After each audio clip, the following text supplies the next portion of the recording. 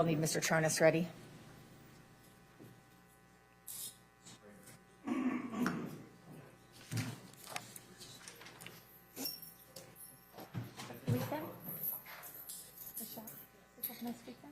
Don't need to before jury instruction.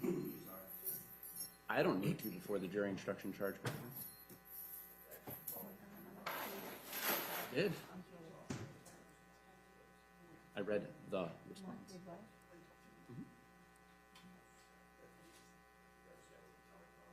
No, because if you ask the question, it's clearly an inference you wanted the jury to draw. Settle it. Settle it. It's okay. I think they're saying they're planning to ask the question again. Oh, well, then we will address them. Yeah. Yeah. Right, right. So we're gonna do from like April on. Nice. Talk about it. Why do you say that was an inference? Because my next question was in I didn't. And the reason was rejected. I can give you another one. It was my fault for just assuming we're on the same page. Got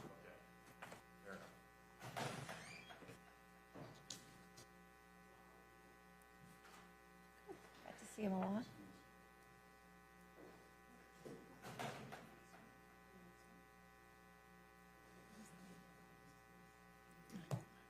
Yeah, but just at the end of the week, we go up to North Carolina. Wednesday, Thursday, Friday. Afterwards, so is another trip. There's another trip here, right at the end of the month, starting the 29th.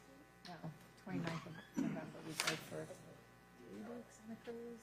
Like a long time with his parents. Doesn't even make sense.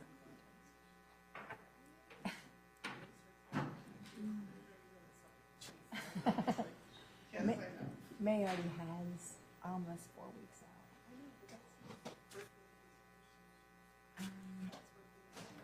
That's birthday in February. The anniversary's in January. May is just, we're going with the whole family, going over to doing the river cruise there. Yeah, be nice. We can bring the jury out.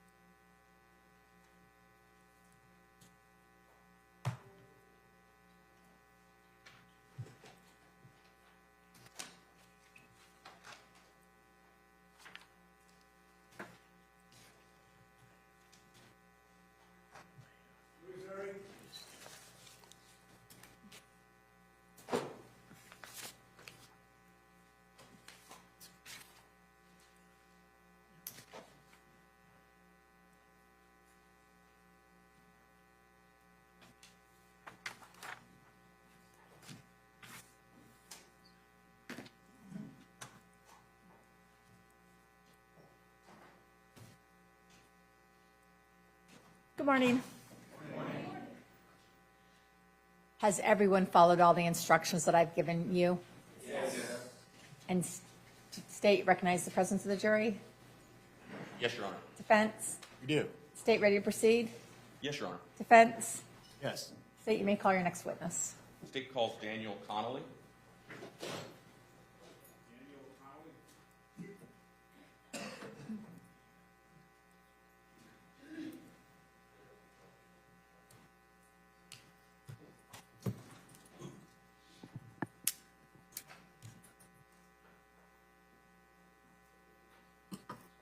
You solemnly swear to affirm the testimony you're going to give will be the truth, the whole truth, and nothing but the truth. Can you please state your first and last name for the record?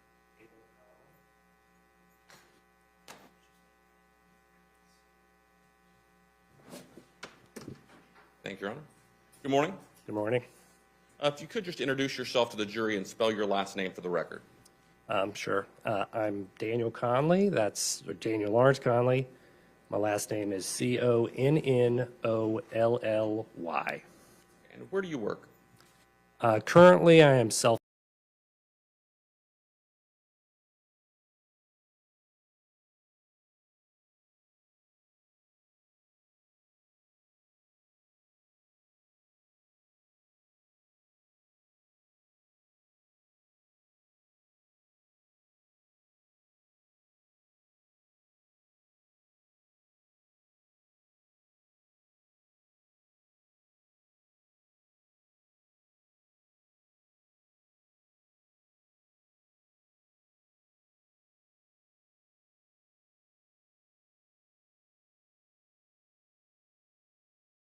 systems.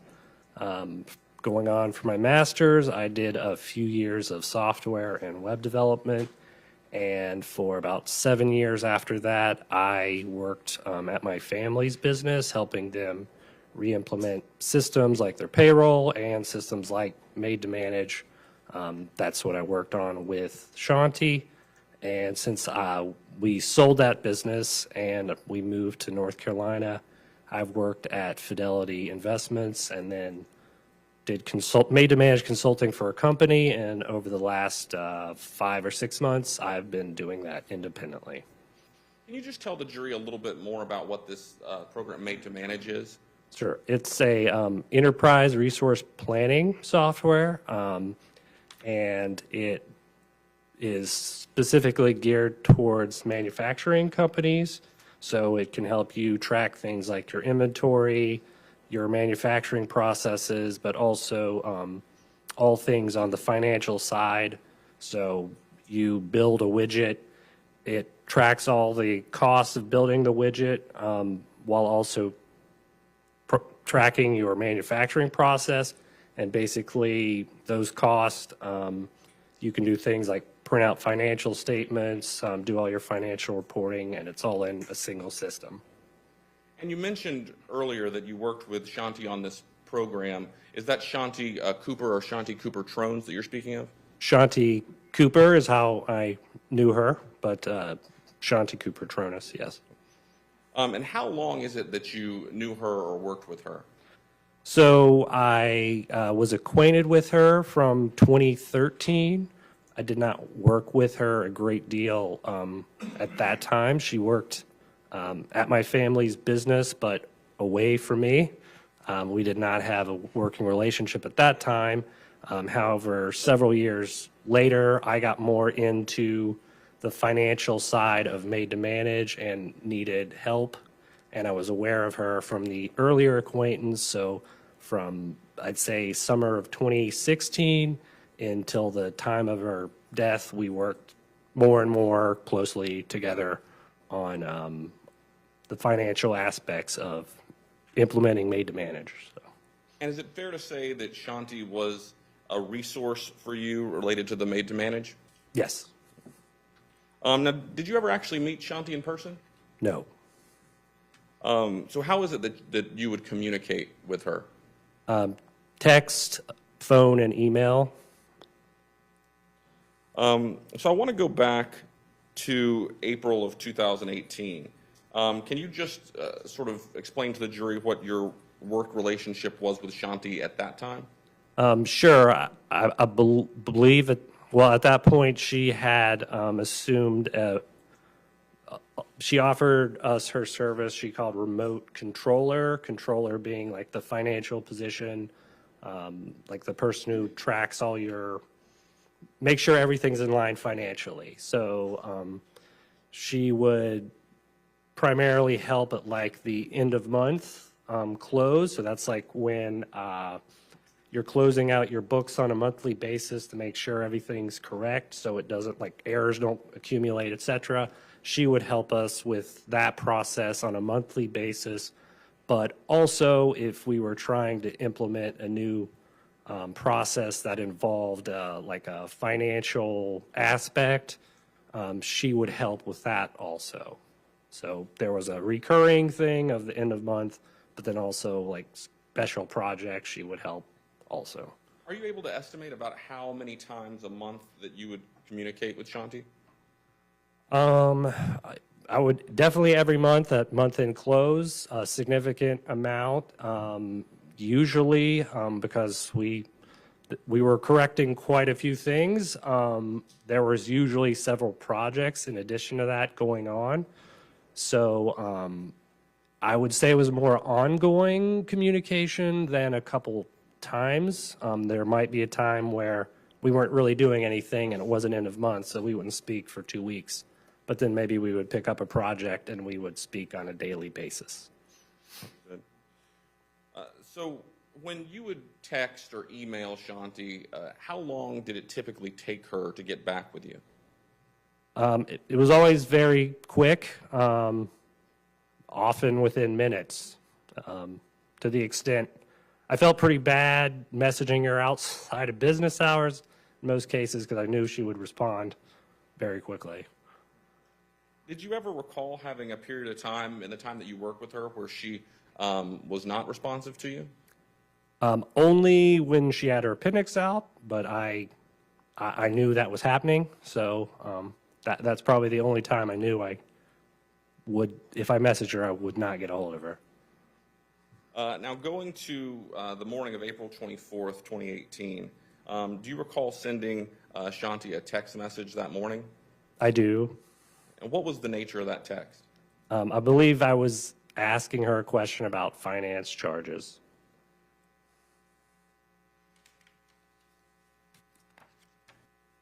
I'm showing opposing counsel with the mark for identification as state CD. Okay, thanks. Commissioner, approach the witness. May? Let the record reflect, I'm showing the witness what's been marked for identification as state CD. If you could just take a look at this and let me know once you've had a chance to review it.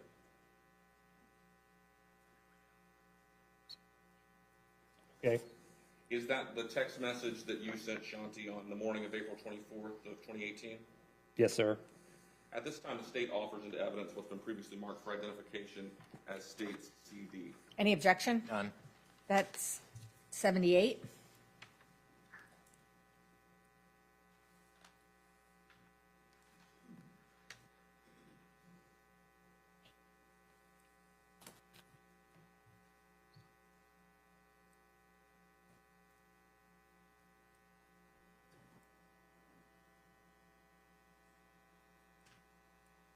Commissioner Poach? May?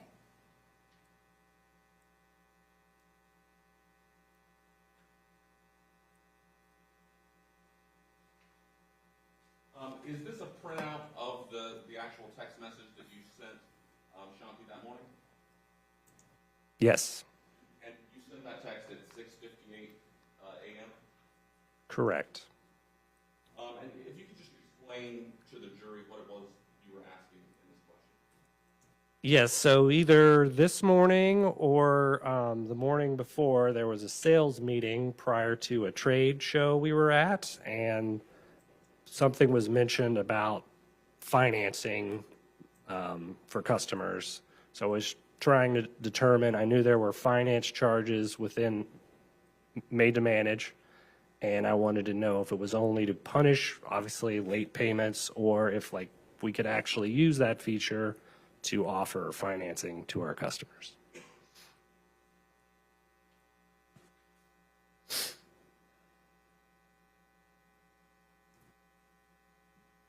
Did you ever get a response to that text message? I did not. Did that strike you as odd based on her normal response time? Certainly, once I had not received anything by that morning, that struck me as odd. I don't have any further questions. Thank you. Cross? Just briefly, Your Honor, thank you. Good morning, Ms. Connolly. Good morning.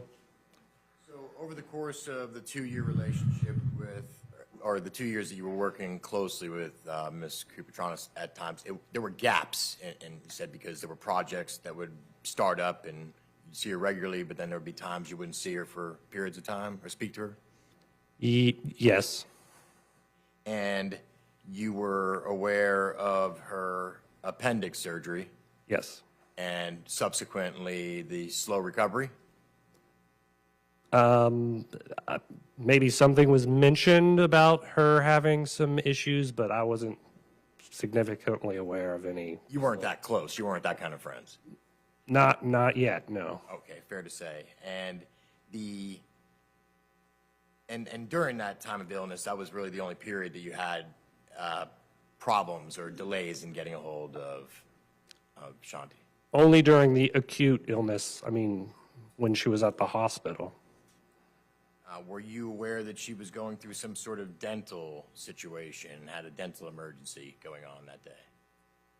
No. So no telling if she was just sleeping that morning? No.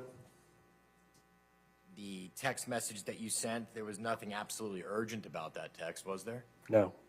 And you didn't even follow up with another text that morning in reference to the lack of response? No. I believe I sent some additional texts in the afternoon. Thank you. Any redirect? Briefly, Your Honor.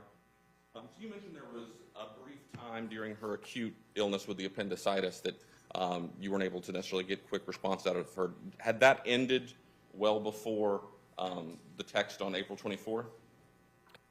Yes. I think she did another end-of-month close in the meantime. I mean, this was 2 months, and we were working on a project at that time. She was supposed to send me something that day regarding an email the previous night that I sent to her. And during that time that you had been working on that project, was she always very quick to respond? Any project, she was very quick to respond. No further questions. May this witness be excused from subpoena? Yes, Your Honor. Any objection, defense? Thank you, sir. You may step down. You are excused. State you may call your next witness. Matthew Herbert.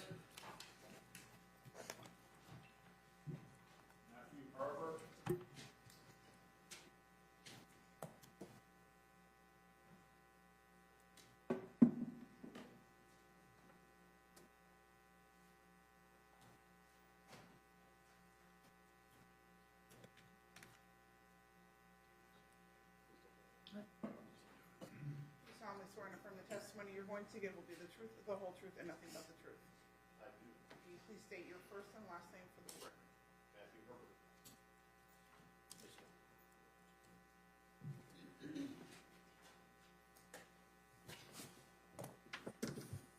Good morning, sir. Can you spell your last name for the court reporter?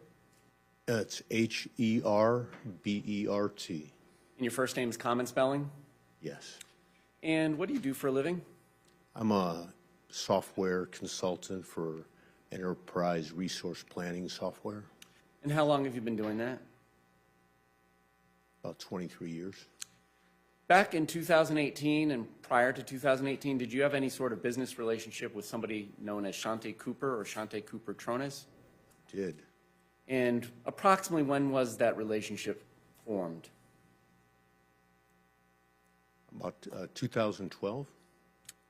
And what was the nature of the business relationship? I worked for a software company at that time named Consona Corporation, and they had hired Shanti Cooper to be an implementation consultant, and our manager assigned me to be her trainer. So she shadowed me for 4 or 6 weeks after she joined the company to different customers we were visiting. Okay. And how long did you actually work together under the same company umbrella? I want to say 3 years. All right. Did you maintain any sort of business relationship when you stopped working under the same company umbrella? Yes. And what was that? So I left that company to go work for a private company. They hired me as a direct hire. She continued to work for the software company for a period of time before she left and started her own business.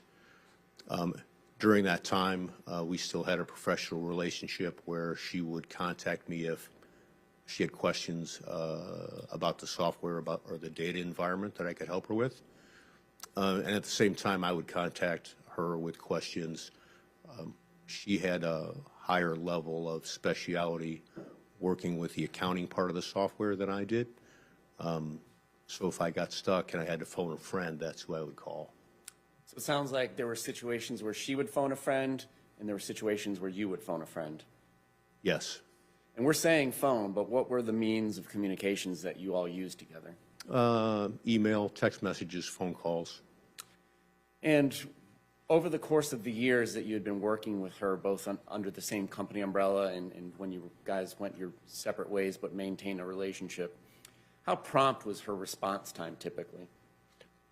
I would say, so it was typical for me if I was visiting a customer, and you have to understand that if I went someplace for the first time, I would be sitting in a room at a table full of people who were all asking me questions basically at the same time.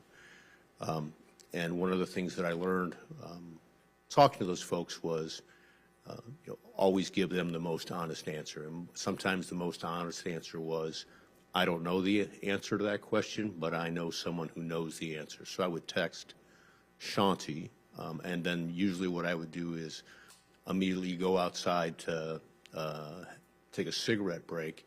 And by the time I got outside and had lit my cigarette, she usually texted me back. And not being a smoker myself, is that 5-10 minutes? That's 5 minutes. All right. So that was your typical response time you received from her during business hours? During business hours and sometimes even early in the morning before I went to work. And so early is a relative term. So what do you mean early before you went to work? 6 a.m. All right. On April 24th, 2018, did you send a text message to Shanti Cooper or Shanti Cooper-Tronnes? I did. And have you had an opportunity in preparation for testifying today or review that? Only that I sent the text message. I don't recall what the actual verbiage was. Your Honor, at this time, the state would request to publish a portion of State 76 in evidence. And for the record, that was the timeline of her phone extraction. May.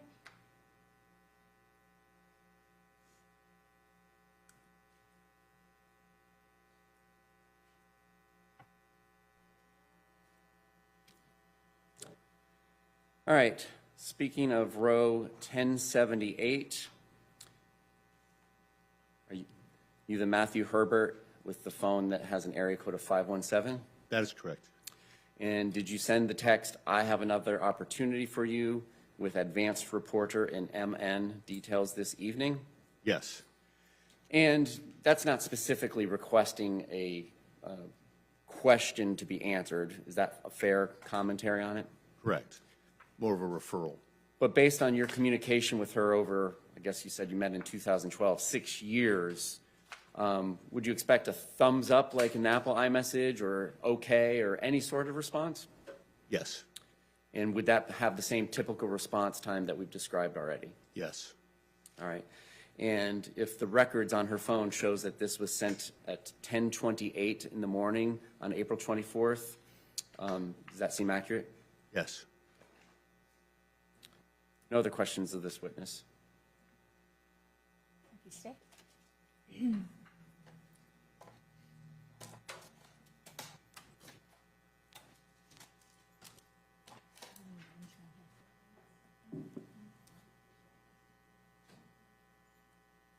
Fence cross. No questions. May this witness be excused from subpoena? Yes, Your Honor. Any objection? No objection. Thank you. You may step down. You are excused. Thank you. State next witness. Your Honor, the state calls Elena Pathick.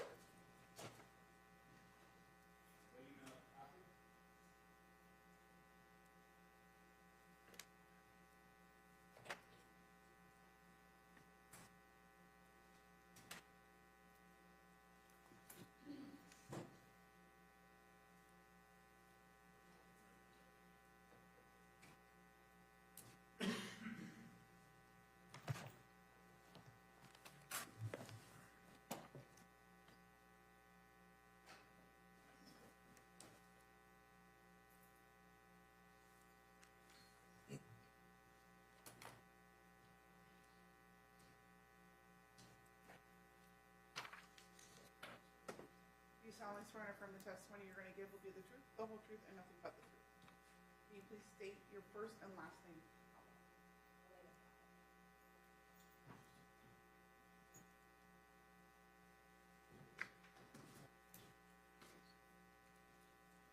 Thank you, Your Honor. Good morning. Morning. If you could just speak up a little bit. If you could introduce yourself to the jury and spell your last name for the record. Okay, Elena Pathak, last name Pathak. And what city do you currently live? I live in Springfield, Missouri. How long have you lived there? Couple of months. Prior to living in Springfield, Missouri, where did you live? West Plains, Missouri, for about a year and a half, and before that, Orlando, Florida. Going back to 2018, where did you live? What do you mean, like specifically? No, not address. Did you live in Orlando, Florida in 2000? I lived in downtown Orlando, yes. And what do you do for work? I work for KTH Architects as a senior project designer doing architecture and interior design. Now, back when you lived in Orlando, Florida, did you know a person named Shanti Cooper or Shanti Cooper-Tronnes? Yes. How did you know her? We lived in the same neighborhood. I lived in several houses downtown, both within a few blocks from her. And we knew each other because our kids were in first grade together. Did you also know her husband, David Tronnes? Yes, through Shanti.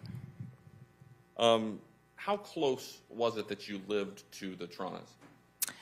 Both of my houses were probably within, the first house that I lived in was probably within a few blocks. Second house, maybe 3 blocks, 4 blocks. How often would you see David and Shanti? We would see them, I wouldn't say quite often, but we had, they would come over. We knew them because, we were both moms and our kids were friends. Sometimes Jackson would come over to play. They came over for the Super Bowl. We would have them, over to hang out. I mean, throughout the few years that we knew them. And how long is it that you would estimate that you did know them? A few years. Did you know what David or Shanti did for work? I know that Shanti was into accounting. She had her own consulting company. I was under the impression it was doing well. And I actually never knew what Dave did for a living. When my husband had asked him, he said he was into sales, but I don't really know what that means. I mean, it was, it was just kind of strange because my husband was like, I don't know if he sells vacuums. I mean, it was just a strange answer. We never really knew specifically exactly what he did. Do you ever remember during your interactions with Shanti, her discussing the purchase of a Mercedes? Yes, because I had gotten a new car and she just seemed a little like she didn't understand why Dave kept pushing her to buy a Mercedes. And it was kind of strange because she kept saying, I'm fine with the car that I'm driving. I don't know why. Commissioner, hearsay? Attorney's approach.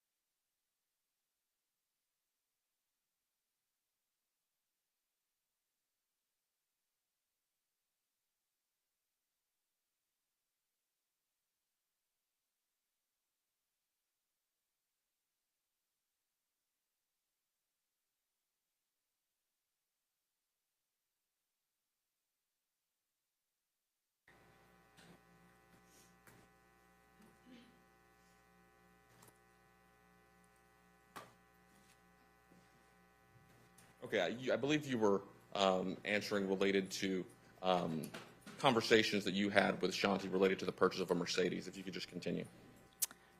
Yes, she. Sorry, Judge, I'm going to, just for the record, object to relevance. Overruled. Answer.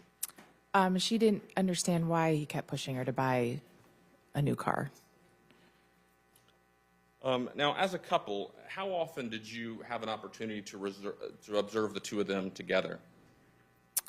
Well, whenever we have them over, or my kids' pool party, or like I said, the Super Bowl, they came over to our house, just the two of them. So, I mean, we did see them. In the time that you spent around the two of them, did they appear to be affectionate towards each other?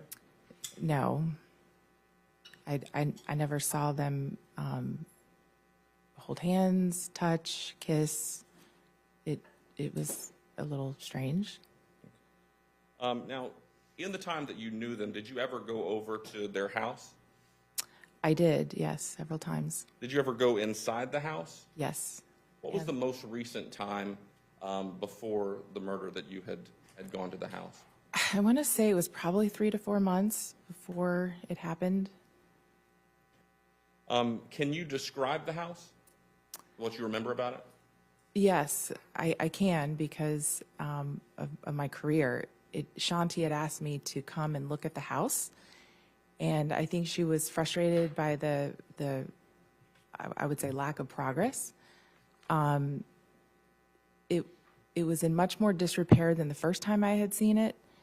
I came in and there was literally no floor, and I have to say it was a bit shocking because normally when you renovate houses, because I've renovated many of my own houses in downtown Orlando, you wouldn't remove the floors because you want to preserve the old wood floors. We would even pull wood out of closets, to preserve floors if we had a lack of material. We would try to find ways to keep the floors. They're beautiful.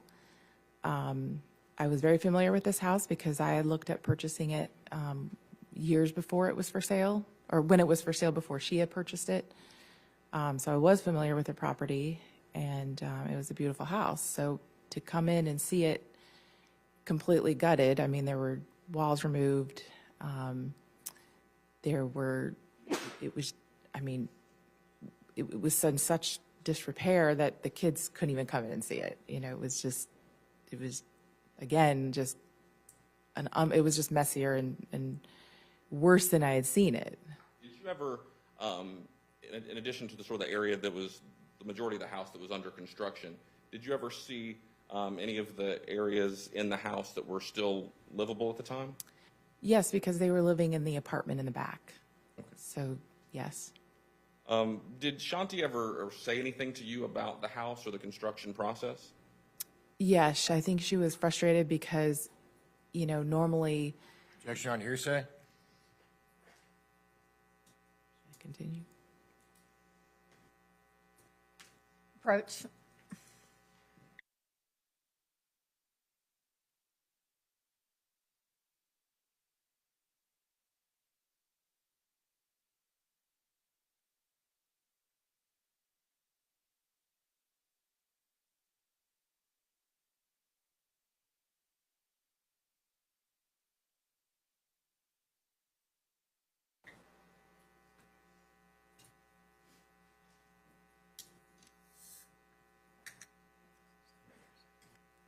So the question was, did Shanti ever say anything about the construction process to you? And I believe you had started to answer. If you could just continue.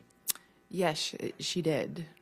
She was very frustrated by how long it was taking. I normally would do a project like this in 3 to 4 months, a full gut renovation on the houses that I've done. So, and she knew that.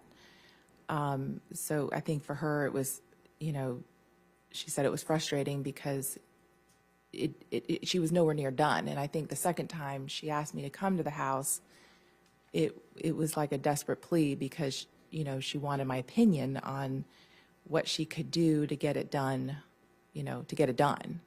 Understood. I don't have any further questions. Thank you. Thank you. Defense Cross. Hi. This Mercedes that you mentioned, isn't it true that they were buying a used Mercedes? She did not say. She just said Mercedes. And your relationship with the Tronnes family was business or pleasure? It'd be more pleasure. Your children went to school together? Yes. That was, which school was that? Blankner. Blankner Boone. Blankner School. Okay, and was Shanti very happy that Jackson was going to be going to this school? She did not state that. I don't know.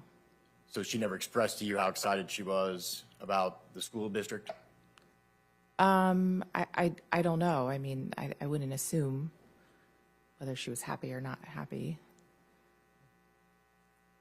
When was the last time you saw Shanti? It was right before she passed away. I believe it might have been the Saturday before she passed. She explained to you about the contract with zombie house flipping? She did talk to me about that when I went back to see the house. She expressed her excitement with the development and the light at the end of the tunnel. I think she was hesitant, actually.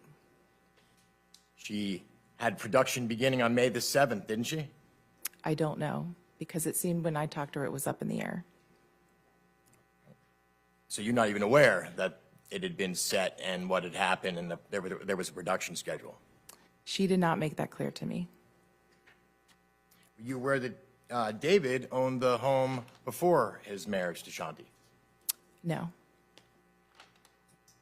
Were you aware that there was termite damage to the floors and that's why they were taken out? Did that ever become something that you spoke about with David and Shanti? No. So in the house as you saw it originally, you don't know how it came or why it came to be peeled so slowly back to the studs that you finally saw it to be? No, but I know that termite damage or no termite damage, I would have had that house done in 3 to 4 months. And so with a professional contractor coming in and a TV crew and production schedule, that could happen, quite frankly, in your opinion, in 3 to 4 months? I don't know because I'm not familiar with a production schedule. And what about the cost? Don't you think it's $200,000 to $300,000 to get the property complete? Objection, foundation, speculation. Sustain? You do remodeling of homes? What's that? You've done remodeling of homes, Yes, but each home is very different in its needs. but you knew this home. I did. I didn't know it inside out. And you have no opinion at this point based upon what you know about the market and the home as you saw it before and after, and your conversations with Shanti and David and their design plans on a ballpark figure on what it would cost to finish the property? Objection, foundation. Overruled?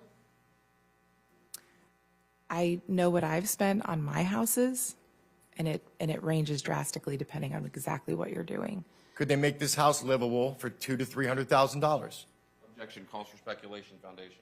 Sustain? One moment. Nothing further. Thank you. Redirect? No, Your Honor. May this witness be excused from subpoena? Yes, Your Honor. Any objection, defense? No. Thank you, ma'am. You may step down. You are excused. State next witness. At this time, the state calls Samantha Adams.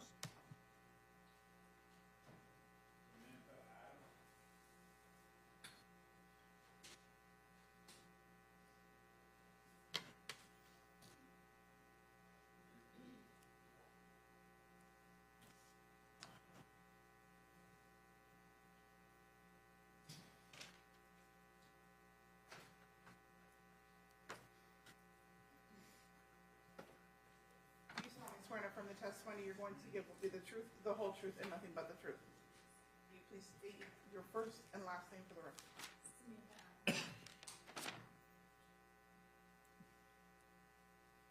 Thank you, Your Honor. Good morning. Good morning. If you could just introduce yourself to the jury and spell your last name for the record. Yes, my name is Samantha Adams, ADAMS, And what city do you currently live in? Madison, Alabama. And how long have you lived there? A little over a year.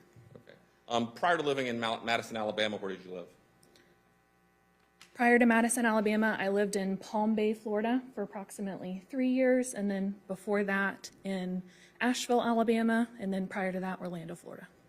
And what was the time period that you lived in Orlando, Florida? I was born and raised in Orlando, Florida, and I lived there prior to my 22nd birthday. And when was your 22nd birthday? May of 2018. All right. And what do you currently do for work? I am a facility security officer for a military defense contractor in Huntsville, Alabama. But going back to 2017 and 2018, were you working full-time or were you also a student? I was also a student. What were you in school for? I attended the University of Central Florida studying criminal justice. And in addition to being a full-time student, did you have a part-time job? Yes, I did. And who was that part-time job with? Shanti Cooper-Tronnes. How was it that you came to work for her? I was looking to leave my previous job at Universal Studios for a more job that was more flexible with my school schedule, and so I put a posting on care.com, and Shanti reached out the next morning asking for a nanny. Can you just explain to the jury a little bit, what is care.com? So care.com is an online site that individuals can post themselves to become a nanny or anything that an individual may need. Also, personal assisting, an app basically for an individual looking for help. And what was the nature of the work that you ultimately ended up doing for Shanti Cooper-Tronnes? When I first started with Shanti, it was mostly nanny work with her son Jackson, and it eventually went into more personal assisting / nanny. If she needed anything, I was the person to help her. Can you give some examples of what you'd be talking about outside of childcare? Yes, so for Shanti, she ran her own business, so she would have me go to the post office, check her mailbox. She would have me, if she got any checks, go ahead and post those in her bank account, as well as go grocery shopping if she needed an errand ran, anything like that. And what, well, first of all, how long is it that you worked for Shanti? It was January of 17 until mid-April 2018. And what were your typical hours when working with her? Anywhere from 9 to 11 a.m. to about 3 to 5 p.m. Are you able to estimate about how many hours a week it is that you worked with Shanti? About 21 hours a week. And how much of this time, 20 or so hours that you were working with her, would you actually be sort of physically around her or in the same room or area as her? Out of the 20 hours, I would say between running errands, between 10 to 15 hours out of every week. And why is it that you stopped working with Shanti? I was relocating with my parents to Asheville, Alabama. And in your work, did you have occasion to observe Shanti's work? Yes, I did. So whenever I had picked up Jackson, we would come straight home and we would start doing his homework. And during that time, I was sitting not even 10 feet away from where she was on her computer. Is that sort of based on the state of the construction in the house? Yes, sir. And so did you have the opportunity to observe kind of how she worked and calls and things like that that she would have with people related to work? Yes, sir. Did she appear to be responsive to people while working? Yes. So a majority of the time whenever Shanti was working, she was not open to other contact. So if she was on a phone call, she would ask us not to interrupt her. And a majority of the time when I was there during my weeks, she was always on the phone. There was just a very rare occasion that she wasn't on the phone or interacting with me and Jackson. When she was working, what type clothes would she typically wear? She would usually wear business casual, sometimes jeans, blouses, sometimes t-shirts, but mostly business casual. Did she typically wear like a tank top and shorts or perhaps gym type shorts? No, the only time that she wore pajama type wear was when she had her appendix surgery. And as best you recall, about when was that? I believe it was around March of 2018. And by the time you had left her employ in April of 2018, had she resumed back to wearing the jeans and blouse type wear at her work? Yes, sir. So would it have been unusual for her to be wearing a tank top and shorts at that time? Yes, sir. Do you recall, did she seem to have a lot of difficulty after the surgery? Yes, sir. She didn't want to take the pain medicine associated with the surgery. All right. So in your time working with Shanti, did you ever meet her husband, David Tronnes? Yes, I did. Did you have much interaction with him? No, sir. I mostly interacted with Shanti. Did you ever see David or Shanti argue or bicker? I saw them bicker on occasion. Did they ever bicker about the home renovation, things of that nature? Yes, sir. Was this sort of just an ongoing bickering that went through when your employment ended? Yes, sir. Do you recall Shanti wearing a wedding ring or engagement ring? Yes, sir. Was that something that she always wore or just wore some of the time? She always wore. Was there ever a time that you recall seeing her that she was not wearing the engagement ring? I never saw her not wear the engagement ring. The only time that she ever took off was the wedding band, because one day I reported to work and one of the diamonds had fallen out, so she had me take it to the jeweler's, but she was still wearing the engagement ring. Had she gotten the wedding band back after that at some point? I think we got it back the same day. Okay. And then after that day, did you ever see her not wearing her engagement ring or her wedding band? No, sir. Were you Facebook friends with Shanti? Yes, I was.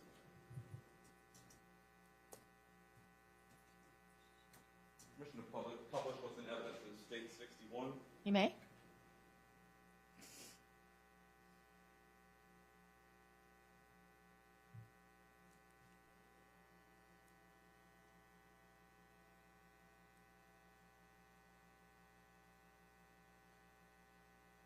Is this a Facebook posting of Shanti that you recall? Yes, sir.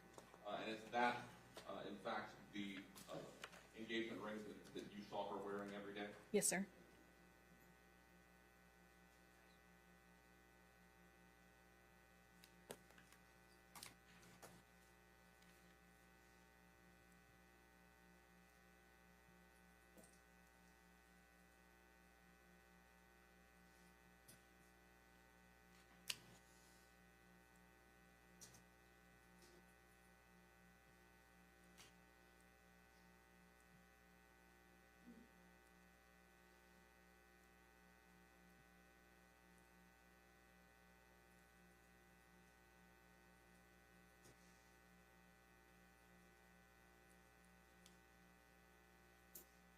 Permission to approach the witness with what's in evidence as states 72.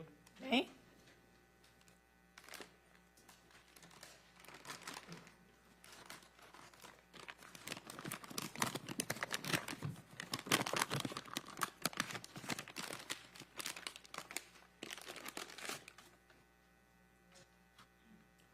Sure.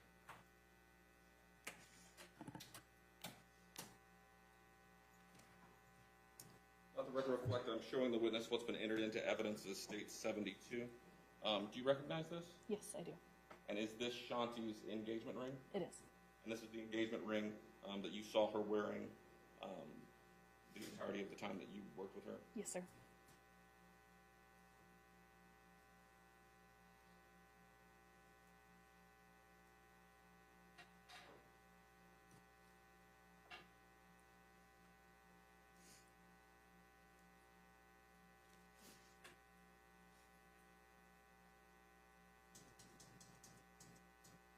And is this the same ring that she posted in that Facebook post? Yes, sir, it is.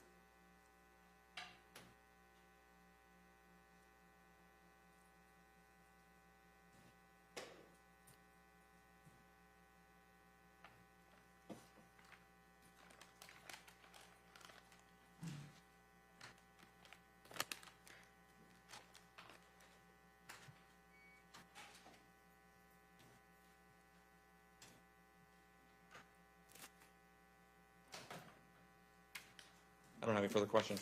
Thank you. Good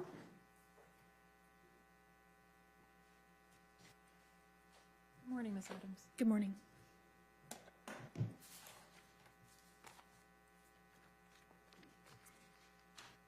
You would describe David as quiet, yes? Yes.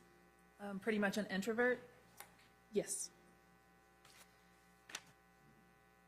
You mentioned during direct that while Shanti was working, she wasn't really open to outside communication, right? Yes, ma'am. So during the day, what would David be doing while Shanti was working? It depended on the day. Some days he would be working downstairs in the garage, out in the yard, or helping with the dogs. Okay.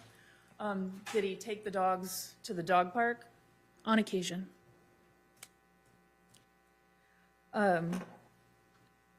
From your observation, was there a lot of communication between the two of them while she was working?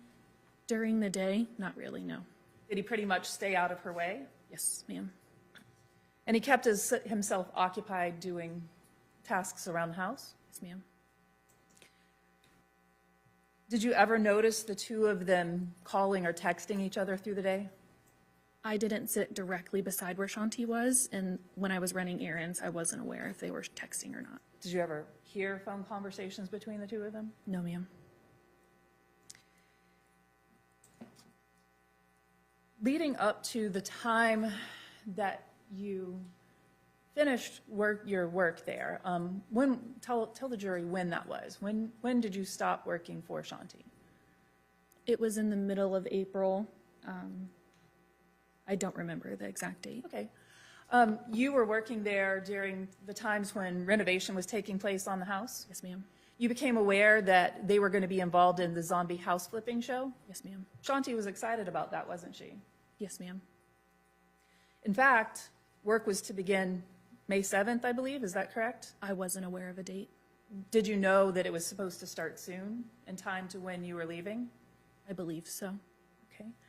Prior to that, had work been progressing on the renovation?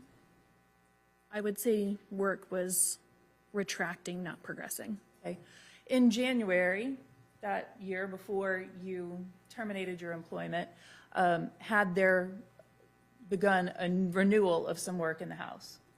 January of 17 or January of 18? 2018. Yes, ma'am. Okay. And from your observation, what was happening? In January of 17, it looked, if I recall correctly, they Talking were, about 18. sorry, January of 18. If I recall correctly, they were putting cement in the home. And did you learn why that had to stop? No, ma'am. Shanti was excited about participating in the show because of the sponsorships that they were going to get. I'm not aware. Objection Foundation. Sustain. I'll withdraw the question. What were the general work hours where that you would work there at the home? Anywhere from 9 to 11 to 3 to 5 p.m. Okay. Were you there when the family would share meals together? No, ma'am.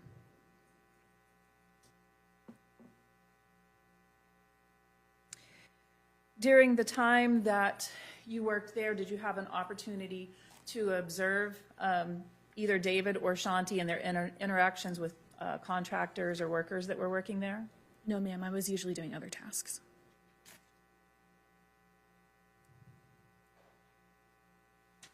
You described the ring, her engagement ring that she wore. Are you familiar with where she kept her jewelry? No, ma'am. Now, she wouldn't always wear that ring, would she? The engagement ring or the wedding band? The engagement ring or the wedding band? I've always seen her with the engagement ring. Would she wear it in the pool? I'm not aware. Were you there when she would spend time in the pool with her and Jackson or her and David?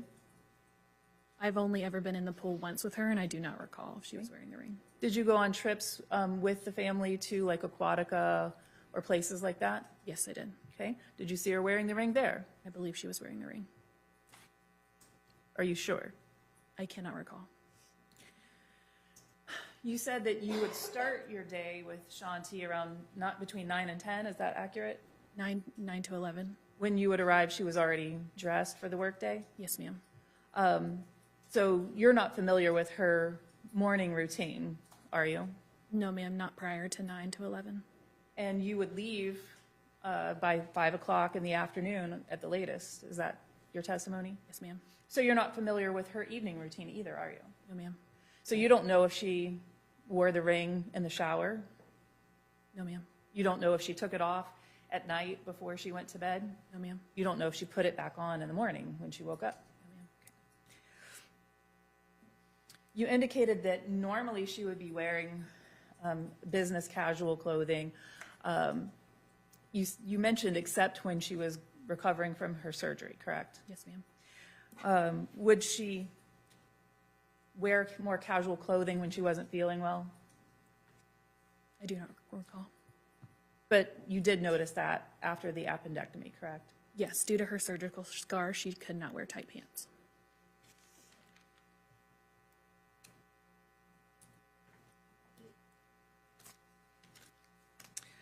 Did you become aware of any problems or concerns that Shanti had about the neighborhood? No, ma'am.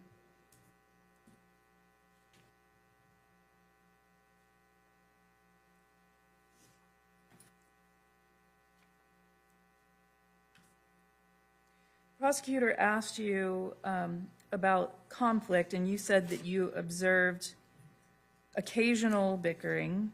Is that your testimony? Yes, ma'am. Nothing you saw ever gave you a cause to be concerned about Shanti's safety? No, ma'am. You never saw any marks or bruises on her? No, ma'am. In fact, you never saw Shanti confront David about concerns about their living situation or any frustrations with that, did you? No, ma'am.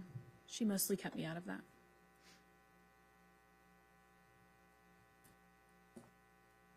Let's talk about the specific description of the house. You worked there for almost a year and a half. Yes, ma'am. You were very familiar with the residence, Yes, ma'am. both the main house and the apartment and garage area? Not really the main house, mostly the garage area. Were you familiar with the roof deck that led to the loft area from the main house? Yes. Okay, and describe that roof deck. From best that I can recall, from the garage apartment, there was, right behind the staircase, there was a door that led on, and it was a flat roof-like structure. Okay, could you access that area from the main house? I am not aware. But there was a door upstairs, correct? Yes, ma'am. All right. And you could access that loft apartment from the garage area, yes? Yes, ma'am. From that rooftop area? There was an external door. Yes, ma'am. From the breezeway between the main house and the loft apartment? So going to the above garage apartment, there was just that door in the breezeway and then the door that was upstairs. The garage doors? The garage doors only went into the garage itself. Okay. And would you have to leave the garage to come in through the side door? Yes, ma'am. Were there a lot of doors between the main house, the garage, and the loft apartment?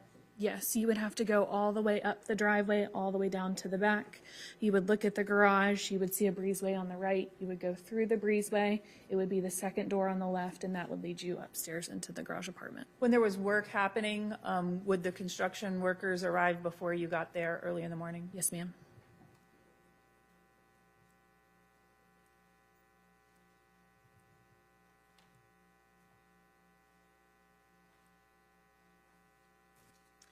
You indicated that your work duties included going to the post office, running errands, depositing checks. Did you ever make withdrawals for Shanti?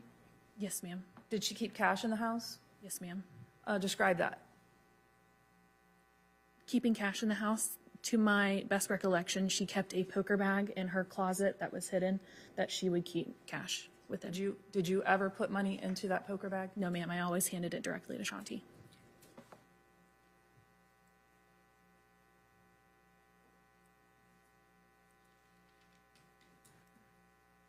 From your observation, was David actively working and supervising the contractors when they were there on site?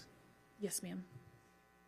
That would include, did you ever observe him like also doing tasks, picking up lumber, picking up supplies, making those kind of business activities? No, ma'am. I have nothing further. Thank you. Any redirect? No, Your Honor. May this witness be excused? Yes, Your Honor. Defense, any objection? No objection. Thank you. You may step down. You are excused from subpoena.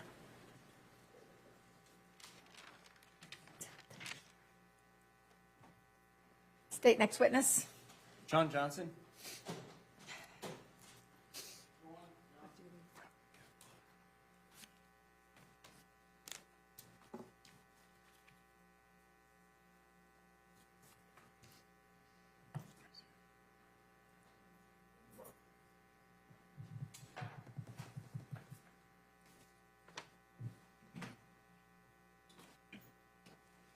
You solemnly swear and affirm the testimony you're going to give will be the truth, the whole truth, and nothing but the truth. Can you please state your first and last name for the report?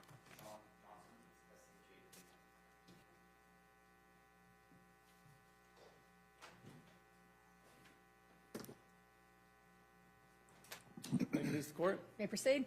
Can you spell your first and your last name for us, please? Sure, it's Sean, S-H-A-W-N, last name Johnson, J-O-H-N-S-O-N. Where do you work? I'm employed by the Florida Department of Law Enforcement out of the Orlando Regional Operations Center in the DNA Biology section. What's your background in education, training, and experience in that area? I have a Bachelor's of Science degree in biochemistry with a minor in chemistry. I've been with FDLE in the biology section for approximately 26 and a half years. I completed 2 separate training courses. One dealt with conventional serology, which is the identification of body fluid stains, and then the other portion was DNA analysis, and they both were approximately about a year in length. Do you go through any continuing testing as well? Continuing education, is that what you're referring to? Education and then testing with lines that you must be successful in identifying? Yes, I'm required to do, I believe it's 16 hours now of a continued education throughout the calendar year. And then I'm also required to take 2 proficiency tests per year. And a proficiency test is a mock trial, or not a mock trial, but a mock case with a scenario. And I run that proficiency test alongside other cases. And then the results are sent out to a company, and they will grade it pass or fail. Does the FDLE lab in Orlando itself hold any accreditations? Yes, we're accredited by the American National Standards Institute, National Accreditation Board. And what is the process of a lab becoming accredited? Approximately, or not, every 4 years, people of the forensic community nationwide come into our lab system, and they fan out over the state and go into the biology sections and make sure that we are doing what our standard operating procedures say we're doing. And it's an extensive interviewing process with analysts, and that, like I said, is done every 4 years. Tell the jury about your actual workspace itself.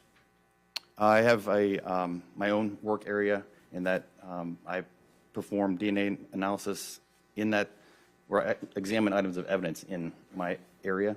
I have a refrigerator that is locked for evidence security. And then when I look at evidence, the area in which I place the evidence out on is cleaned between items. And so I have actual space that's for computer and then for evidence. And is there anything to do to help ventilate the air in there? Not at that specific work area. When I'm doing the DNA analysis, that is done in hoods that have certain airflows. Just explain that to the jury. It's basically just to keep my DNA off of the samples and from anything going into the hood that would be unwanted. And how is it that a piece of item evidence gets presented to you for analysis? I'm assigned cases just randomly, and then once I receive the case, I'll request the evidence that's involved in the case, and then it is brought to me by a technician. And can anybody just walk into the FDLE lab in Orlando and pick up pieces of evidence? No, the submitting agency will bring it into our evidence section, into the vault, and that's where it stays until I request it. And then when you request it and it's into your care and custody, what do you do to make sure that it remains secure? Like I said, I have a locked refrigerator and locked storage areas. And so one piece of evidence is taken at a time. I perform my analysis, seal it back up, and put it away to be locked away. You have any technicians that assist you with your work? Yes. And do they wear the same protective clothing as you do? Yes, they do. And do they have the same security protocols that you do as far as keeping the evidence secure? Yes. All right. Have you ever given opinion testimony before about DNA evidence and the comparison of known DNA samples to unknown DNA samples? Yes, I have. Approximately how many times? Today will be my 190th time. And have you ever not been allowed to give opinion testimony in these areas? No. What is DNA? DNA stands for deoxyribonucleic acid. It's a material that controls the function and development of the cells in our body. It's what makes us who we are. It's our genetic blueprint. We get half from our DNA from our mother and half from our father at conception. And DNA is actually 99.9% the same from person to person. This large portion makes us human beings. It gives us the ability to communicate, stand on 2 legs, so on and so forth. 0.1% is different. You can see a lot of the differences when you look at individuals: hair color, eye color, height or weight, and so on. Within this 0.1%, what I look at are 21 areas of the DNA that differ from person to person by their size. And it's these sizes of DNA that make up an individual's DNA profile. And do these 21 areas that you test for, do they have anything to do with functionality, like how tall you are, your eye color, anything like that? They do not. And are there chemicals that you use that can identify these areas of the genome? Yes, I use chemicals that specifically target those 21 areas. And are these chemicals available commercially? Yes. And what particular kit or kits did the FDLE use at the time that you made these analyses in 2018? It's called Global Filer. And is this a Global Filer a product that is accepted in the forensic DNA community? Yes, it is. And what other purposes besides the use in a criminal case would Global Filer and these other commercial kits serve in the scientific community?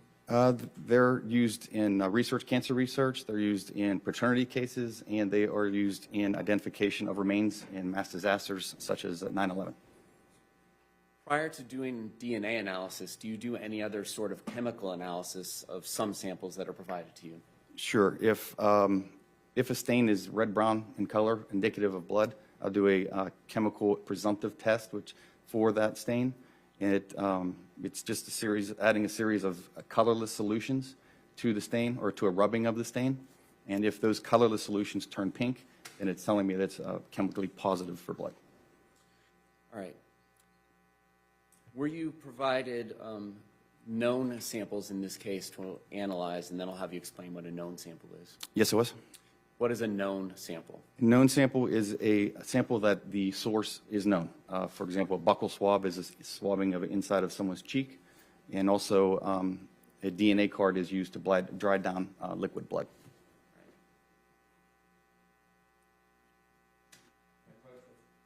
T, which is 35 in evidence, and S, which is 46 in evidence. You may.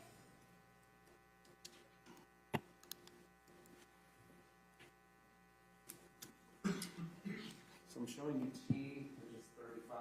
First, do you recognize this item? Yes, I do. And how do you recognize it? The FDLE case number, the exhibit number, and then my initials are on the seal and then on the date that was opened. Now, when you receive a particular piece of evidence such as this, does it come in that sealed envelope? Yes. And then when you are done performing whatever casework it is that you perform on it, do you replace it into that envelope? Yes. And then do you seal it with your own FDLE tape? Yes. And you place your own initials over that tape? That's correct. Is that item in substantially the same condition as when you left it after repackaging it? It is. The seal's intact and my initials are still in the seal. All right. Now, when you receive that item and when you open it, what was inside of it? This is buccal swab represented as being from David Tronnes. So you didn't go out there and collect a buccal swab from somebody named David Tronnes, did you? I did not. And that's why you say identified to you as? Correct. And what is actually physically in the box? In the envelope, can you describe it for us? There is literally a stick cotton swab. And is it suspended in a box so that the cotton swab doesn't touch the sides of the box? I don't recall if this was. Sometimes they are, sometimes they're not. Okay. And then why don't you just take us through the process of how you take this cotton swab and develop it into a DNA profile? Sure. The first thing I do is I just take a very small portion of the buccal swab because there's a lot of DNA on a buccal swab. The first step is the extraction process, and it's simply adding chemicals and heat to these cells to break them open, to get the DNA out of the cells and into solution. The next step in the process is quantitation. That tells me how much DNA I was able to get out of the stain, or in this case, the buccal swab. Once I have a certain amount of DNA, the next step is the amplification, or PCR, which stands for polymerase chain reaction. And what that does is it amplifies those 21 areas I spoke of to get millions of copies of those areas to give me enough to obtain the DNA profile. This doesn't change the DNA, it just copies the DNA. It's the exact same reaction used for COVID testing, PCR COVID testing. So once I have a lot of DNA at these 21 areas, those samples are then processed and the size of those 21 areas are determined. speaking of these 21 areas, are you familiar with what STR is? Yes, STR is short tandem repeats, and those are just the units or the repeats that make up the sizes of the DNA. And so if someone has 10 repeating units, then they have a 10 in their DNA profile. Now, each of these 21 locations, is it one that is one location that's being tested, or is there two to kind of go with having two parents? Well, all 21 are being tested at the same time, but for a buccal swab, I would never expect to see more than one size of DNA. More than two sizes of DNA at any area. Because like I said earlier, you get half from your DNA from your mother and half from your father. And so at any area, any of those 21 areas, if mom would donate a piece of DNA that's 10 and dad would donate a piece of DNA that's 11, then that person would be a 10-11. If mom and dad had donated the same size, then there would just be a 10. Never more than two. If there's more than two, that tells me that there's a second person donating that DNA profile. Okay, so somebody could be 10-11, or they could be 10-10, for example, if both parents donated the same amount of short tandem repeats. Correct. Right. And taking this exhibit T, 35 for in evidence, were you able to develop a full profile at all of the 21 locations that kit tests for? Yes, I was. Now turning to S for identification, which exhibit number? My exhibit number or your exhibit number? Our exhibit number. It says 46. Okay. So talking about S or 46 in evidence, were you able to take the contents of that envelope and develop a full DNA profile in the same manner you just previously discussed? Yes, Is that a DNA card represented as being from Shanti Cooper-Tronnes? it is. Now, how's a DNA card, you briefly explained it, but how is it different than a buccal swab? It's the DNA in liquid form in the blood isn't as stable for a long period of time. And so the portion of the blood is dried down. And once it's dry, it can be DNA tested for 30, 40, 50 years. And so that is just a DNA card. All right, and then you mentioned the internal numbers that get used by yourself and law enforcement. Was that labeled as K2? Yes. And does that go with known 2? Yes. In the previous exhibit T, which is 35 in evidence, was that K1 as in known 1? Yes. All right. Turning back to S, you were able to develop a full profile at all 21 locations? Yes. Turning to one of our first unknowns, V for identification, 37 in evidence, may I approach? Are you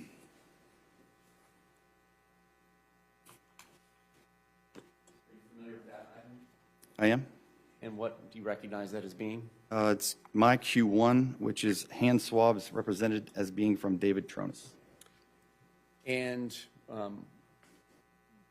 is that similar to buccal swabs that are taken from inside somebody's cheek when swabs are presented to you as being represented from somebody's hands? Yes, I didn't take them myself, if that's what you're referring to. Yes. Right.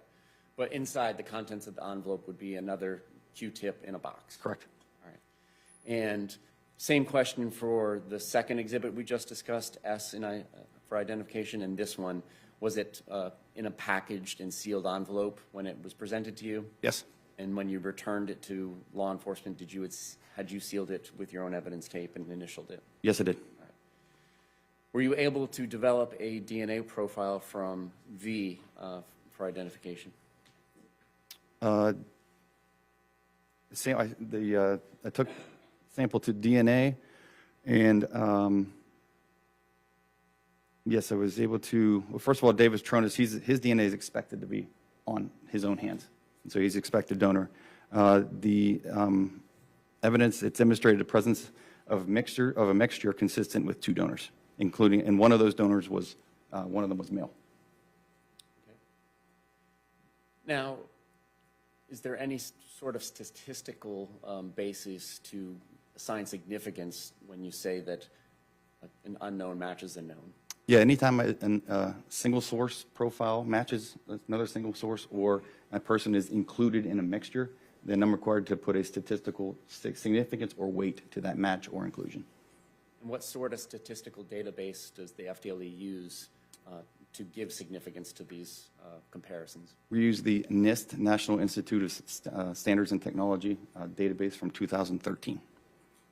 And Can you just give a brief overview of that study and who was comprised with it, and does it have, well, that's enough questions. Go ahead. Sure. It basically what happens is we use what's called a likelihood ratio, is what the statistic is.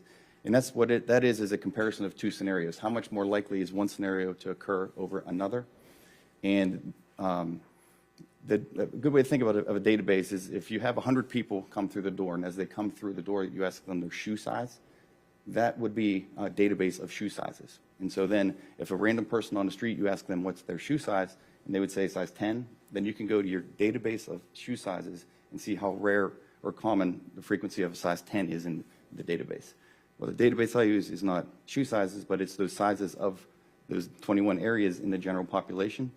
And so at each area, the likelihood ratio is calculated in the DNA profile, and then it's able to be multiplied over those 21 areas together to give the likelihood ratio of that DNA profile in its entirety. Is the use of this database accepted in your relevant scientific community? Yes. And so you don't need to have millions of samples in order to develop a statistical database. A much smaller sample size is okay? It is the database I use is approximately 1,000 people, and it has been scientifically proven to be reliable to use it as a representation of the general population. All right. And so for V, was that assigned Q1 internally for an unknown or questioned source? Yes. And that you expected Mr. Tronnes' DNA to be there because the swabs came from him? Correct. And what else was there, if anything? Then I compared Shanti Cooper-Tronnes' DNA profile to the mixture. And was there any statistical significance to that comparison? Yes, she was included as a contributor in the mixture. And then the observed mixed DNA profile is greater than 700 billion times more likely to occur if the sample originated from David Tronnes and Shanti Cooper-Tronnes than from David Tronnes and an unrelated individual. And you say 700 billion. Is there any relationship to that number that FTLE uses in the Earth's population? It's 100 times, approximately 100 times the Earth population. And you can proceed. It's approximately 100 times the Earth population. The actual number is much, much larger, but we cap it at that in order to have a relative number you can kind of wrap your head around, and just for reporting purposes. All right, I'm going to, with the court's permission, approach with you for identification, states 36. Okay. Are you familiar with this exhibit? Yes. And what does it say, said to contain? This is my Q2, which is fingernail clippings represented as being from David Tronnes. And again, the packaging and labeling and sealing of this exhibit when you received it and you returned it, similar as what we've previously discussed? Yes. And were you able to develop a profile from Q2? Again, this was a mixture of two individuals with David Tronnes' DNA expected to be present. And was there any statistical comparison that you could make to the DNA cards profile of Shanti Cooper-Tronnes? Yes, Shanti Cooper-Tronnes was again included in the mixture. And again, the observed mixed DNA profiles are greater than 700 billion times more likely. Now, do you actually send fingernail clippings into the DNA comparison, or is there a step prior to that? I actually take the clippings and using a sterile swab, I'm swabbing the clippings. All right, and so then similar to the other Q-tip exhibits that we've already discussed, that's what's actually getting clipped is some of the cotton off of there? Yes.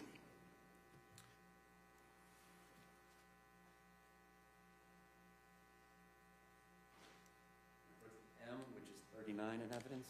You may. Are you familiar with this exhibit, sir? Yes, I am. What's it said to contain? It's my Q3, and it's pajama pants represented as being from David Tronnes. And did you identify any areas on these pajama pants that might be suitable for possible DNA testing?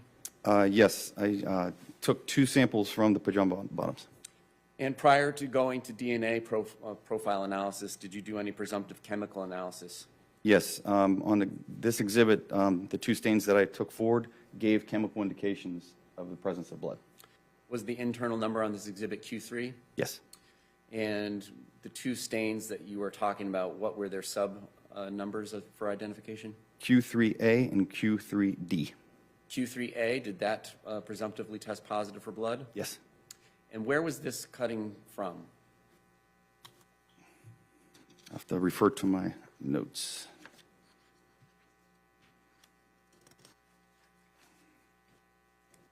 I have, according to my notes, there is on the front of the pants. And were you able to develop a profile from Q3A? I developed, yes, it was, and it was a mixture of two individuals. And were either or both of the known samples in this case present in that mixture? Again, David Tronnes' DNA was expected to be there because they were his pants, and Shanti Cooper-Tronnes is included as a possible contributor to the mixture. To what statistical significance? The observed mixed DNA profile is greater than 700 million times more likely. I'm sorry, was that million or billion? Billion. Okay. Q3D, did you test that presumptively for the presence of blood? I did. And where was that cutting from? That was on the back. And were you able to take that to a DNA profile testing and develop a DNA profile? I took it through DNA, and I obtained the presence of a mixture. DNA results foreign to David Tronnes were obtained. However, they were so minimal, I could not use them for any comparison purposes. And at what stage are you making that decision that it's too minimal? Is that pre-amplification or after amplification? That's after the entire process is done.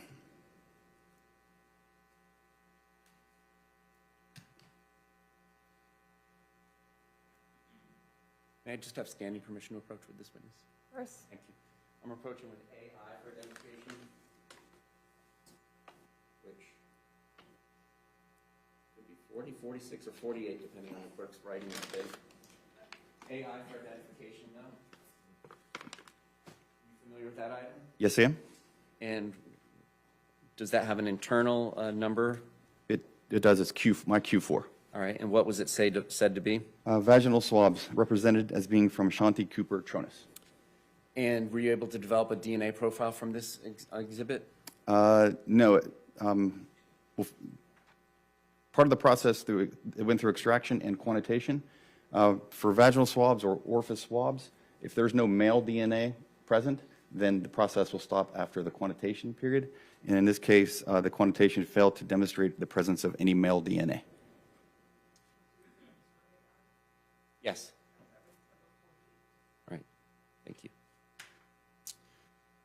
AJ for identification, 49. Are you familiar with this exhibit? Yes. And what internal identification number was assigned to This this exhibit? is Q5. And what was that said to be? Oral swabs represented as being from Shanti Cooper-Tronnes. And did you take this through DNA analysis as well? No, I did not. It actually also was dropped after the quantitation period portion of the process due to there's no male DNA present.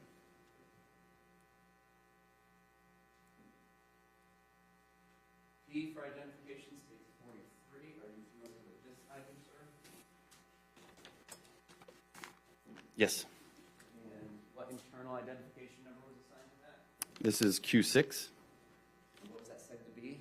These are anal swabs represented as being from Shanti Cooper-Tronnes. And what was the result of your analysis on this exhibit? These tested positive for the chemical indications of blood. However, they also were stopped after the quantitation period or process because there was no male presence, no male DNA present. R for identification, 45 in evidence. Are you familiar with this item, sir? Yes. And what internal identification number was assigned to this item? Q7. And what was that said to be? Neck swabs represented as being from Shanti Cooper-Tronnes.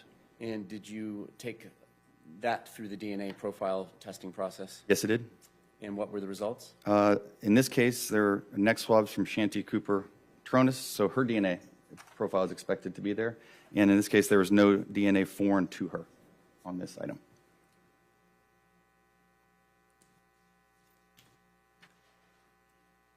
X for identification, 47 in evidence. Are you familiar with this item, sir?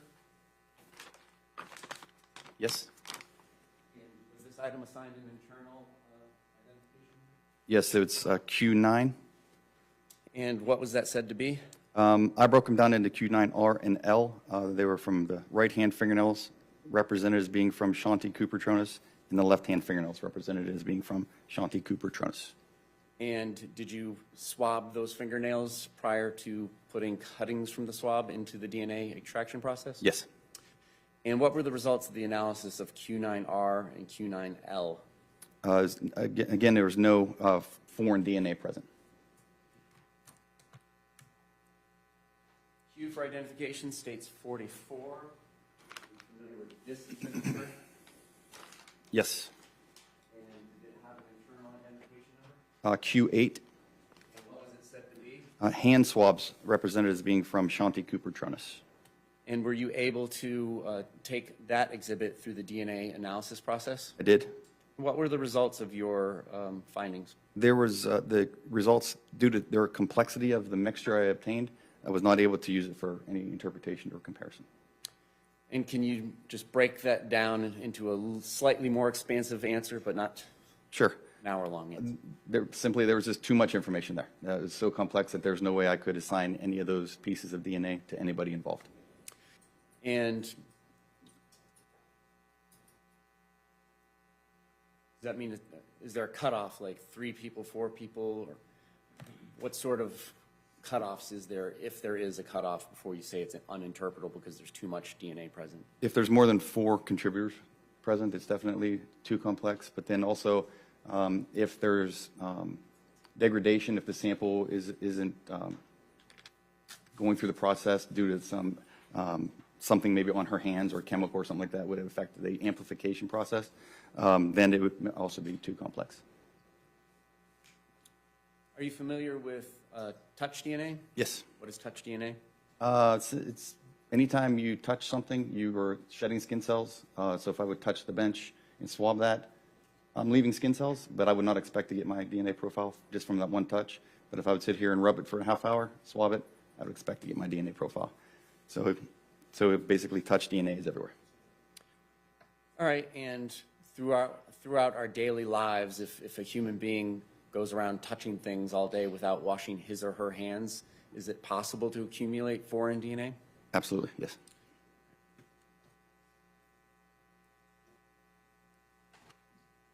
Approaching with states AE and AF for identification, 55 and 56 in evidence respectively. Asking you first about AE. Are you familiar with that item? Q. Yes. Did that have an internal identification number? Yes, Q10. And where was that said to have come from? A swab from interior side of the north side rail. And were you able to take this item through the DNA examination process? Yes. And what were the results? It gave chemical indications of blood, and then a complete female profile was obtained, and it matched Shanti Cooper-Tronnes. AF for identification. Did that have an internal identification number assigned to it? Yes. And what was that? Q11. And where was that said to have come from? Swab from metal frame on interior of north side rail. And did you presumptively test that to be blood or not? Yes, it was positive. It gave chemical indications of the presence of blood. And were you able to develop a DNA profile from this item? Yes. And were you able to compare that to any known samples in this case? Yes, it matched the DNA profile from Shanti Cooper-Tronnes.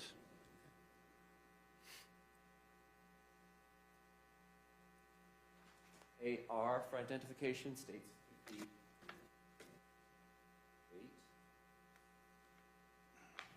Familiar with this item? Yes, I am.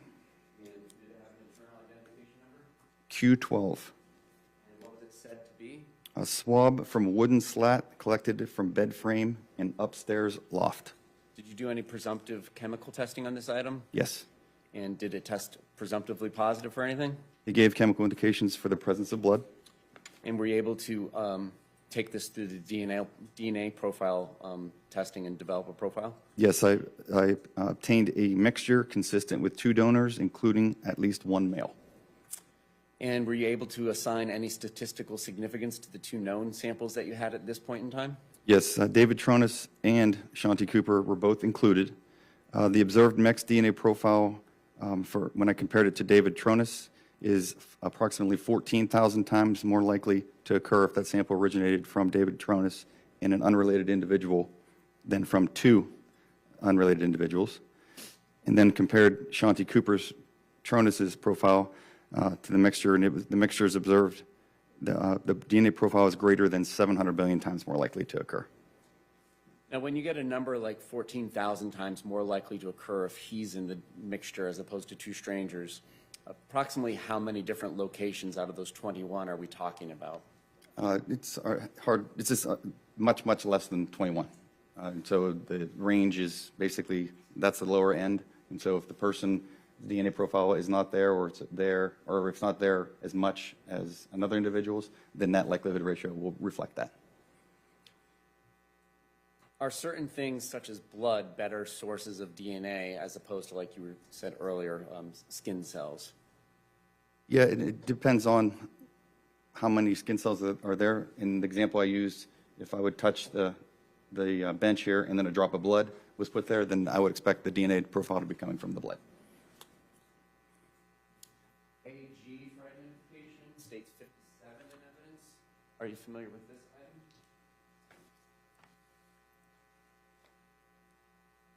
Yes.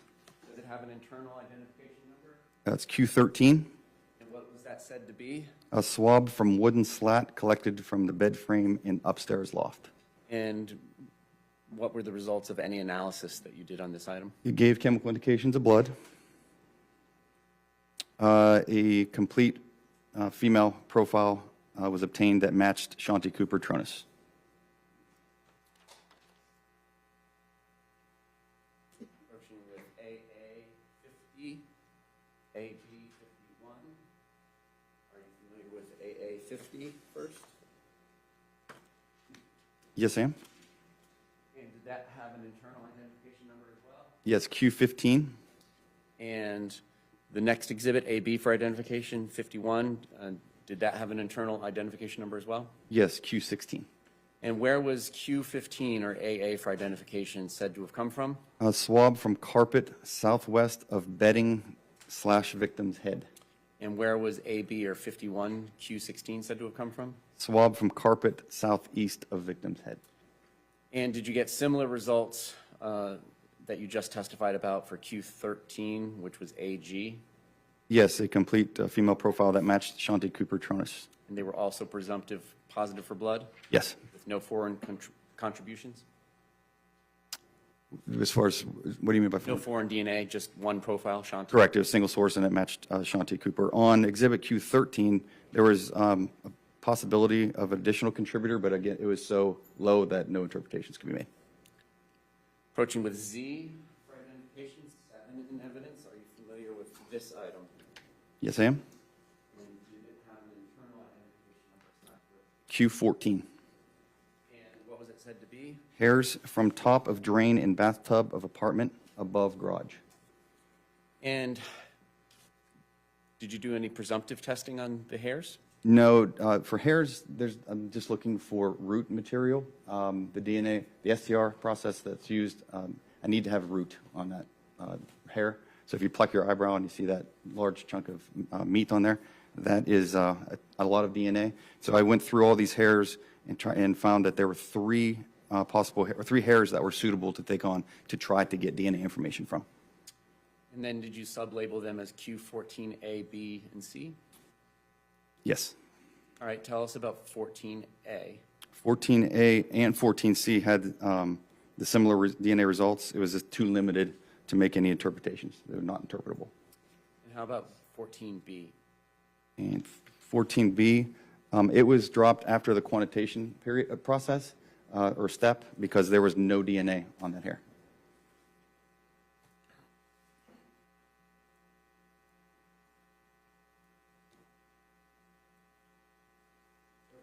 A for identification states 29 in evidence. Are you familiar with this item? I am. And did it have an internal identification number? Q18. And what was that said to be? This is a white fitted sheet. And when you get presented something like a sheet, how do you go about identifying areas for possible DNA testing? In this case, it was a white sheet, and so I'm looking for red-brown stains. And in this case, when the sheet came in, there were certain number of stains previously identified before it got to me. And so I just went ahead and tested those stains. In 1 second, I'll tell you how many.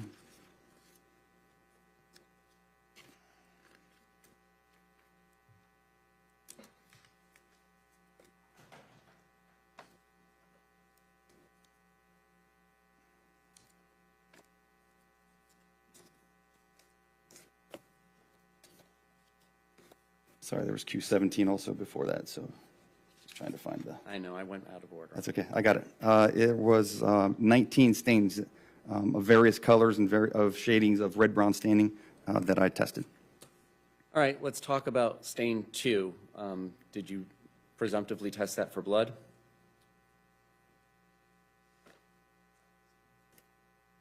Yes, And what was the result? it was positive for chemical presence of blood. And when taking that stain through the DNA process, were you able to develop a profile? Yes, I obtained a mixture consistent with 2 donors, including at least 1 male. And when comparing that to the known samples you had at the time, was there any comparison to be had? Yes, David Tronnes is included as a possible contributor, and the observed mixed DNA profile is approximately 410 million times more likely to occur if that sample originated from David Tronnes in an unrelated individual than from 2 unrelated individuals. And how about any relationship to Shanti Cooper-Tronnes on stain 2? She was also included in the mixture, and the observed mixed DNA profile is greater than 700 million times more likely to occur. Stain 6 on Q18? A partial DNA profile was obtained from a male individual. And did you compare that to the sample from David Tronnes? I did, and it matches David Tronnes, and the observed DNA profile is greater than 700 billion times more likely to occur if that sample originated from David Tronnes than from an unrelated individual. Stain 11, what were the results of any testing on that stain?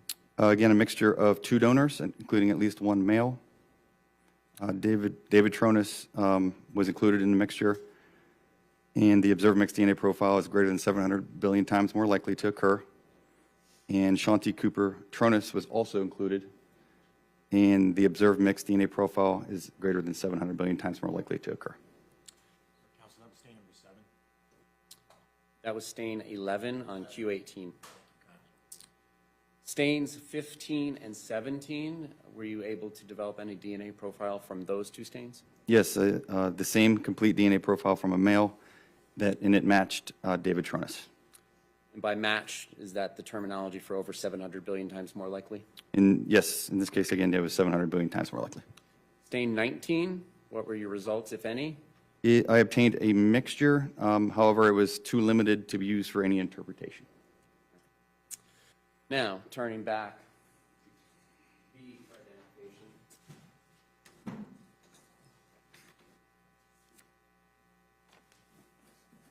Are you familiar with this item?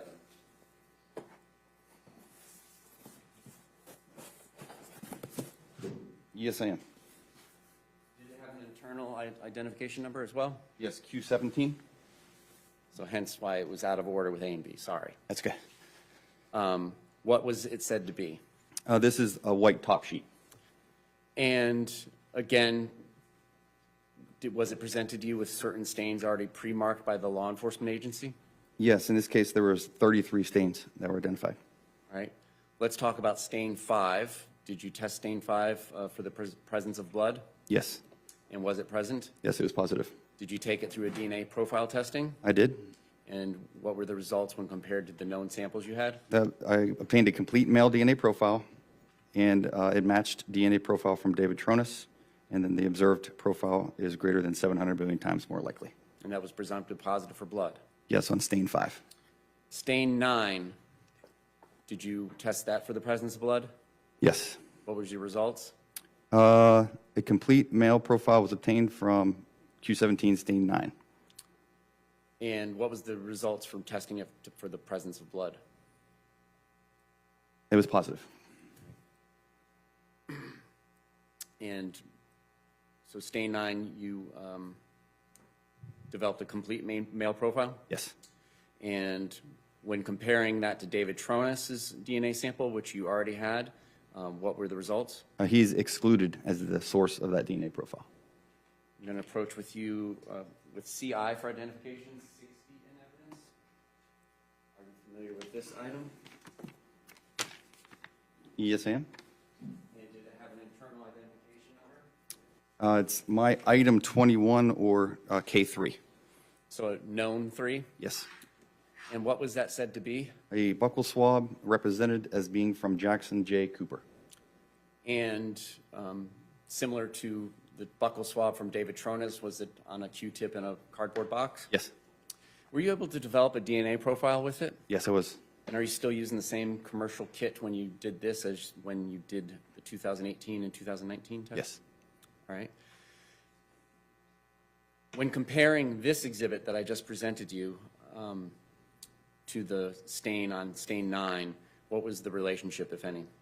I compared the two profiles, and the DNA profile from stain 9 matches the DNA profile from Jackson J. Cooper, and the observed DNA profile is greater than 700 billion times more likely to occur.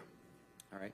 Stain 18 on Q17 or B, did you presumptively test that for blood? 18? Yes, sir. Yes, it was positive.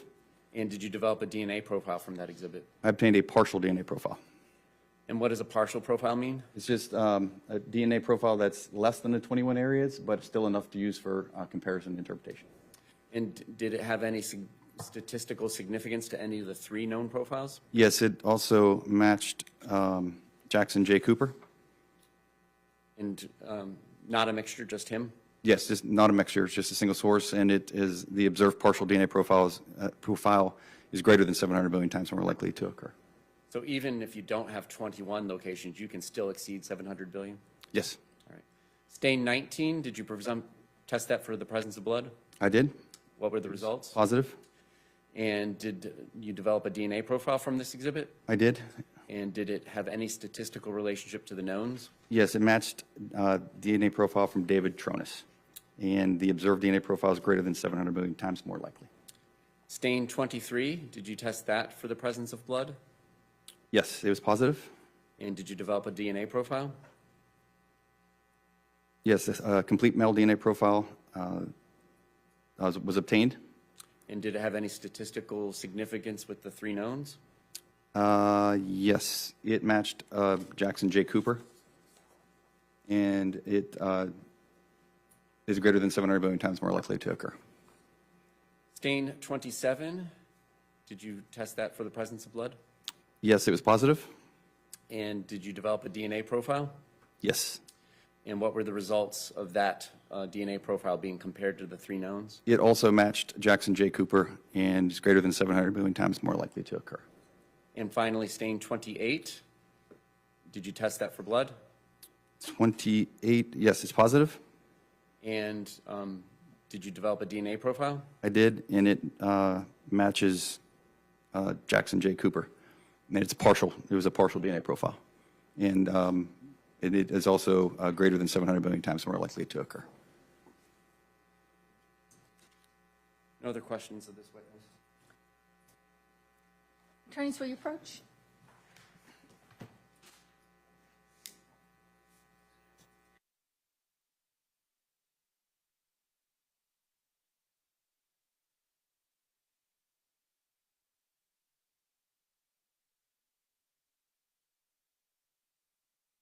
We're going to take a 10-minute recess until 11:40.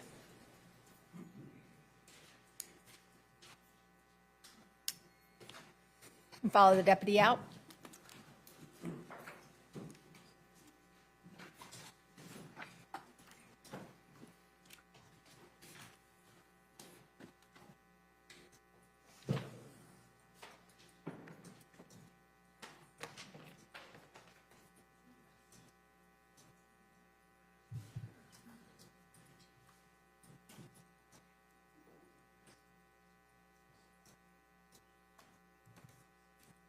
We'll be in recess until 11:40.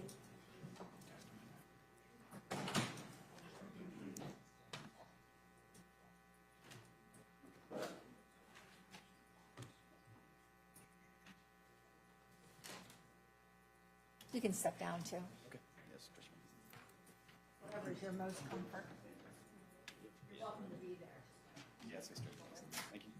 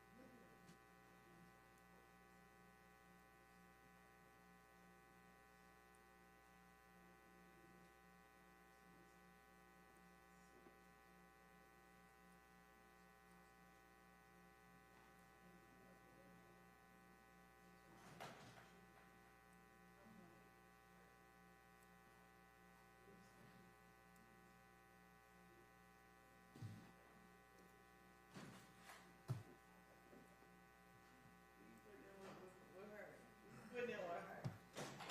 Never show you staying. No. Yeah, that's what I thought.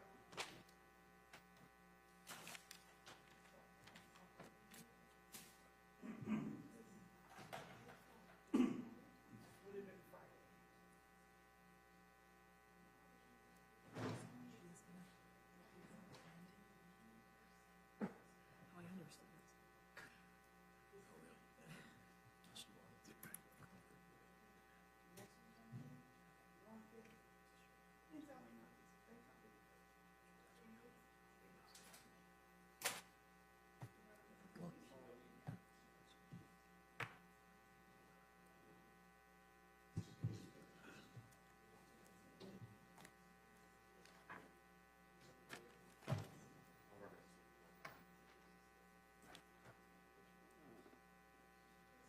Did you get set up with another deputy's phone going off on that floor? That wasn't your phone. I knew it. I knew it.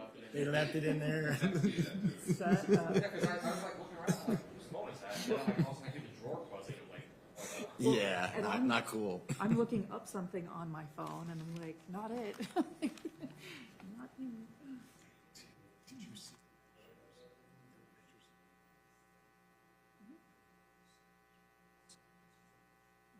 We talked about it in the interview. That's what I wrote.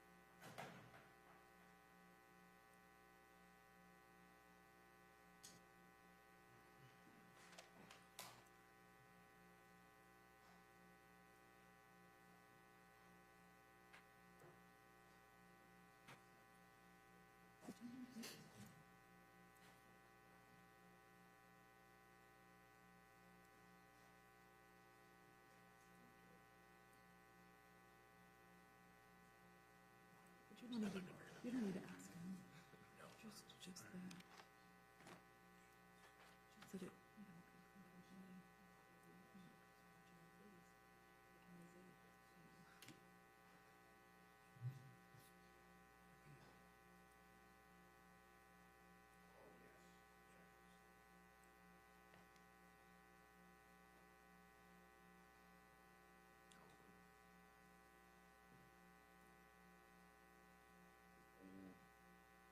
Decided on team steak and piece of town. Is that ever a question? Yeah, because steaks every week at home. Yeah. Looks like a place you always gotta get. Yeah. You know, have you ever gone there and not gotten a steak? That's what we're going back with different pieces in a couple weeks. I think I am going to do the veal farm. All right. I mean, no, not. I mean, when people say that there's not a difference in steaks you buy at different places, they don't. They're New York. I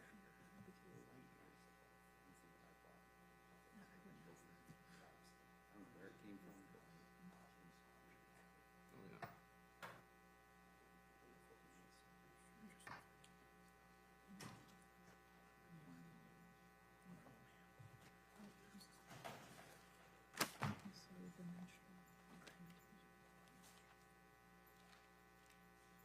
You read it from drink too, so. then I'm going right back into it more. That Jim has to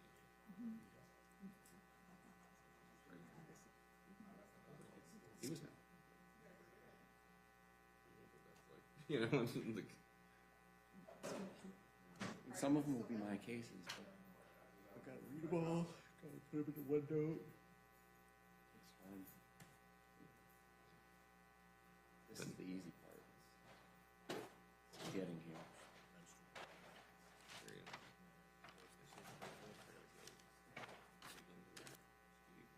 go. Okay, so I'm kind of coming up.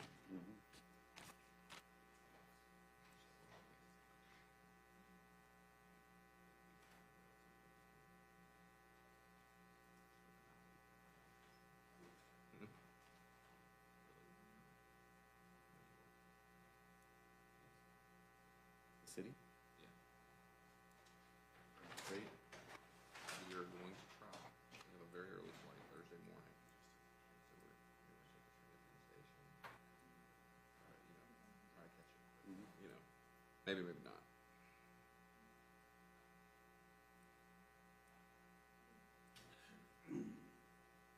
Right, just.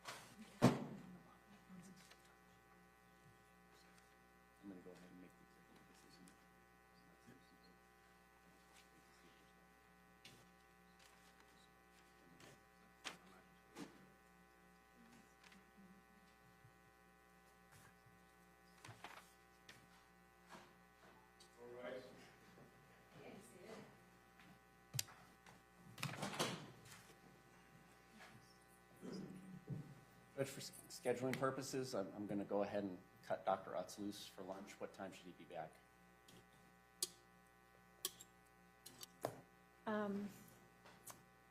1:30, I'm guessing. Yeah, 1:30. I think that's good, safe.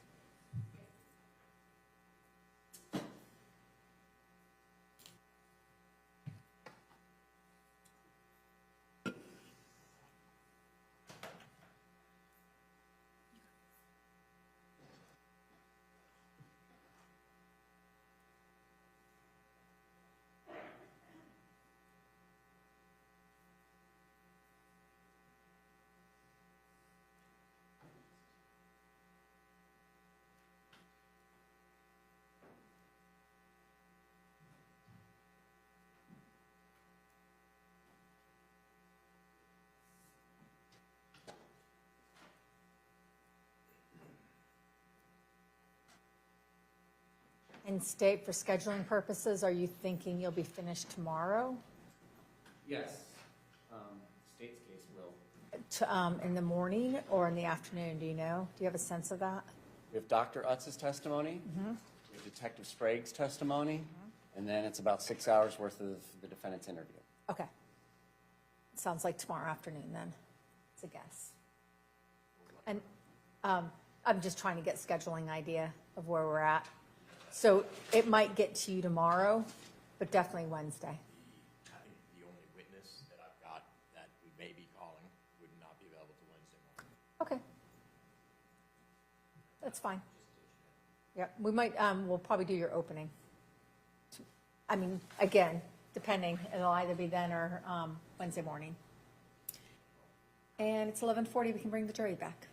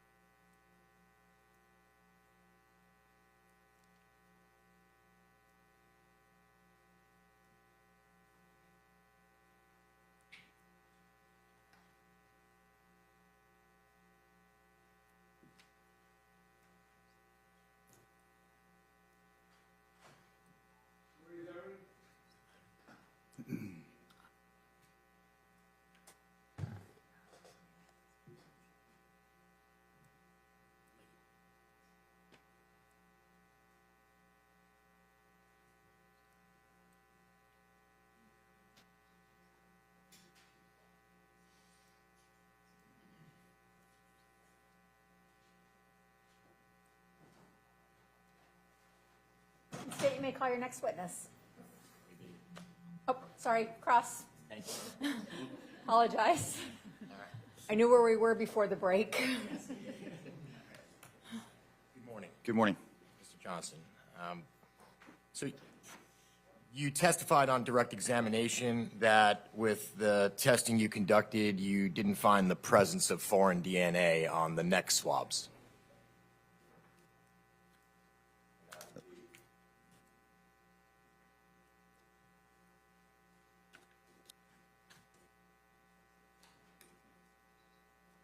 That is correct. Okay, Q7, is that correct? Yes. All right. So no foreign DNA on the neck swabs. You did find the presence of Shanti Cooper-Tronnes' DNA on David Tronnes' hand under one of the fingernails. That's correct? Sum and substance of the testimony? Correct. Isn't it true that there's a number of ways that DNA can be transferred from one person to another? Yes. Simply maybe such little contact as holding hands? Yes. What about picking somebody up? Sure. What about having to drag somebody? Sure. What about attempting CPR? Yes.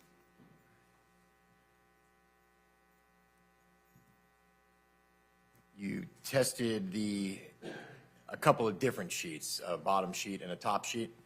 Yeah, I think with fitted sheet and a top sheet, yes. How many stains total on the bottom sheet, the fitted sheet?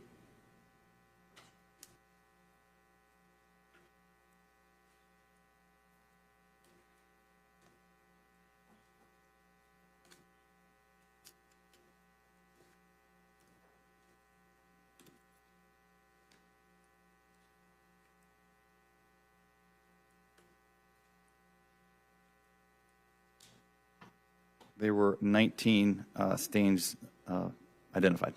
And of the 19 stains identified, were they all tested?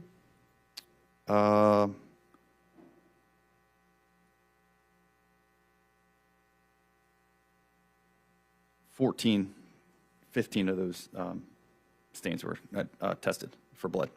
And how do you go about selecting which 15? Just try to get a representative sample of the staining.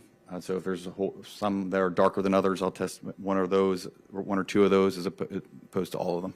And of the 15 that you tested, how many of them came back positive for the presence of Shanti Cooper-Tronnes' blood? There was 5 stains that were positive for blood. Stain 19, there was a lot of small spots, and so I combined that, and that was positive for blood, and took 5 small spots from there. On Q18. Are we still on the fitted sheet? We are. Okay, great.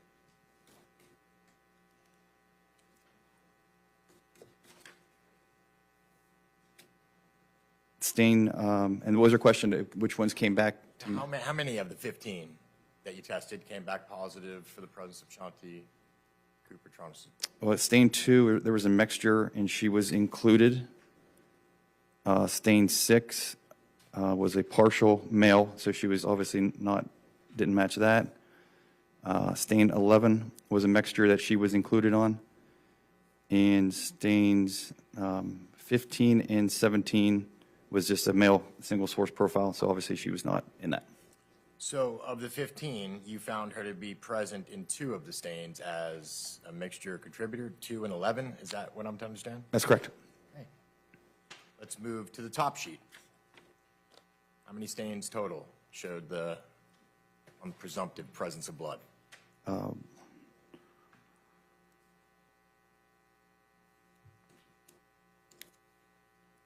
7.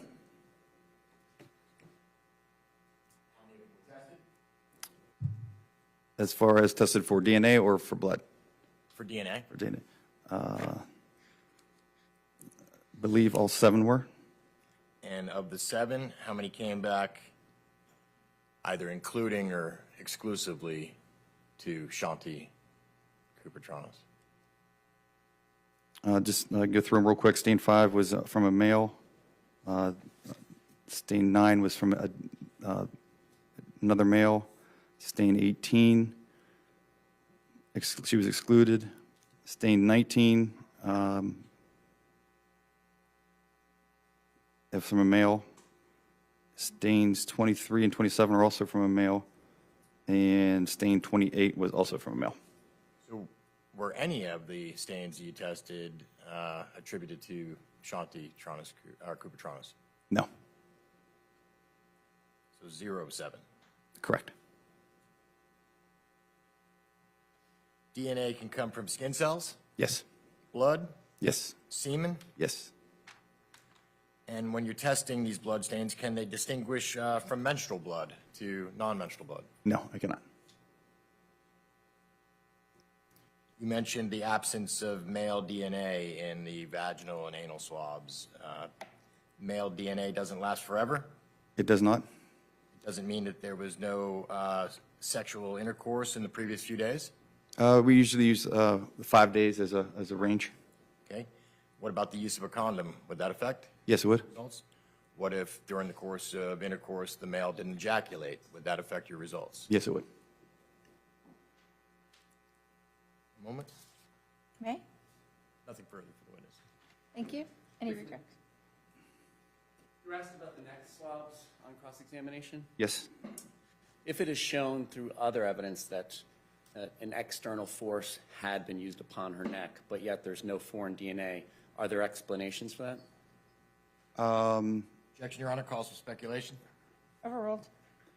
Just using no more than common sense, because I'm not an expert in that aspect. Let me tie it into DNA expert comments. Sure. Could foreign DNA be washed away? Yes. Does water wash foreign DNA away, or do you need to have chemicals? No, water would wash it away. If there was an intermediary, such as a mattress padding or a towel between the external force on somebody's neck and the person imposing the external force, would you expect to see that person's DNA on the neck? Definitely would, the lack of contact would affect it not being there. Okay. No other questions? Thank you. May this witness be excused from subpoena? Yes, Your Honor. Any objection? None at all. You may step down. You are excused. We're going to go ahead and take a little bit of an early lunch, and we will be in recess until 1:30. If you can, try to make sure you're back again a little bit early so we can start on time this afternoon. And you can follow the deputy out.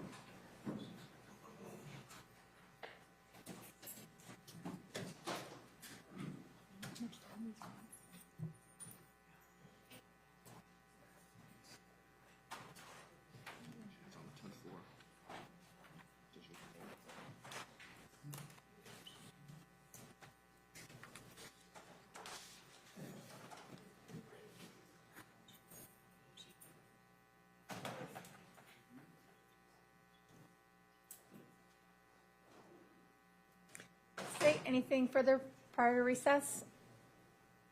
Nothing from the state. Defense, anything further prior to recess? We'll be in recess until 1:30.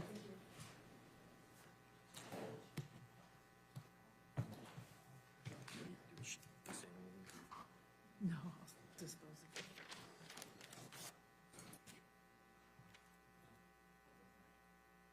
Particularly the one about Sean Johnson.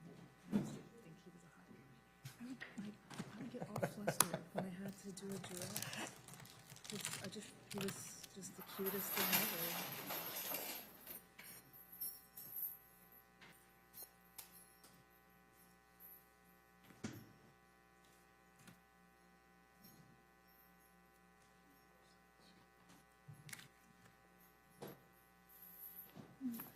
It's cold front was nice break. I'm sure you did. It's going to be colder in the morning.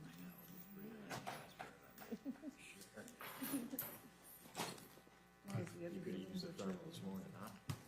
Yeah, I was like, you don't want it. It's Florida blood. Things.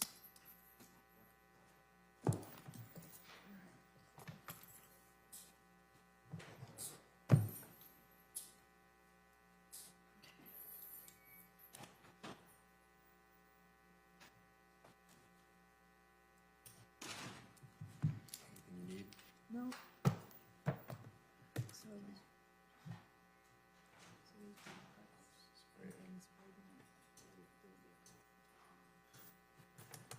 It's weird. Listen, Kate.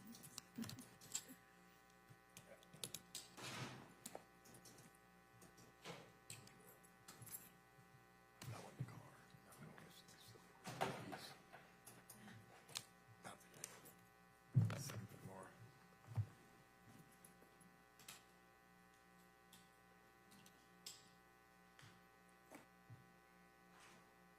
I'm gonna go down and get my tea from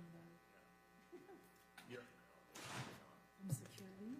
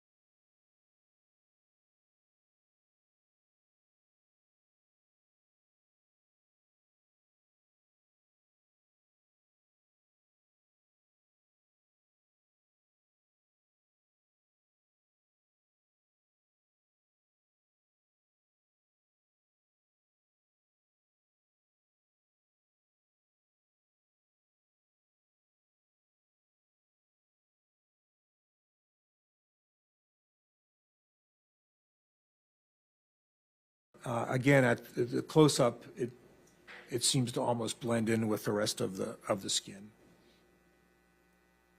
111. We can see a very small area of contusion on the back of her left wrist, and perhaps some contusion on the back of the hand, also at the base of the index finger. 112.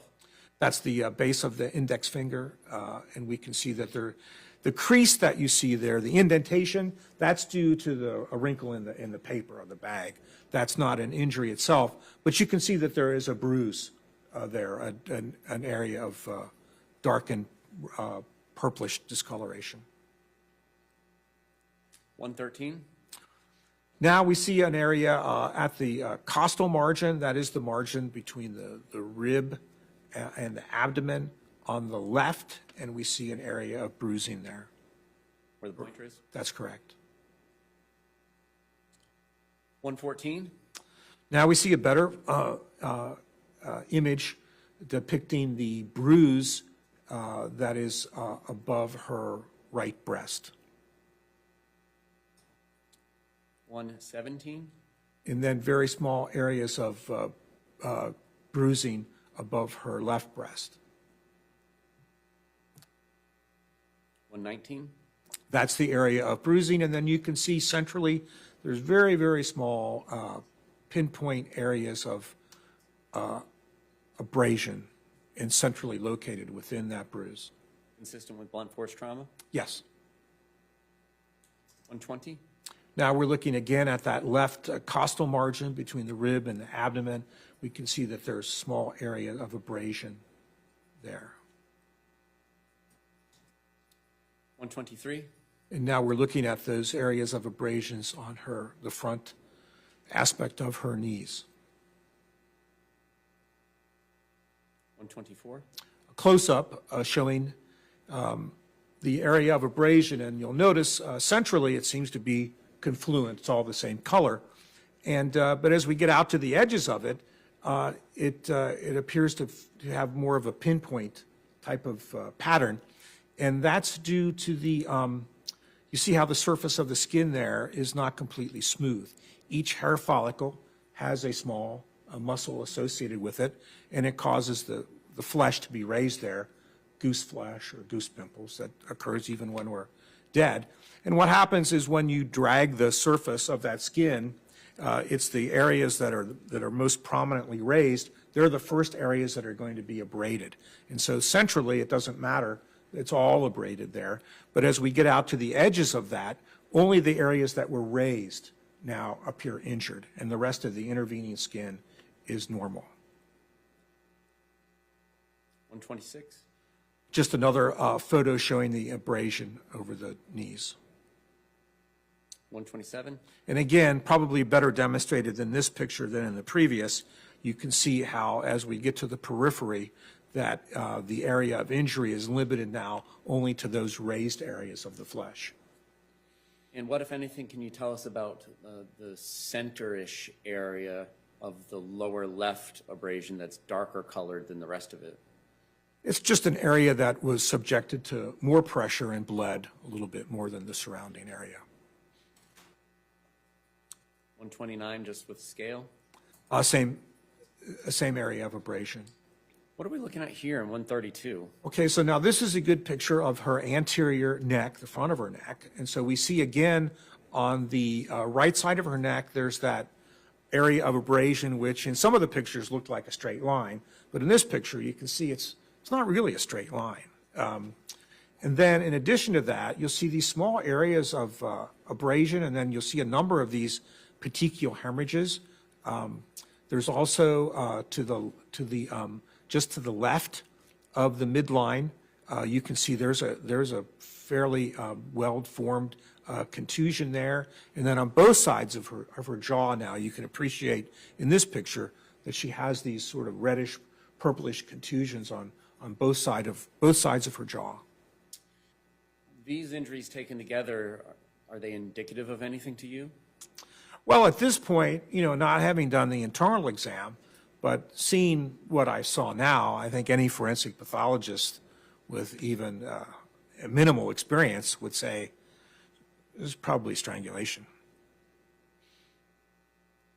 133. So now we're seeing with the ruler in place, we're seeing those small areas of petechial hemorrhage and abrasion, and at the top of the ruler there, you can see the area of bruising on the jawline. 134. Same thing, we're looking now and we see areas of abrasion, we see the contusion, we see the injury to the left cheekbone, and also the injury to the left ear. And notice in this picture how it's not just that area of abrasion on the ear. I'll demonstrate it on my right. It's not just that area of abrasion here, but the whole top half of her ear is discolored. That is also a contusion. Indicative of blunt force trauma. Yes. 135. Now we can see pretty clearly here the small pinpoint hemorrhages, the petechial hemorrhages spread over the face, the skin of the face and the upper neck. Seems to stop at a line about midway in the neck, which is often seen in cases of strangulation. And then we also see that area of contusion, more well developed and visible on the jawline than it is on the left side of the neck, but that is also an area of injury. 136. So now we're looking at the left ear, and then it's been folded forward, and we see two injuries here. One is the crescent-shaped injury between where the ear attaches to the scalp, and that is again a blunt force injury. That's a tearing of the ear. You could just imagine if more force were applied, it might just loosen the entire ear. And then below it is another relatively superficial laceration. It's going through the top layer of the skin and into the subcutaneous tissue, the tissue below the skin, into the soft tissue. You can see a little bit of adipose or fat tissue in there, and the rest of it is mostly muscle. Is anything that we see here consistent with her having worn kind of a stud earring, which had the pointy part still poking out and then the back clasp?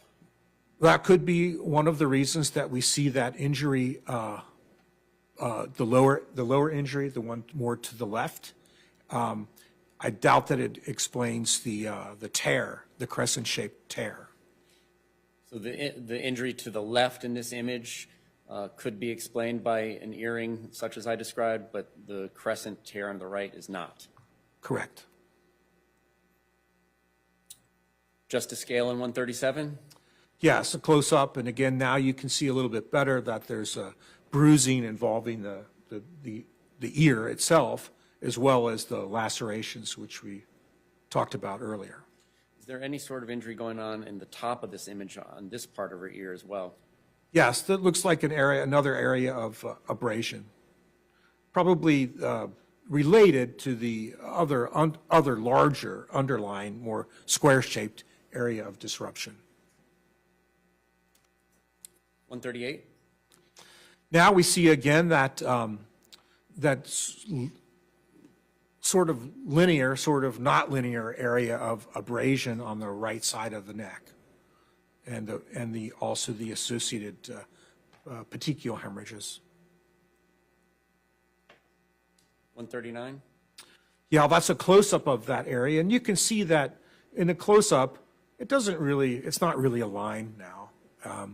It's probably a number of different scrapes. I mean, given what I know about the case and the conclusion that I came to, I would say that it most likely represents it's either the attacker's, something in the attacker's hand pressing against the neck skin, or the victim, the decedent's attempts to remove the attacker's hand from the neck. 140. Now we're looking at the back of the left hand. I don't see much in there on the wrist. there looks like there's a little pinpoint area of abrasion. 141? Left hand again from the lateral aspect. I don't see much in that picture. And then 142. Now the left hand from the side and the palm, and again, they don't show much in the way of injury, but you can see from this photo and the other ones that the fingernails of the decedent are robust, they're long, and they're easily capable of producing abrasions on the skin of the neck. And we've seen 144 pre-cleanup. Anything different about this one? No, Same for 145? correct, Or same for 146? yes, And 147? yes. What are we looking at in 148?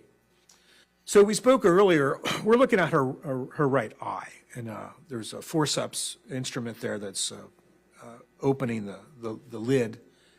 So remember, the right eye is the one that's the less injured of the two.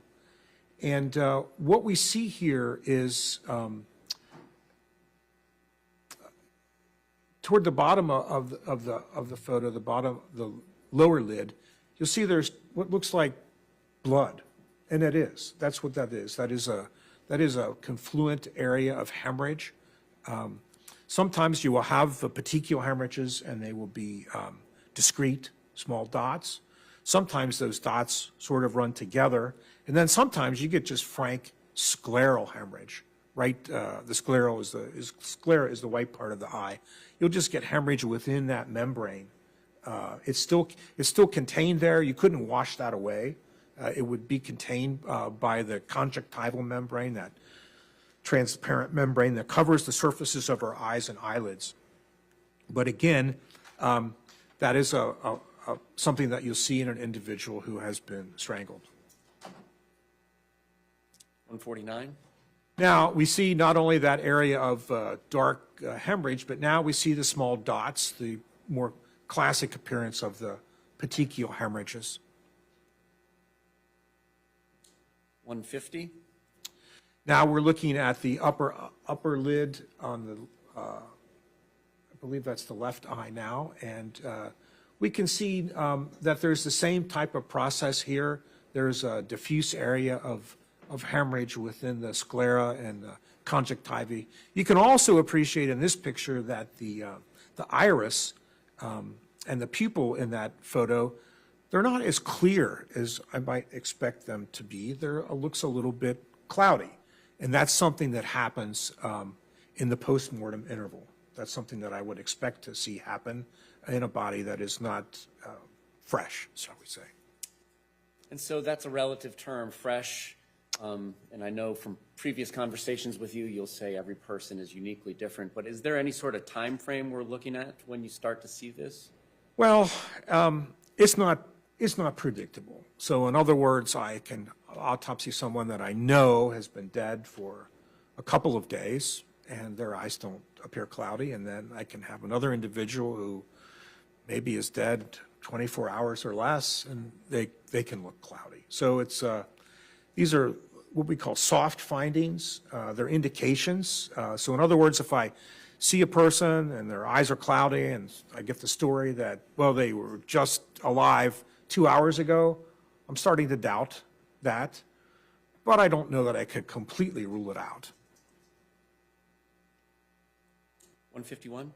And now we're looking again at the left eye and the lower eyelid, and we can see some of those petechial hemorrhages now a little bit more prominent, but they're not as, they're still identifiable as separate dots of hemorrhage. 152? Now we're just elevating the eyelid there, and I don't see any petechial hemorrhages in that area. 153? Now we can see we are everting the eyelid, sort of turning it inside out. There's some very small petechial hemorrhages there in the lower portion of the picture, and then laterally to the side you can see that area of contained, confluent dark red hemorrhage. 173, what are we looking at here? Well, now we're looking at the side of her head. So during the course of the autopsy, we need to expose the skull so that we can cut the bone of the skull and examine the brain. That is accomplished by making an incision from behind one ear right over the top of the head to a point behind the opposite ear. The scalp then is reflected or sort of stretched over. So the front part of the scalp will be pulled down over the forehead. The back part of the scalp will be pulled down over the back of the head. In that photo, what you were looking at is now the left side of her head after the scalp has been reflected. And did we see any bleeding or hemorrhaging there? It's diffusely hemorrhagic. And what does that mean? It's all hemorrhage there. Were there any fractures to her skull? There were. So she had some fractures on the left side of her head, the temporal bone, which is a relatively thin bone of the skull. And that was not just a linear fracture, that was a complex fracture that involved small particles of the bone, sort of called a comminuted fracture.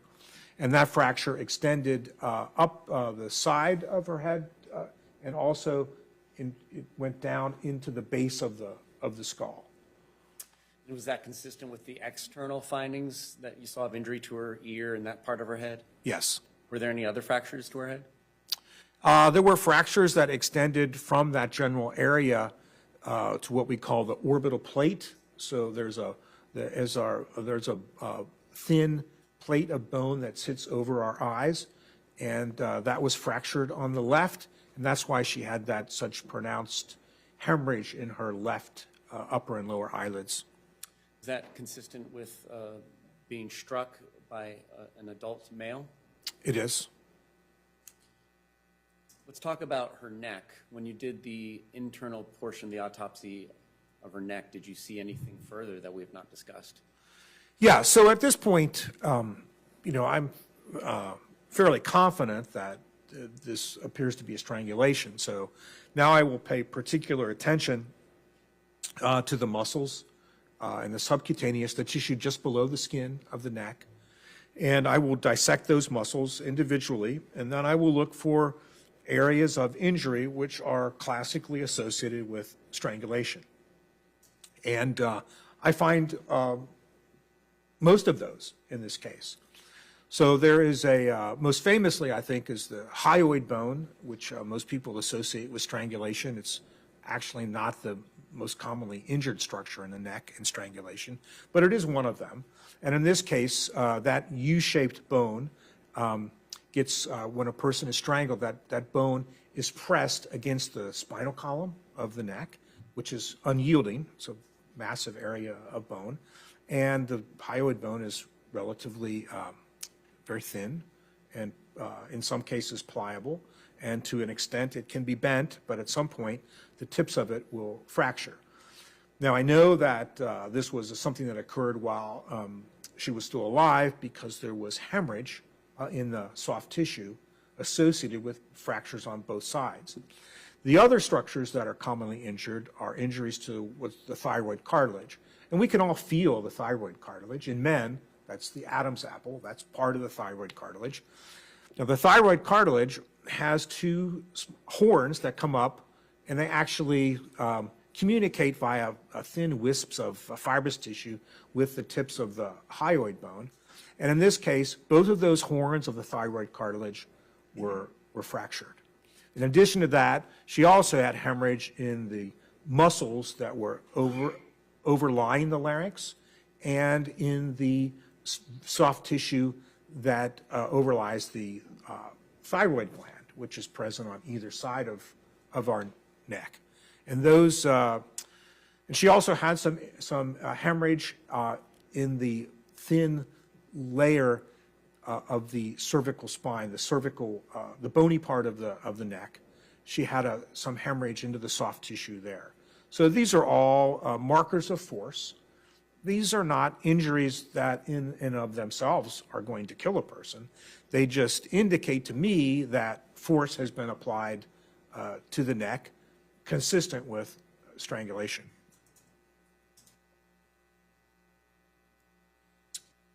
What are we looking at here in 185? So at the time of the autopsy, as I mentioned before, we did obtain swabs from the hands and the neck. And this is the packaging photo to indicate these are the specimens that were obtained. They have the case label on them. That little thing that looks like a seagull is actually my initial. And this indicates that we have head hair, fingernails right and left, and the swabs from the hands and the neck, as well as a blood spot card in that envelope. And were you requested to also get oral, vaginal, and anal swabs of this victim? Yes. And any belongings she had, such as the jewelry she was wearing and her clothes, would have also been packaged up and submitted for collection by law enforcement? Yes, they were. All right, we can have the lights, Madam Clerk.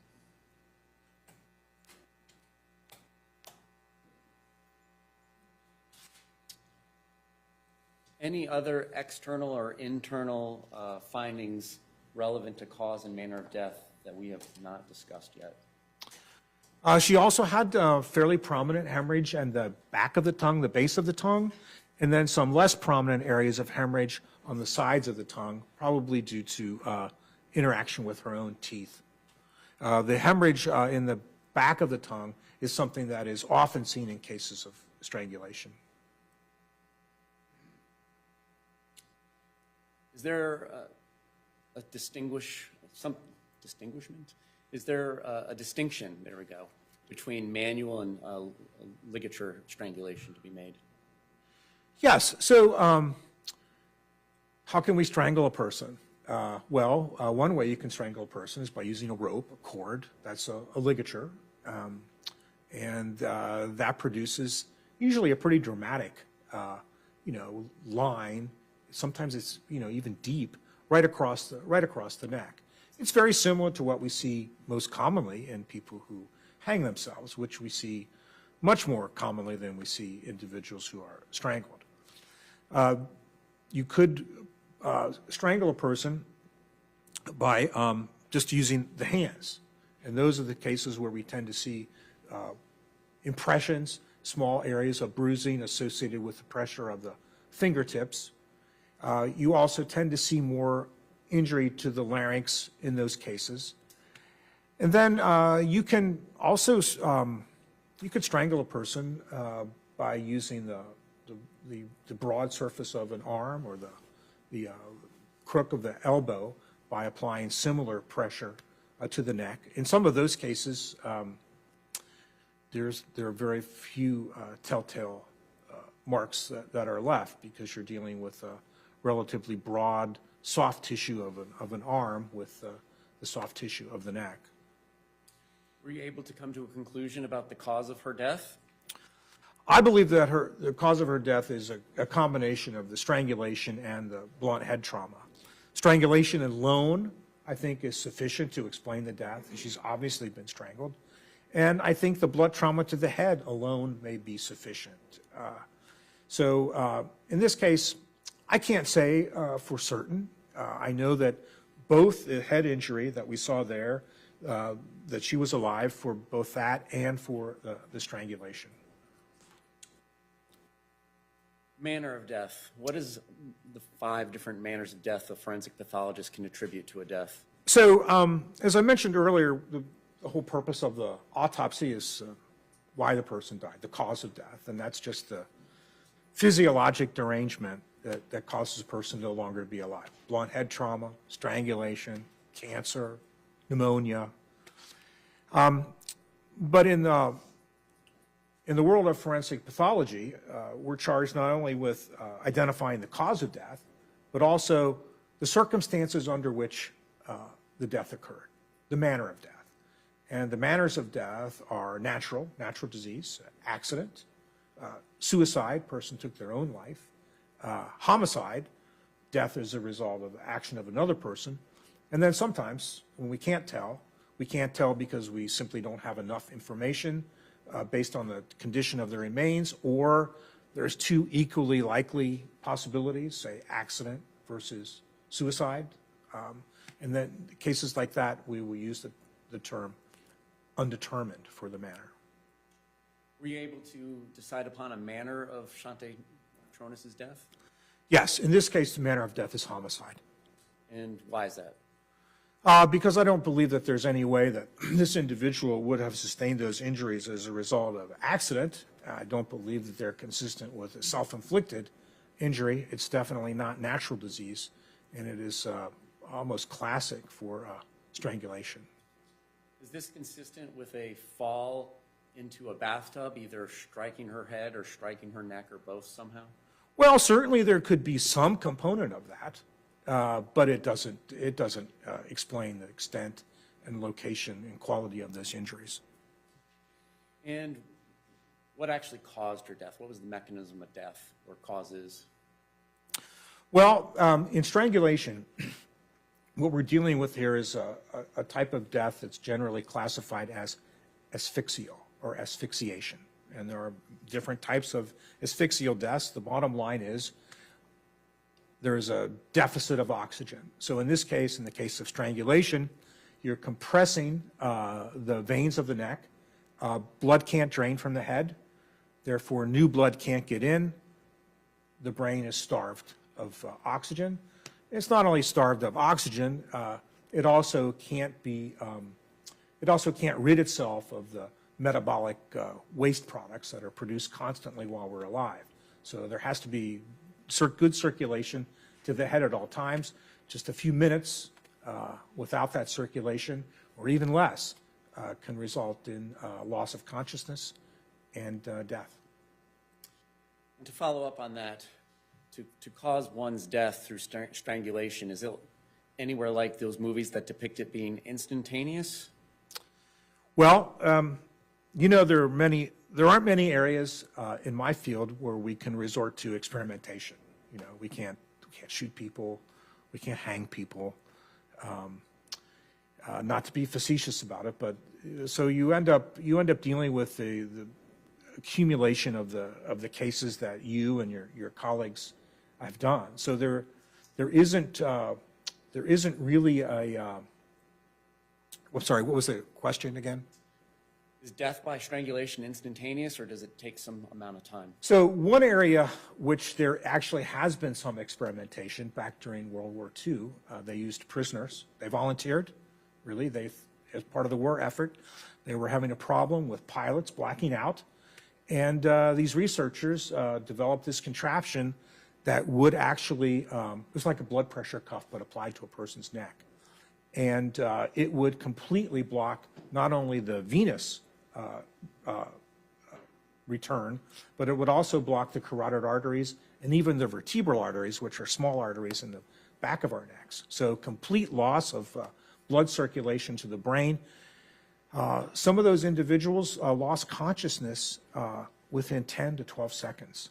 Now, there's no way another person could efficiently strangle a person that completely.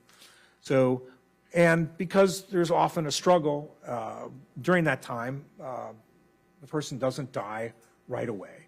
How long does it take? I really don't know, because I haven't, we haven't done those studies, and we don't know how this person was strangled. We don't know if it occurred with overwhelming force all at once, or it was a little force, and then a little bit more force, and then a little bit less, and then a little bit more. But certainly you could accomplish asphyxiation within a period of minutes. That's, I think, being generous. Now, because we have a lot of people that video and post videos, we see people who have been placed in chokeholds, and some of those people lose consciousness again in a very short period of time, 10, 15 seconds. The external injuries that we saw to her head, you testified earlier that that can produce significant amounts of bleeding? Yes. Such that it could saturate a carpet? Yes. And the padding underneath the carpet? Yes. If that person is there and not moved during this bleeding process? Correct.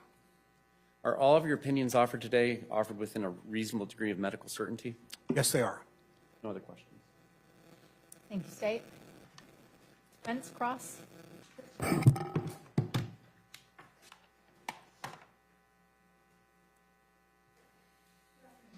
Good afternoon.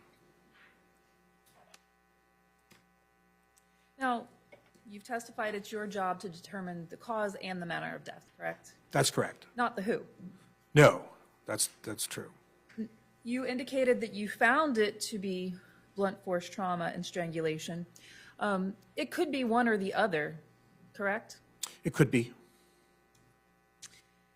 What time did you perform this particular autopsy? 9 a.m. Would that have been likely your first case of the day? Likely, yes. 9 a.m. on what day? Let me refer to my report here. That is on the 25th.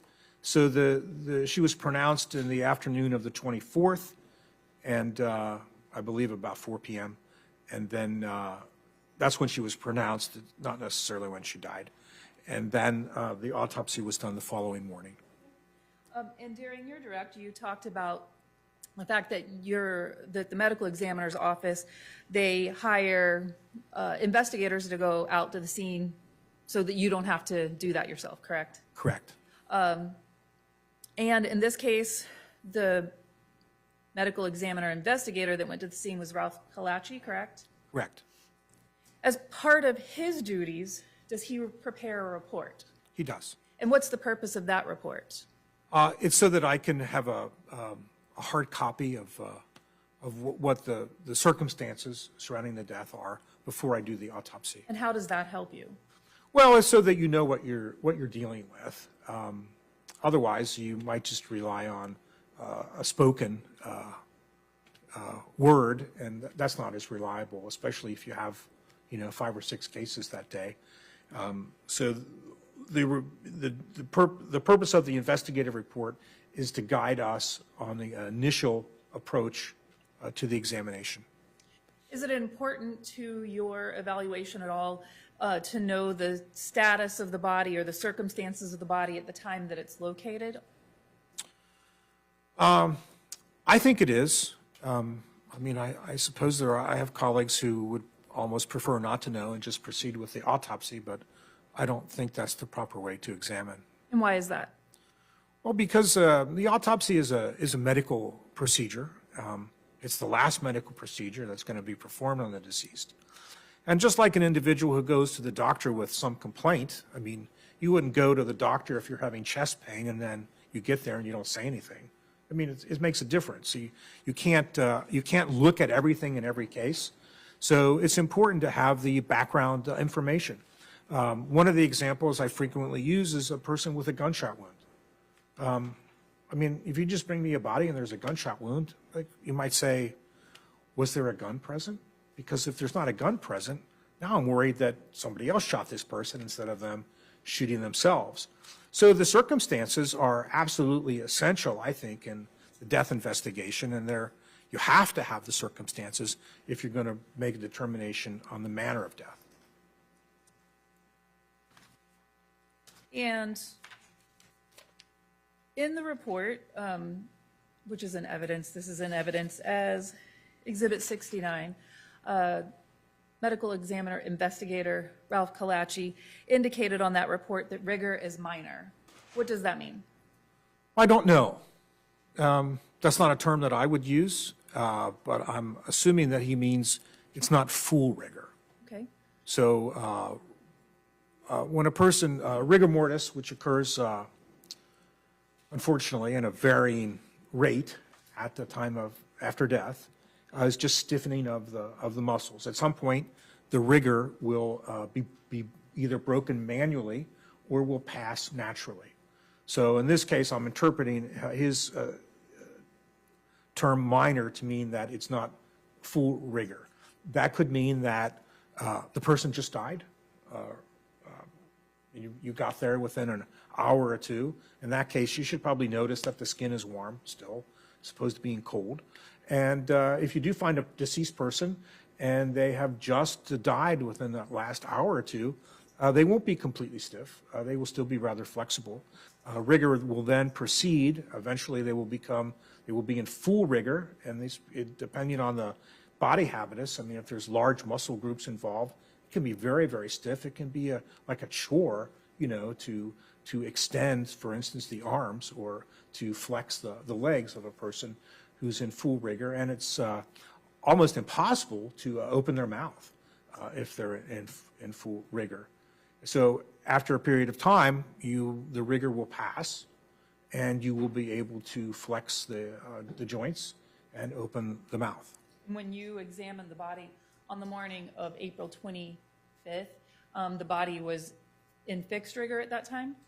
No, in my examination, the rigor I described as passing in the extremities, and remained somewhat fixed in the jaw, but yet I was still able to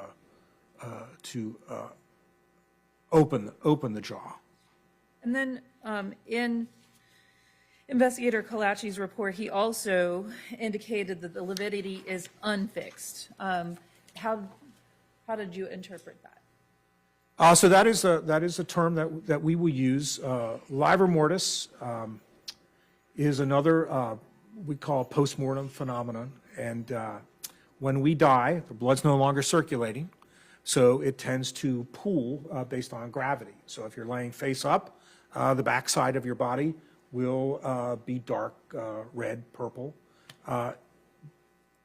If you were to change the position of the body before the lividity is fixed, it will shift. So you can have a person with lividity on the posterior aspect of the body. They're relatively fresh. You turn them over, and that lividity from the back completely disappears, and now it's all in the front. At some point, you're not going to be able to do that. And one of the ways that we train our investigators to assess that is simply by taking a finger and pressing the area of lividity to see if it blanches. So if you can push that blood, if the blood is still within the blood vessel, if you can push that blood out of that space with your finger, then the lividity is not completely fixed. And livor mortis starts within maybe 20 to 30 minutes of a person's death? Yes. Okay. And does it become fixed for probably 3 to 6 hours? Well, I mean, that's what you'll find maybe in a textbook, but again, it's one of those phenomena that is highly variable, and I've not found that it's very useful to use the averages and apply them to individual bodies. They're not hard and fast timelines. Again, it's the kind of thing that we use to determine whether or not we should accept the story. Now, I've done autopsies, quite a few autopsies, because somebody who went to a scene says the person doesn't appear to have died when the claimant is stating it, based on the lividity and the rigor mortis. And sometimes they're right. It's not a good story. And then I think sometimes it is a good story, and we're now just dealing with a person at the extreme, either of early or late onset of rigor or fixed lividity.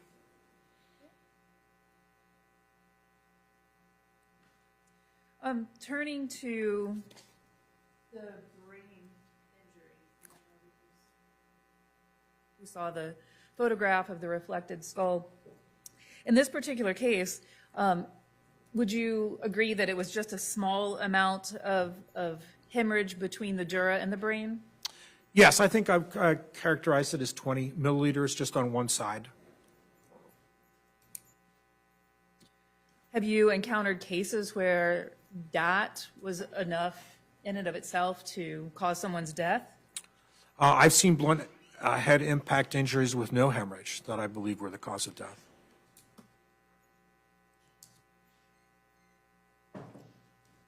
We talked about strangulation and asphyxiation. There's a difference between those two terms, correct? Strangulation is a type of asphyxiation. Okay. And asphyxiation, I believe that you characterized it as, I wrote it down, deficit of oxygen to the brain. Yes. So there are different types of asphyxiation, correct? Other Yes. than strangulation. What are some other types of asphyxiation? Well, you can have suffocation, right? You can put a person in an enclosed space. You can have a smothering. You can prevent the person from breathing by placing something over their face, their mouth, and their nose.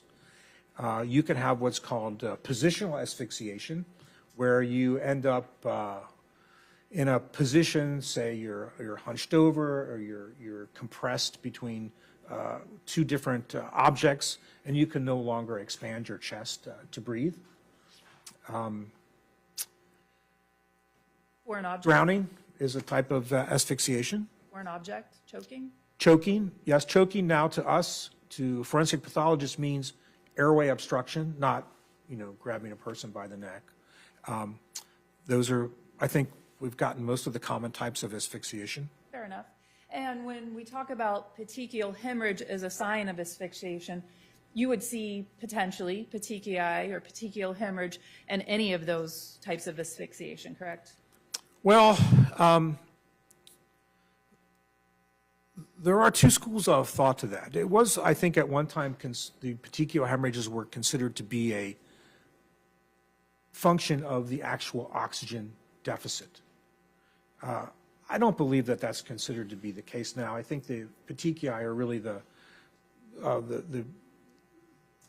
result of the pressure that builds up within the blood vessels. So we don't expect to see petechiae in cases of suffocation or cases of drowning. The most common asphyxial death that we and most other medical examiners would see would be hanging. And rarely do you see petechial hemorrhages in hanging. I don't know if I can use the word rare, but it's probably less than 5%. You mentioned positional asphyxiation. That would potentially cause petechiae, correct? Yes, it does. So sometimes it gets confusing whether you're talking about positional asphyxiation versus, say, traumatic asphyxiation, whereas you're having like a heavy object laying on your torso and you can't breathe. It's putting pressure on your torso. Things like that frequently occur in automobile accidents when there's entrapment. In those cases, you do sometimes see petechial hemorrhages. What about as far as positional asphyxiation? I had a really hard time with the word asphyxiation on yesterday or Friday, whatever our last day was here. So I apologize in advance if I can't get through that word. But when you talk about positional asphyxiation, I think you talked just now about compression of the chest, where there's an object resting on the chest. Is it also consistent with the body being in a particular position or posture where the blood can't flow or where the air can't flow? Yes, it can be, and these are circumstances that you often see in a person that's intoxicated with, alcohol or some other substance, and they might just fall between their bed and the wall, and they, are too intoxicated to save themselves, and they get wedged tighter and tighter. You can also see deaths like that in babies, who are not strong enough to free themselves from in wedging or entrapment. Turning to your example of the intoxicated person, what if they fell and hit their head on the toilet and then maybe slumped over a bathtub? Could that create a positional asphyxiation if the edge of the bathtub were compressing their jugular or carotid artery or both? I suppose it would be hard to get that kind of a pressure just based on the weight of it's mostly going to be your head. I guess there would be some contribution of the weight of your torso. I wouldn't completely rule it out.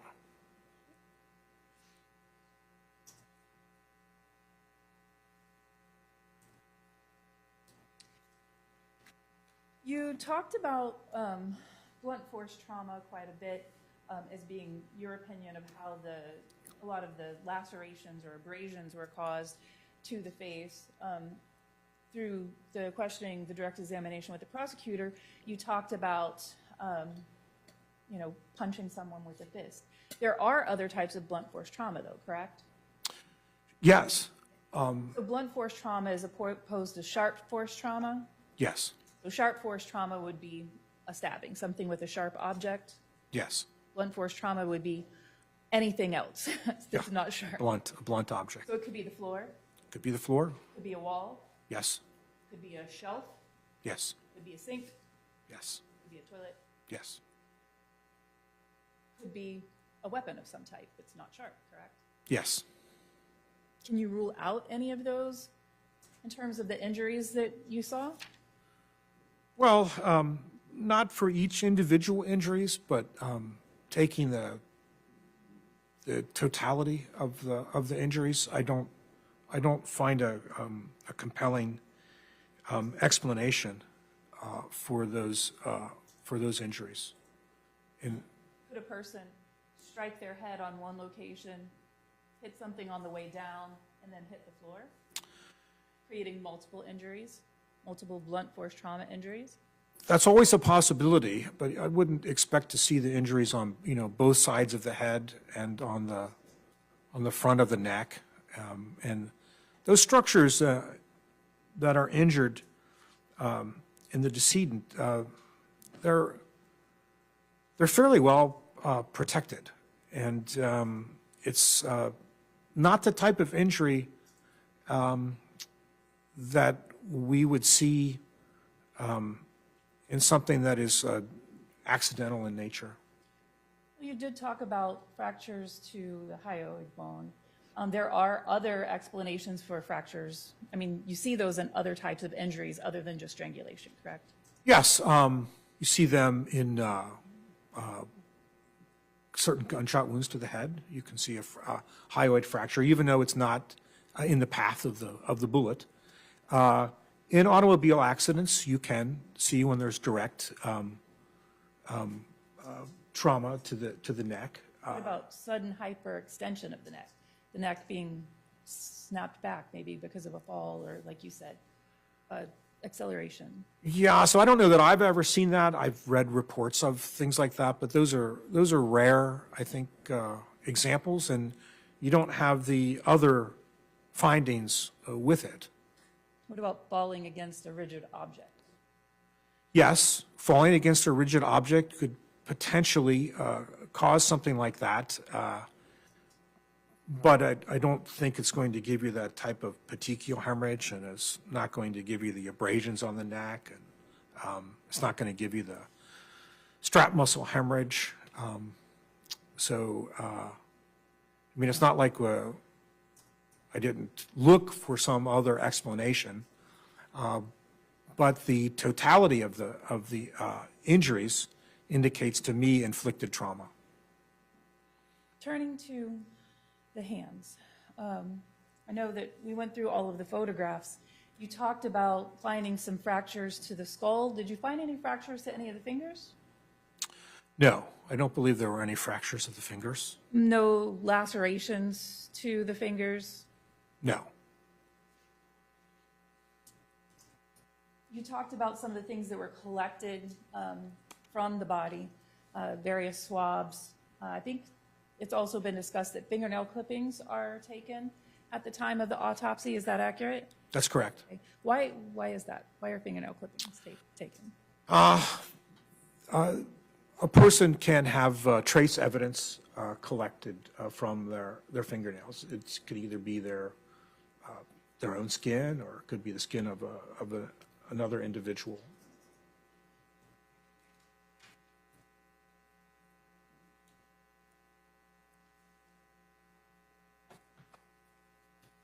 We talked about, while we're talking about different things that are collected from the body, you mentioned that there was a special request to swab the hands and the neck. Were those things done? Yes. And in the timeline, I know that the hands were specifically bagged. Were those swabs taken before or after the body was cleaned? Before.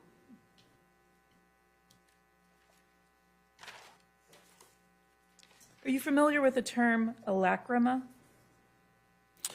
The olecranon? Alacrima, A-L-A-C-R-I-M-A, alacrima. No.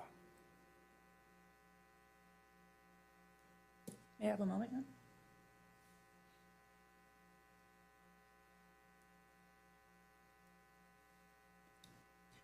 When you were conducting your autopsy, you hadn't had an opportunity to speak with the accused in this case, correct? Correct. And you haven't seen any interviews with regard to, you hadn't seen any interviews involving him either, correct? I don't believe so. Sitting here today, you've opined the cause and manner of the death, but you have no opinion as to the who, is that correct? That's correct. Thank you. Redirect?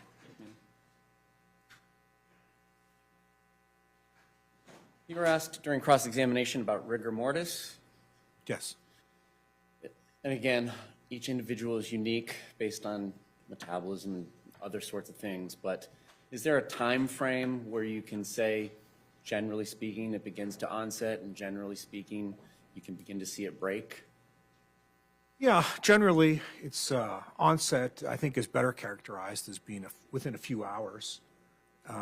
Probably becomes fully maximalized at maybe 8 to 10 hours and can persist for a number of hours, and that's primarily dependent on the temperature. So if you find a person that's fresh and you get them refrigerated, they can stay in rigor for a couple of days or more. And you did review the photographs taken by your investigator of the deceased at the scene, did you? I did, yes.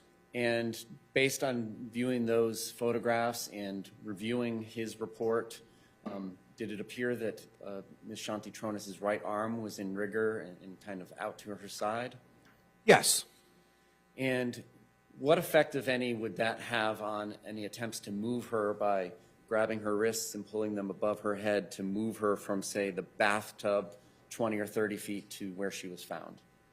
Well, if the movement occurred right at the time of death, it wouldn't have made any difference. If you manipulate the extremities after the person is in rigor, then you will mechanically break that rigor. It can become refixed. You can get rigor to will be reinstated. At some point, though, you will no longer be able to do that, and the body will remain flexible. Rigor has, we say in that case, it has passed. If one were to break rigor by moving some deceased person's arms above their head, would the rigor then reinstate in that position if left that way? Yes, as long as there hasn't been too long of an interval. And those photographs were taken, according to your investigator, in the evening of the 24th.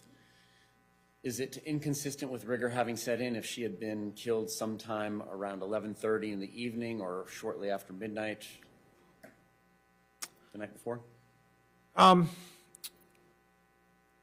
mean, just based on the photograph alone, I don't know if I could make a judgment like that. But it was my impression at the time that I did the autopsy, having taken into consideration the fact that she's in a home, ambient temperature, we'll assume somewhere in the mid-70s, and then transported to our facility in a cooler, about 40 degrees, that when I saw her the next morning, I looked at her and I thought, looks like she's been dead a day or so.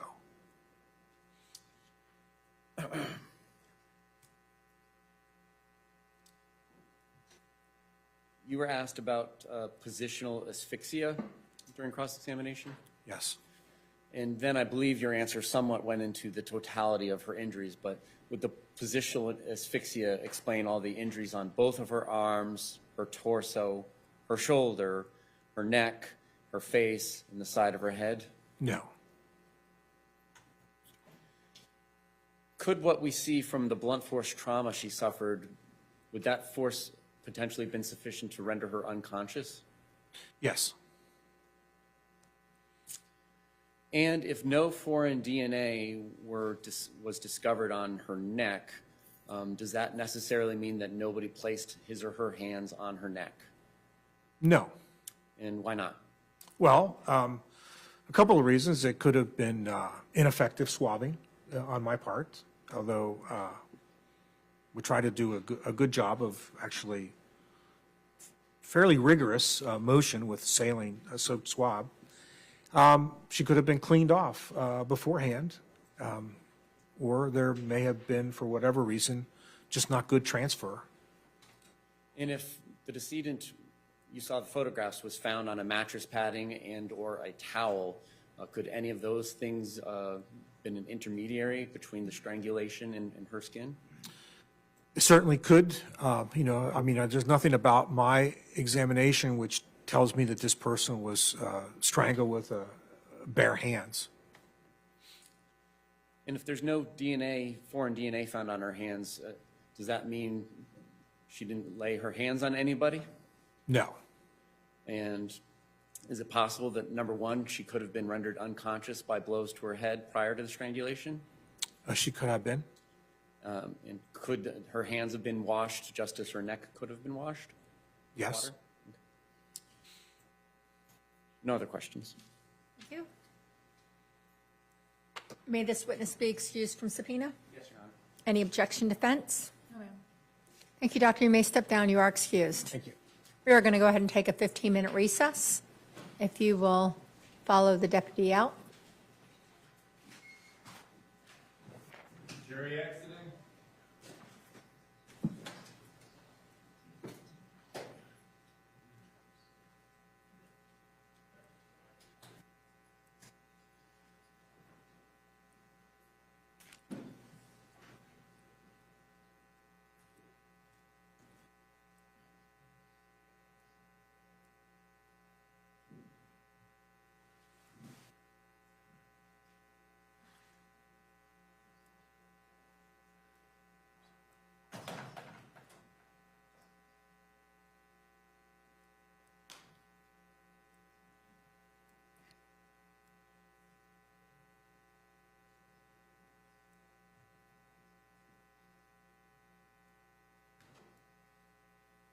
Prior to recess date. Your Honor, in speaking with opposing counsel, it's my understanding that their intent is to ask this detective as well during the interview about the defendant's willingness to participate in a polygraph. We're moving in limine based on the case law that I've cited in my motion and cited to the court openly to exclude inquiry into the polygraph. It's the state's position that if the state were to attempt to introduce, well, the detectives asked the defendant to take the polygraph and he declined it, and you should draw an inference of guilt from that. I think the opposite is true. They are asking the jury to infer that he is innocent by his willingness to do so. The state is unable to delve into the mind of the defendant to know what he was believing at the time he made that statement. I don't know if he believed he could beat it. I don't know what. And that's why that sort of evidence is excluded typically. And the case law does reference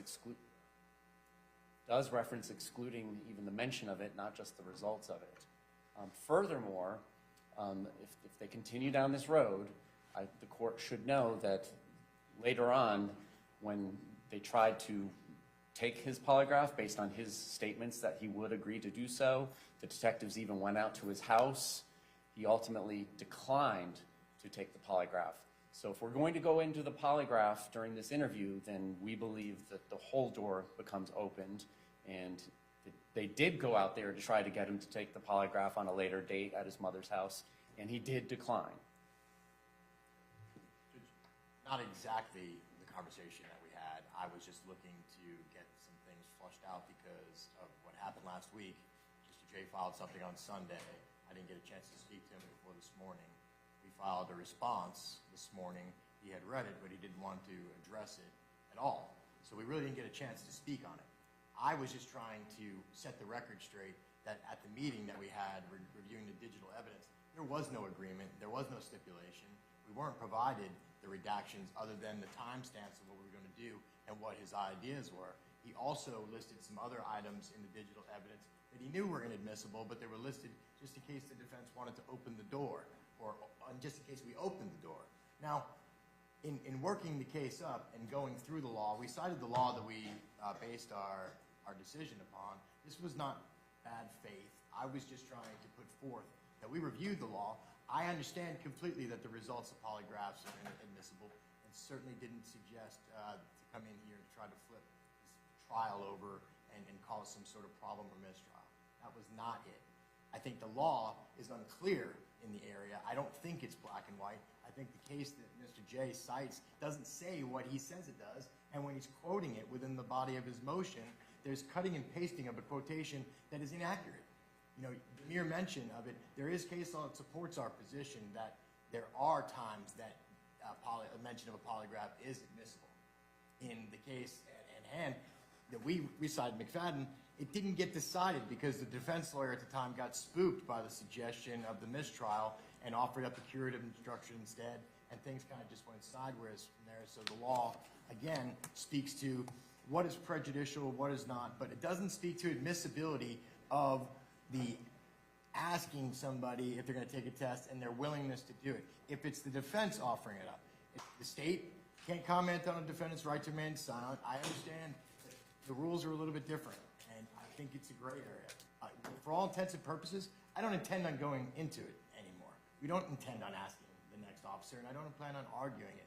I'll leave it be. We'll accept the jury instructions, but I don't want the suggestion on the record that I did something unethical. That's why I filed the response. Okay, thank you. Thank you. And we'll be in recess until 3:20.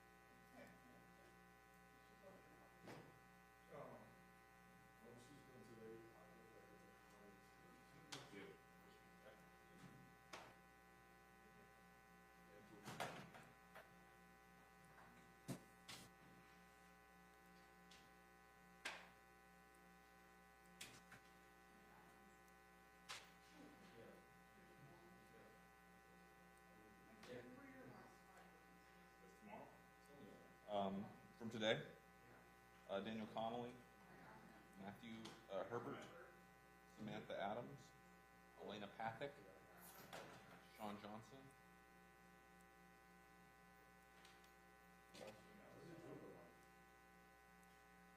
Oh, you missed it. And then Gary Utz. And that was the one that just left? Yep. Okay, I just missed it. Thank you.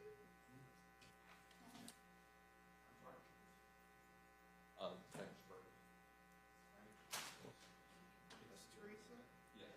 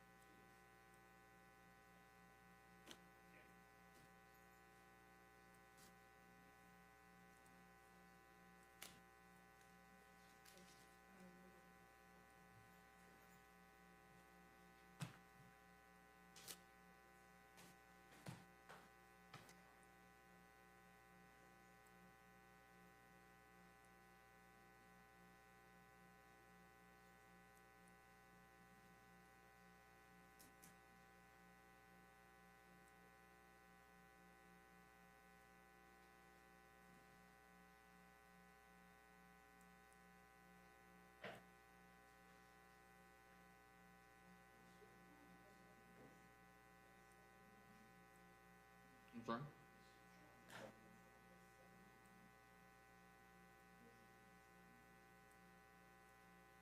I'm not sure where we end. No worries, that's why I'm doing this. Let's see. She said 79. That seems close. Let me just see.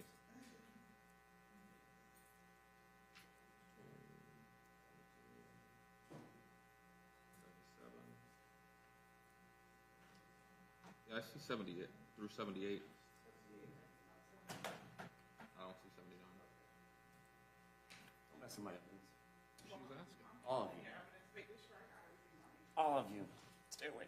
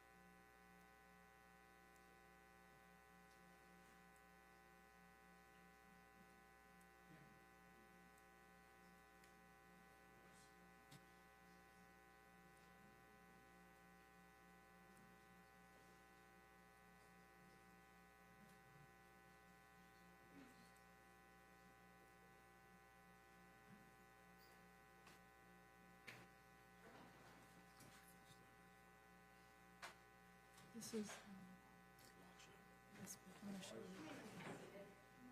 This was pretty much two evidence by the state. So it's right Maybe seated. We can bring the jury out.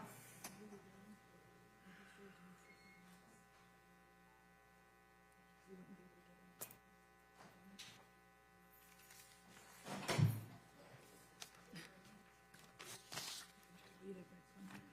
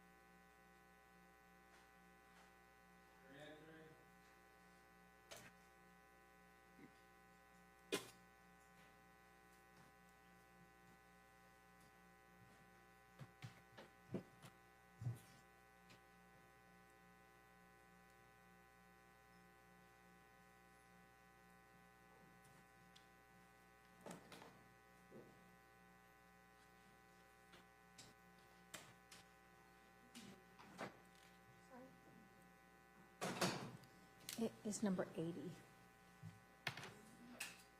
Yes. In other words, we haven't done 80. 79 is what we've entered in. 79. Think of it as last piece was. Yeah. Whatever's last piece is, if you ask them. Yeah, you may call your next witness. Teresa Sprague.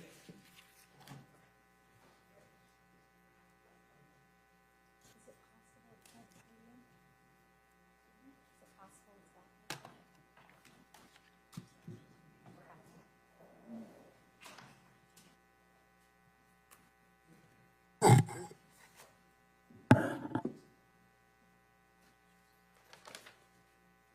Do you swear affirm to tell the truth, the whole truth, and nothing but the truth? Good afternoon. You can have a seat. And then will you say your name and spell it, please? Yes, ma'am. Detective Teresa, Teresa, Sprague, Sprague. You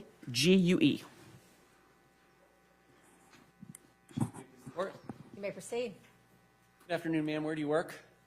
I work for the Orlando Police Department. How long have you worked there? Almost 22 years. February will be 22 years. On April 24th of 2018, what were your assigned duties for the Orlando Police Department? I was a homicide investigator. And what was your experience in training throughout the department and any prior education training experience before the department leading up to this date? To me becoming a homicide investigator? Yes. What were your other jobs? Okay. What training did you receive? And then any education and training experience you had prior to OPD? Okay. So I became an officer at age 32. Prior to that, I was a dispatcher for Orlando Police right out of college at UCF. So I started dispatching in 1996. I became an auxiliary or a volunteer police officer in 1999, which I did for 3 years while I was a manager at Federal Express. I came back and went full-time sworn as a police officer in February 15th of 2002, where I was assigned to the patrol division in the Paramore neighborhood for midnight patrol for about 5 years. I became a detective in March of 2007. Where I worked property crimes on the west side of Orlando, property crimes, burglaries, thefts. After about a year in property crimes, I was transferred to the assault and battery unit, which is called violent crimes now, but at the time it was called assault and battery unit, where I was assigned to work everything that wasn't a death or a homicide or something that wasn't like a sexual assault or a rape, but everything else, where someone might be shot, stabbed, or battered in some way. So I worked there for about a year, and then while working there, I was assigned to a specialized grant position from the Office of Violence Against Women out of the federal government. It was called the STOP grant, and it was the grant dealing with domestic violence in high lethality domestic violence in areas that had a prolific amount. So I worked in the grant position for the federal government for the Office of Violence Against Women for the Orlando Police Department for about 22 months. And then I was transferred to the homicide unit in April of 2011. So the training I have is a multitude of, I went to 5 different death schools. I've been to a multitude of seminars, conferences. I ran a homicide conference for 8 years. And now I teach homicide investigation to advanced law enforcement training in Melbourne to the Eastern Florida State College to Brevard County Law Enforcement. I teach on high lethality domestic violence that leads to murder. And I also teach violent crimes investigation. On April 24th of 2018, in the late afternoon prior to the evening, did you get assigned to investigate the death of Shanti Cooper-Tronnes? Yes, actually, the officers called on our radio for a homicide investigator. Officer Marsh called Detective Montford, and Detective Montford called me to the phone because I was on call that day as the lead investigator. What does on call mean? So every day in the city of Orlando, there's 2 homicide investigators on call. That's 365 days a year. So there's what's called a lead and a second. So your second will take all other death, maybe a suspicious death, maybe a natural death, maybe a suicide, an overdose, and then the lead detective goes out on the homicide with the second detective and the supervisor, the homicide sergeant. So every day someone is on call. There's 2 detectives and a sergeant on call all the time. So I would have been on call that week until I got a homicide or the week ended and someone else took over. Who was your second to be? Well, there was supposed to be Amir Pemaish, but he had left for the day. He was actually working in homicide with us. He had gone home for the day. And Detective McClelland at the time, Sharp now, Detective Sharp, came into the room. She had heard the radio call, and she asked if she could go with me. And Detective Pemaish had already gone home, so I said yes, she could go with me. All right. Where did you go? 218 East Copeland Drive is where we were sent. That's in Orange County, Florida? Yes, sir. And approximately what time did you all get out there? We got the call from Officer Marsh at 4:15. We got there at 4:48. And when you arrived there, approximately, I don't need every patrol officer's name, but what members of the Orlando Police Department were there? Well, the scene was secure. There was crime scene tape around the home and around the exterior fence. We obviously parked in the street, and then we were met by Officer Wilson and Officer Marsh, and they directed us down the long driveway to the rear of the home, and then through an open white gate to an overhang, like a hallway, to the rear of the main house, to a garage apartment. Now, taking a side turn here, did you ever go into the main house that day? No, there's glass, white trimmed glass doors. So I looked, and it was very obvious to me that it was under complete renovation and uninhabitable. It was just obvious. There was a lot of construction going on. But to the left, there were two more glass doors, one to the garage and one to, I assumed, a loft of some kind, because there was a staircase.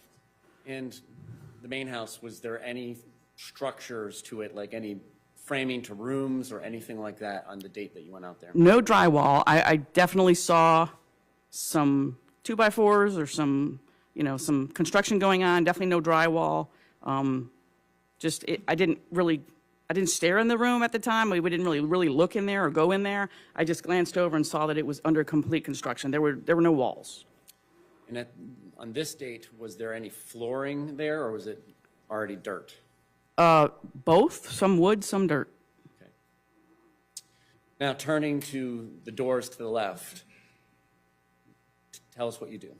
Okay, so the officers are going to direct my sergeant, which was Ian Berkman, myself, and Detective Sharp up these stairs, and it was Officer Wilson and Officer Marsh who were the primary officers on the call.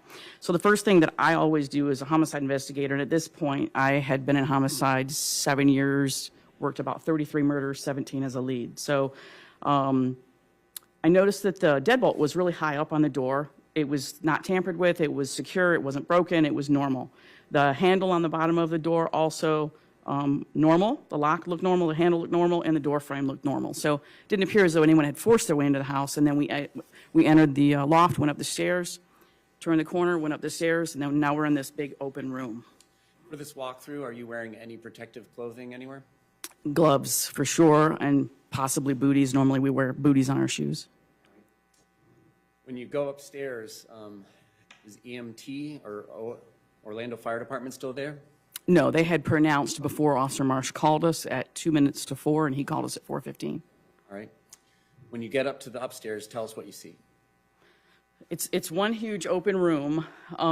It definitely looked lived in, like people were living up there. I saw a master king-size bed, some bunk beds, closets that had no doors on them, entertainment center, 2 desks, a workspace, and then the most obvious thing in the room is obviously the decedent, who I saw lying on her back on this kind of a blood-soaked mattress pad.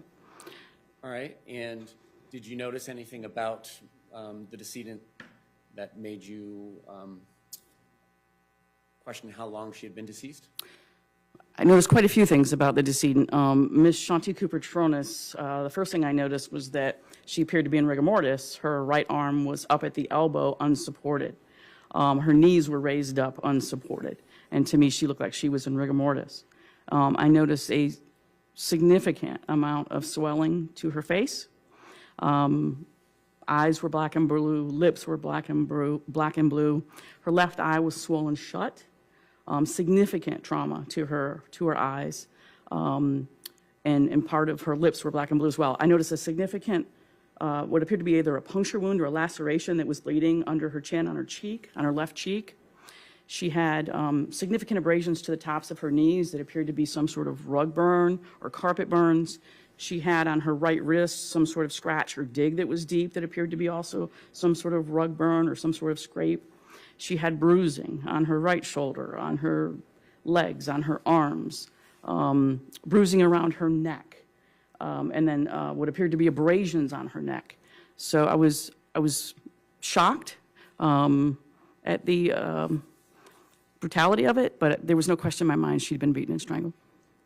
And you had gone out to at least 33 homicide scenes prior to this? Yeah, 17 as a lead and 16 as a second, so it was my 33rd. And is it the practice of the Orlando Police Department for the lead and/or the second to attend the autopsy the following day, or sometimes it's 2 days later?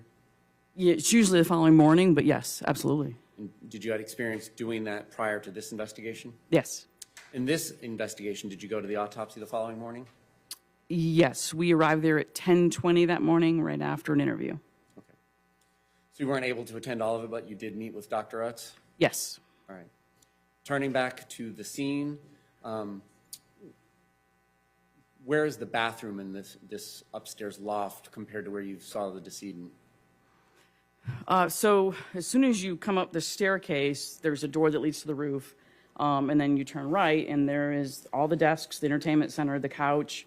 The decedent is lying on her back. The bed is to her right, and then to your immediate right, there's like a half-wall banister. And if you come up the stairs and turn right where this half-wall banister is, and keep going, then the bathroom is in that corner. So yes, I did look at the bathroom. In the immediate area around Shanti Cooper-Tronnes, did you see anything that appeared to be water on the carpet? Only where the blood stains were. There was deep blood stains on the carpet that had appeared to have some water around them, but she wasn't wet. Her skin was not pruned.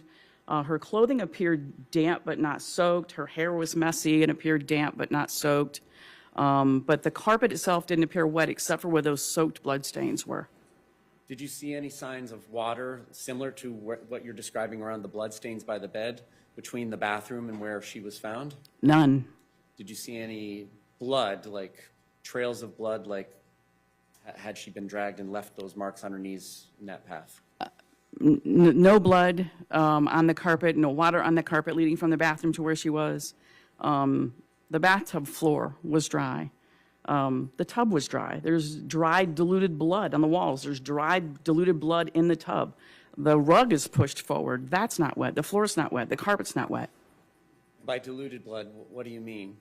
In other words, on her body, you can tell that it's dried blood, but it's not, it hasn't had water in it. So the dried blood in the tub or the dried blood on the walls had definitely been mixed with water and then dried in that fashion. Based on your observations at this point in your walkthrough, did you reach out to contact the medical examiner's office? I did. The jurisdiction over her at that point, over any decedent in Florida, especially one that's been murdered, is the medical examiner's office. So I contacted the District 9 medical examiner's office, and I spoke to investigator Ralph Kalachi, and I told them, we're not ready for you to take her. We just got her. We just got here. So we're not ready for you to transport her, but I really do need your expertise, and we can't touch her, so we really need you to come out. So at 5:14, I called investigator Kalachi, and he and Laura Casper came out. At this point in time, what had you been told what had you been told about the 911 call or the reason for the call out? I only spoke to Officer Wilson and Officer Marsh, and they advised that they had received a call that she had been found by her husband in the tub, in a tub of water, and that she wasn't breathing. So they thought they were going to, it's a signal for us is 59, but like a... They think. Okay. But that's what you were told? Yeah, that they had responded to a sick or injured person that wasn't breathing who had been found in a tub of water in her home. And so did this inform your initial walkthrough observations? Were you looking for water? Of course. Were you looking for blood between the bathtub and where she was found? Yes. And when you said earlier that she was not wet, so on and so forth, you didn't touch her, did you? No. So is that just based on your visual observations of her? Well, you would expect, the officers got there in 4.5 minutes, so you would expect that if she was pulled out of a tub of water, that she would be soaking wet, and if she'd been in there for any length of time, her fingers would be pruned, and her feet would be pruned, and her skin would be wet. It would be more obvious to me, I think, that her clothing was soaking wet, and it just didn't seem that obvious. All right. When the medical examiner investigator came out, what happened? I asked him to, he was gloved up, of course, and I asked him to feel her hair and she had like a black tank top on that was like something you'd wear to bed, like a night tank top, and then these black night shorts with like white lace down the sides, and no underclothes that I could see. It didn't appear she had underclothes on. And so he felt the shirt, said it was, I believe, damp, felt the shorts, thought they were a little more wet, and said her hair was damp. I asked him to open her eyes because I was very concerned about petechiae, and I was also wanted to know, I kind of wanted confirmation if in my mind, if she'd been strangled, and I was looking for petechiae in the whites of the eyes. He could not open her left eye, but he was able to open her right eye, where I observed significant trauma, hemorrhaging, and petechiae in her right eye. And then I asked him to feel her head for any obvious signs of skull fractures, and he said he didn't feel any. At any point, did you get a chance to review the 911 call? I asked for it on the 25th. They couldn't send it that day. That email was forwarded to someone else. I finally got it at 11:56 on Thursday, and we were in interviews all day. I think I know that I listened to it Thursday night between like 6 and 10. After this walkthrough and after these additional observations provided to you courtesy of the medical examiner's office, did you do anything else at the scene at this point in time? As far as before we wrote the search warrant? Right. Okay. So once we had the medical examiner's office there and they provided the answers that, that I had requested, Detective Sharp and I exited the house. I wrote some information down about the exterior of the home so I could write the search warrant, and then we left at 6:12. Where did you go? Back to Orlando Police. We got there at 6:40, and I started the search warrant for the residence just before 7. It took me about an hour to write it, and I submitted it to the judge at 8:04. Did you request the defendant be transported to Orlando Police Department for an interview? I asked Officer Marsh when he first made the call to me to ask him to come down voluntarily for an interview. And then because Detective Sharp and I, or Detective McCullen and I were going to the scene, I asked Detective Montford to stay at work and, attend to Mr. Tronnes when he got there. And so, and I asked him to call a CSI, a crime scene investigator, to the Orlando Police Department at the same time. So Barb and I went to the scene, and Todd Montford stayed at the police department to assist us with Mr. Tronnes. All right. And do you all have interview rooms there at the Orlando Police Department? We do. And in 2018, was this the new building or the old building? This is the new building where things actually work. All right. Do you have video cameras that record the interview rooms? Yes, we do.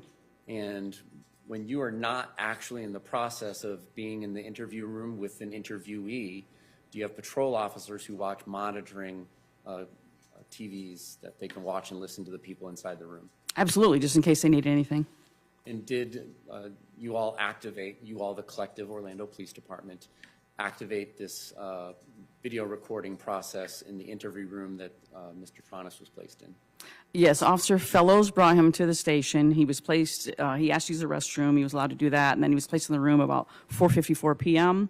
When Detective Montford came down, he turned on the recording immediately. And so it recorded the entire time he was in the room. And you've had an opportunity to review that? Multiple times. Do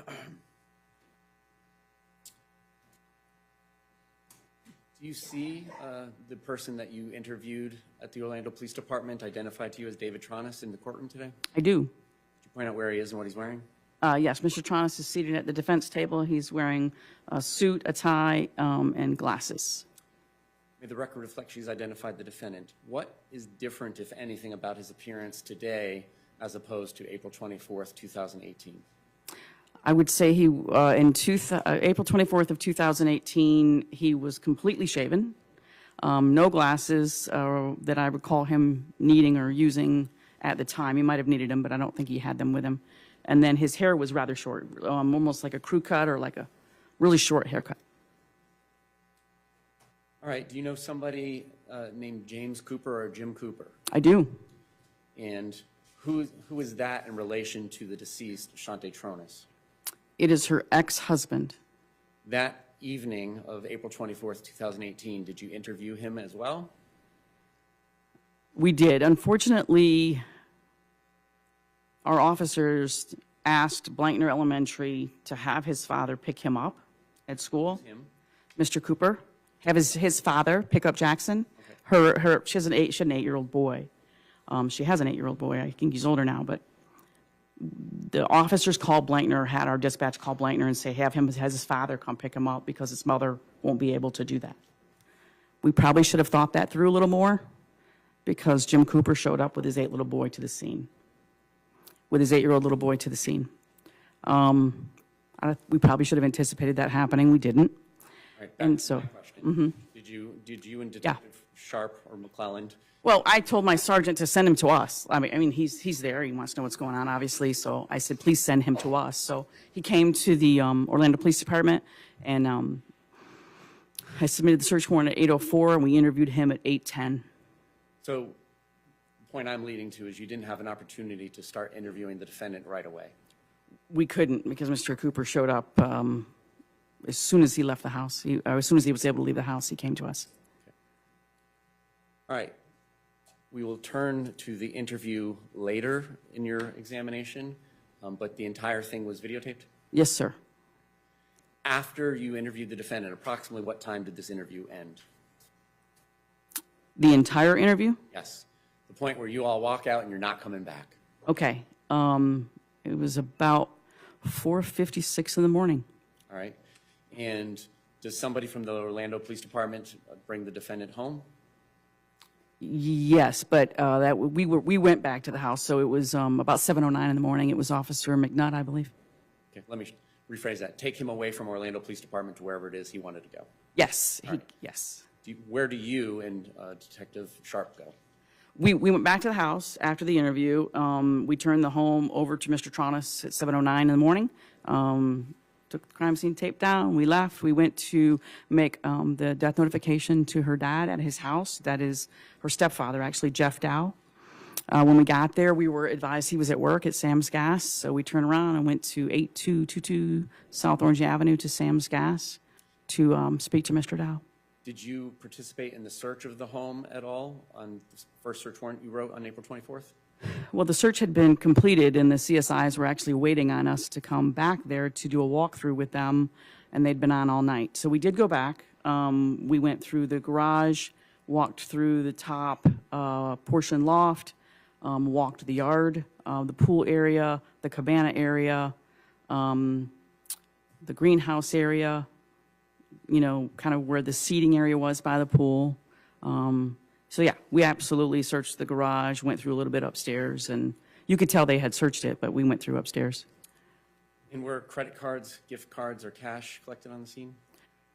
We observed them. I believe we did recover her purse with some of cash, or I'm not sure if cash, but definitely credit cards.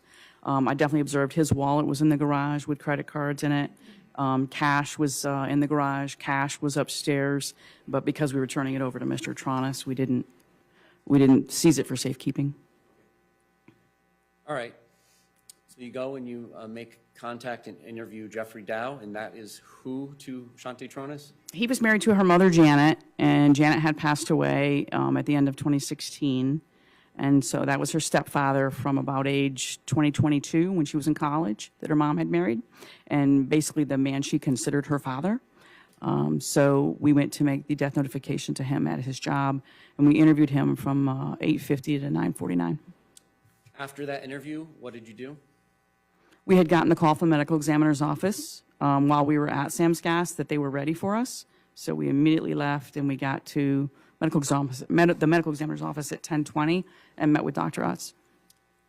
Now, do you and or Detective Sharp collect the belongings and the samples that are taken from the decedent, or is that something that's done by a CSI? By a CSI. After you're there at the autopsy and you discuss the case with Dr. Utz, what do you do next? We went back to the neighborhood to start the canvass of the neighbors.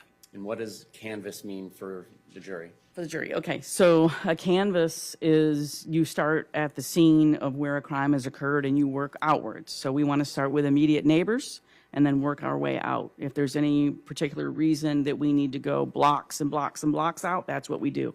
What we're looking for are witnesses, and that can be an ear witness or an eyewitness. That could be someone who thought they saw someone or something suspicious or heard something suspicious. People with knowledge of the people who live in the residence where the crime has occurred. people who might have had a camera, a Ring camera, or a Nest camera, or something that might be helpful to us.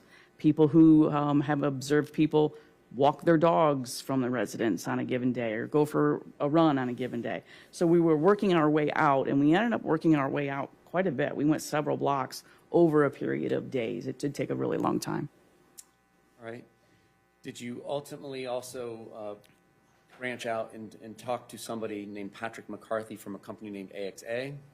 I left him a voicemail requesting to speak with him. He had someone else call me back, yes. Okay. And did you work with the state attorney's office to subpoena bank records and so forth as well during the course of your investigation? Yes, Life insurance information? absolutely.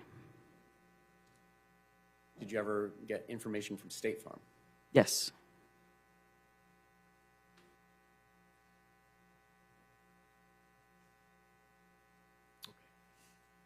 This time the state would move BH for identification.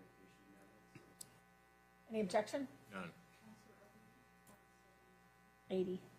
Should be 80.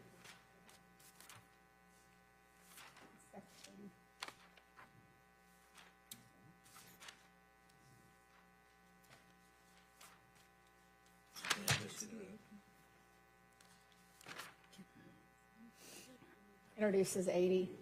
Whatever that last one was from the last witness, maybe it's sitting on someone's ER was area. photos in 79. That was already in a 68, so it probably didn't need another number. Partially in from the investigator? Yes, that is exactly why. This is 79 then. Sorry.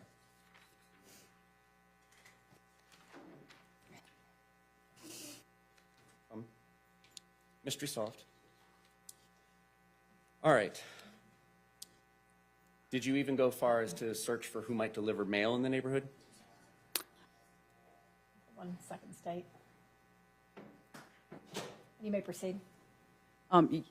Yes, so we were, no? yes, we absolutely flagged down the mailman.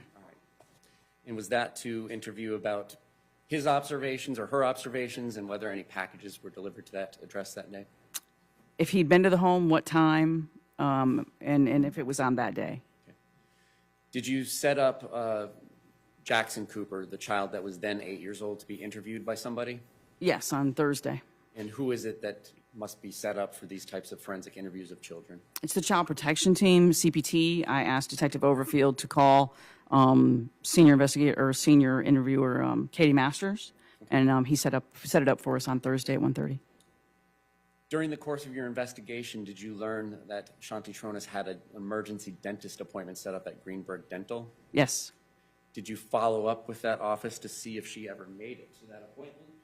Yes, I spoke to someone in their security department, and they directed us to 4307 East Colonial Drive to Greenberg Dental. We interviewed Mary Batista on Friday. Did you ultimately learn that she did not attend the dentist appointment? She was actually a no-call, no-show. Didn't reschedule, didn't cancel. Did you come across somebody named Samantha Adams during your investigation? Yes, sir. And who is that person in relationship to the defendant and to Shanti Cooper-Tronnes? She's a personal assistant to Shanti for her business, and she was a nanny to Jackson. Okay. And during the course of your investigation, did you follow up with a follow-up interview to James Cooper and his then wife, Brittany Cooper? Yes, right after the CPT interview while we were at CPT. And did you talk to any of Mr. Cooper's coworkers to see if they had any information as to where he was on April 24th of 2018? Yes. Without going into what they said? Absolutely, yes. Mr. Timothy Whitehurst. All right. Did you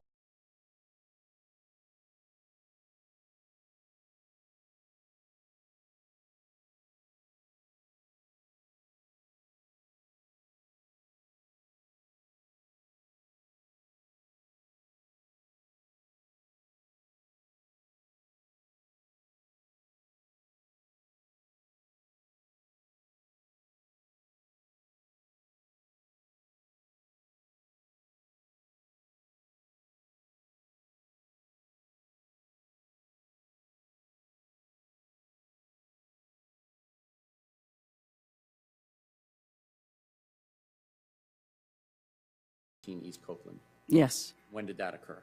on Friday April 27th.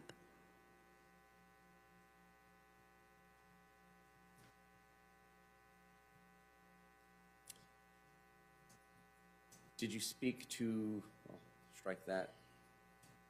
Did you ultimately interview Shanti Cooper-Tronnes' biological father as well as what her stepfather, Jeffrey Down? Yes, Kishan Matani, I did that on Saturday, the 28th. Ultimately, in speaking to people throughout the neighborhood, and ultimately after you had that camera installed, did you interview somebody named Billy Lane, who was a private investigator? Yes. And is it safe to say you were conducting more canvassing in this area of time between April 24th and April 30th? Yes. Did you conduct a second search of the home? On April 30th. And what was the purpose of this search? Several things. We had already had the interview completed. We had already spoken to Dr. Utz. We had observed the autopsy.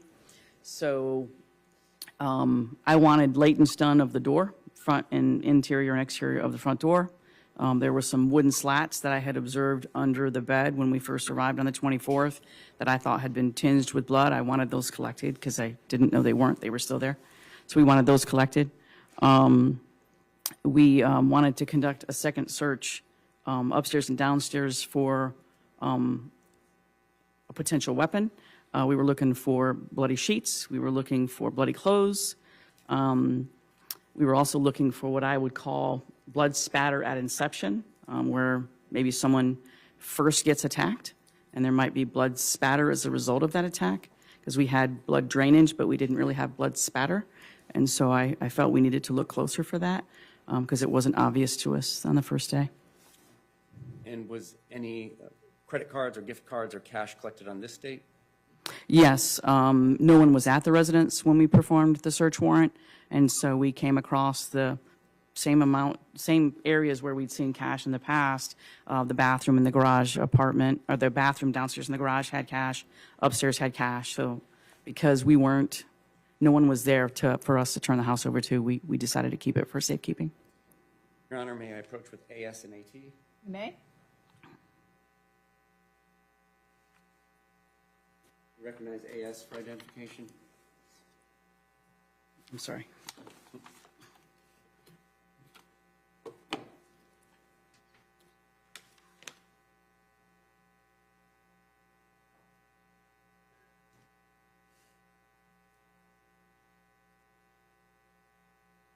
Yes. And what do you recognize it as? These are items removed from the home, probably, I believe it's from her purse, because this is on 424. Items from her purse, these are credit cards, all in Ms. Cooper's name. MasterCard, Visa, insurance cards, all from the house. AT for identification.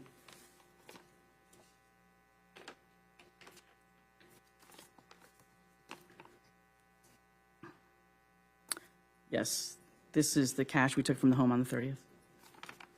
It's time to state with AS and AT. Any objection? No, ma'am. That's 80 and 81.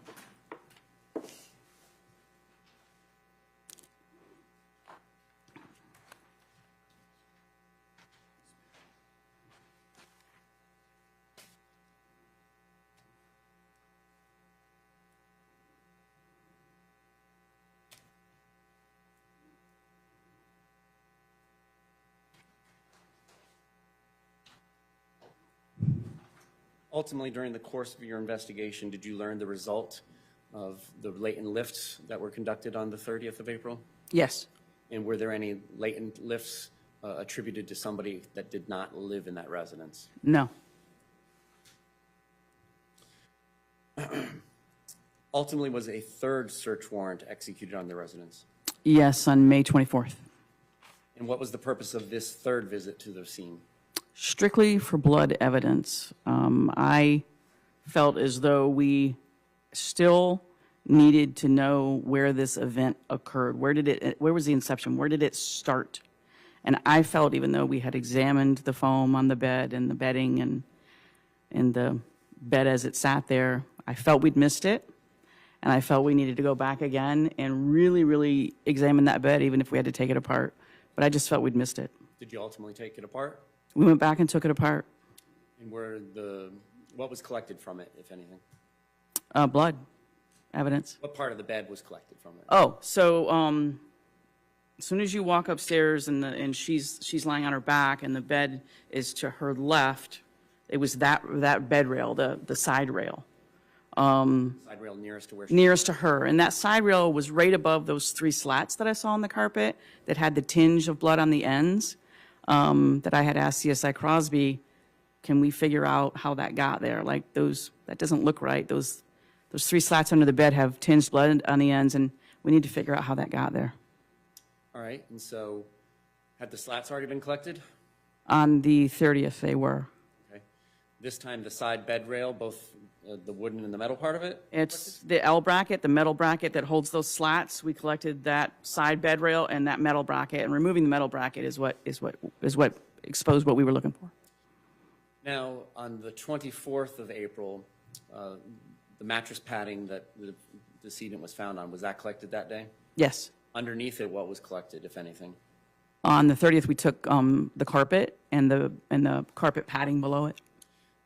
Was there ever a towel collected? A yellow towel, yes. Where was that collected from? Underneath the mattress pad. And the carpet and the padding, what date was that collected? April 30th.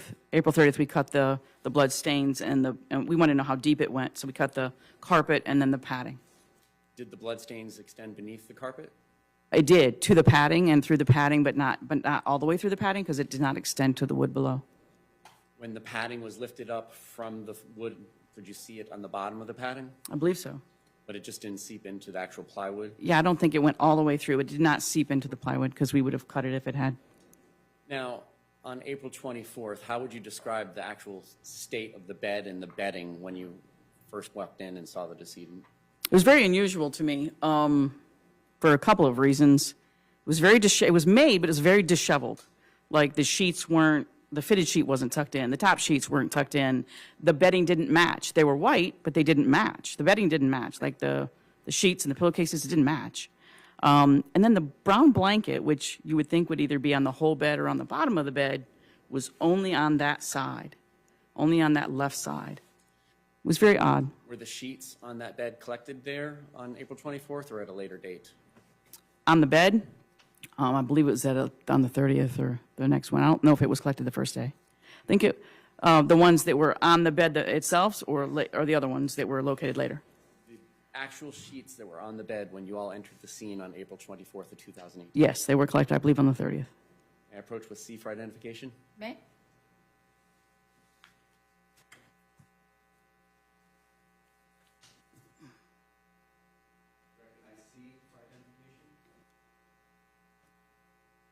Yes. What do you recognize them as, or it as? One king sheet, flat sheet, one king fitted sheet, 2 pillowcases. And when was it collected and where from? It was collected, it had been removed from the bed by the initial searchers, so it was right next to the mattresses that were standing up, the foam mattresses that were standing up. And what day was it collected? On I think it was the 24th. Of? April. I'm sorry, no, May. The third search warrant, May 24th. Okay, remove C for identification in that room. Any objection? None. Number 82.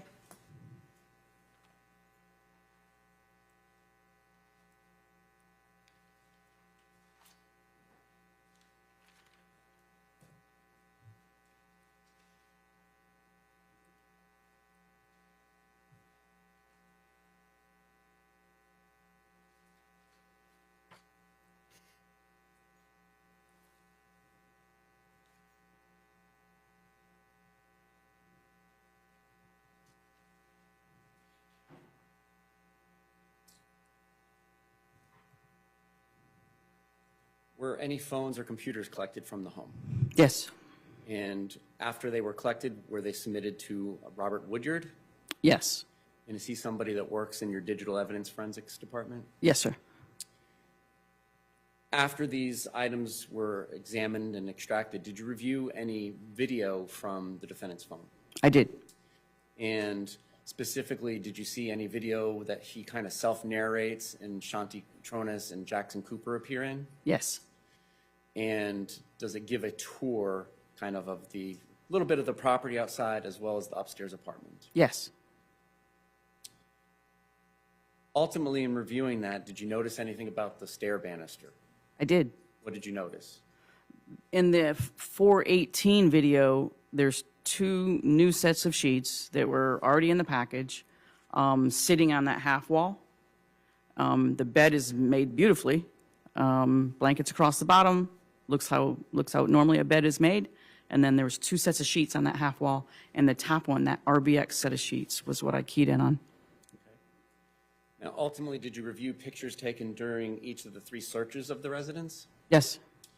Did you notice anything about the pantry closet that has a green Swiffer mop in front of it in regards to the first, second, and third set of pictures taken of this area? Yes. What did you ultimately notice? On the middle shelf, there had been a balled up set of sheets. And after between our second search warrant and our third search warrant, those were missing. Now, ultimately, did you subpoena toll records for the defendant? Yes. Did you subpoena cell phone tower records for the defendant and the deceased? Yes. And did any of that lead down a fruitful path? No.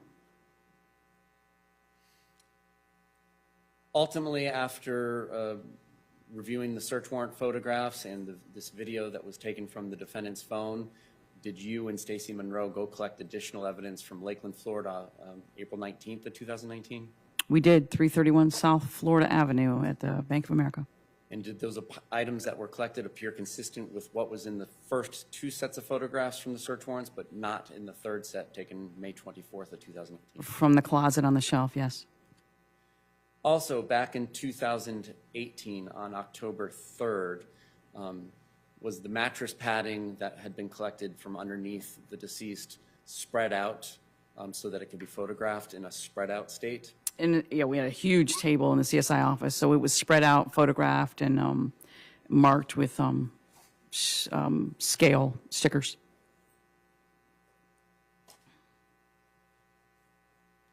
May I approach the witness with what has been marked as identification BQ? May?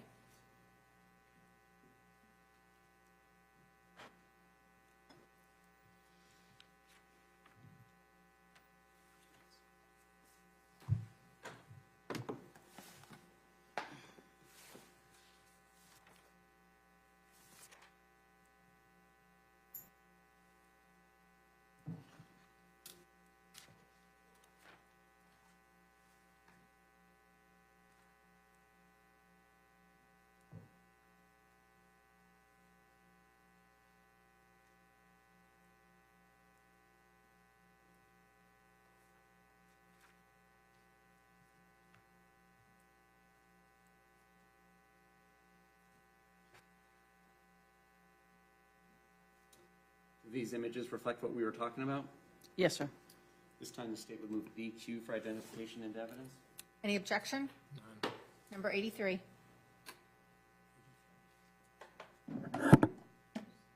Move to publish. Ray?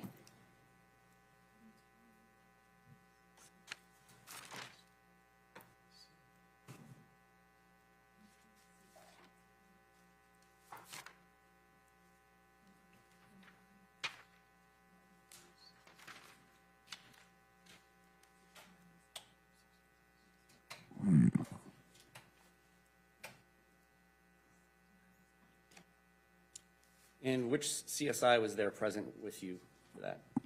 Crosby. Gary Crosby? Gary Crosby.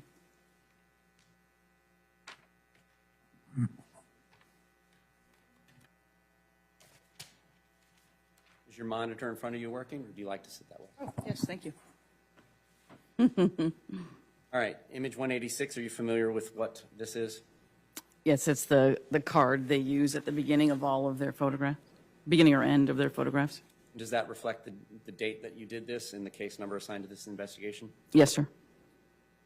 What are we looking at in 187? This is the mattress pad that we found at the scene, but we were able to spread it out so we could look at the stains. 188? Same mattress pad, just spread out on white paper at the CSI office. 189, The significant staining that you're seeing on the ends and in the middle, mattress pad. 190, Those are my hands pulling out the ends so you can see the blood staining on the ends. 191, Same, me holding that out, pulling that out so you could see the staining. 192, Those are my hands, my arms, and I'm pulling that out to see the very end of the mattress pad at the bottom, 193, showing the staining at the very end or the underneath portion of the mattress pad. 194, A close-up version of that.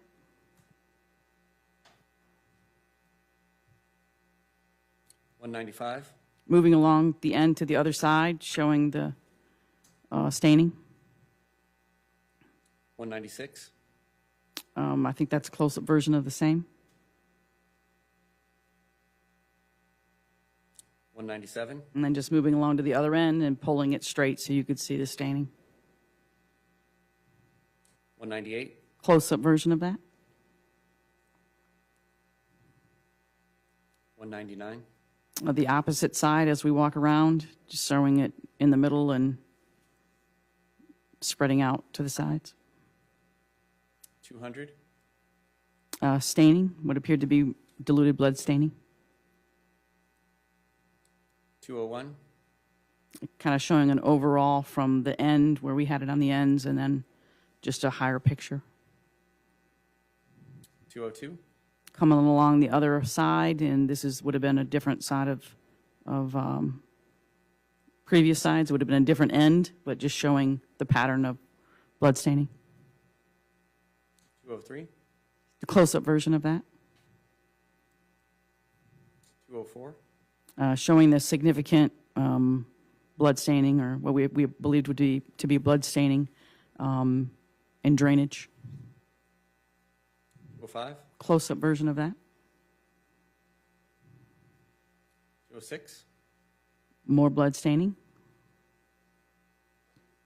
207, It's kind of the opposite side, showing how it went through. 208, Close-up version of that. 209, Another section showing the significant amount of blood staining. 210, Just kind of showing a pattern of how spread out it is and how many places. 11, We've kind of pulled a section back to see if there was more, and then we found some more in the center. 12, And that's a close-up version of that stain. 213, Even closer version of that stain. 214, This is, of course, the opposite side. So now we flipped it upside down. So these photographs are on the opposite side, and I'm just showing how it went through, how it stained, but it also stained long enough that it went through. 215, Close-up version of the same. It's just the opposite side. 216, Close-up version of the same, just a different angle. thank you, Madam Clerk.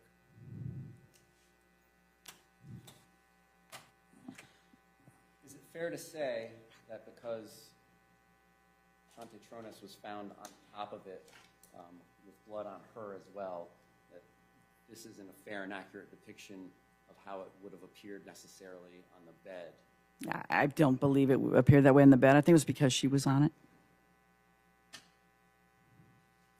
During your interview with the defendant, did he say anything about how it is that Ms. Cooper-Tronnes ended up on that mattress padding?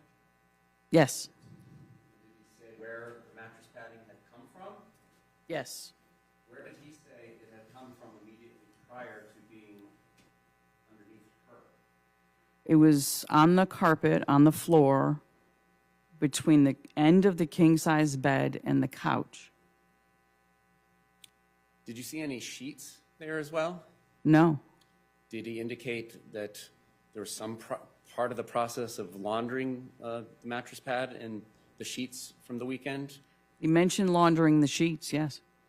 And so what did he say about that? She was at the end of her period. They had had sexual intercourse. They had sexual intercourse on Saturday and Sunday.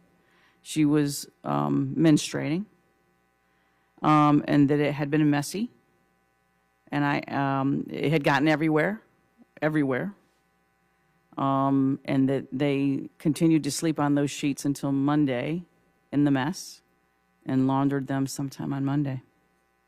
And so Jackson, the 8-year-old at the time, had school that day? On Monday, yes. All right. And so his statement to you was that they laundered these things on Monday, Yes.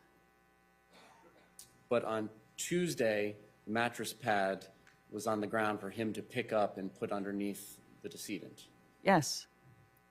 And there were no sheets that were on the floor in the area of where he said that the mattress padding came from that day. They were not. He said they laundered them and put them back on the bed. Did you participate in a search warrant on August 29th of 2018? August 29th of 2018, yes. 18, I'm sorry. If I got that all wrong, let's start over. August 29th, 2018. Yes. And where was that? 5347 Tuna Lane in Orange County. And during that search, was there any jewelry recovered? Yes. And what was recovered? What we'd been looking for 127 days, her diamond ring.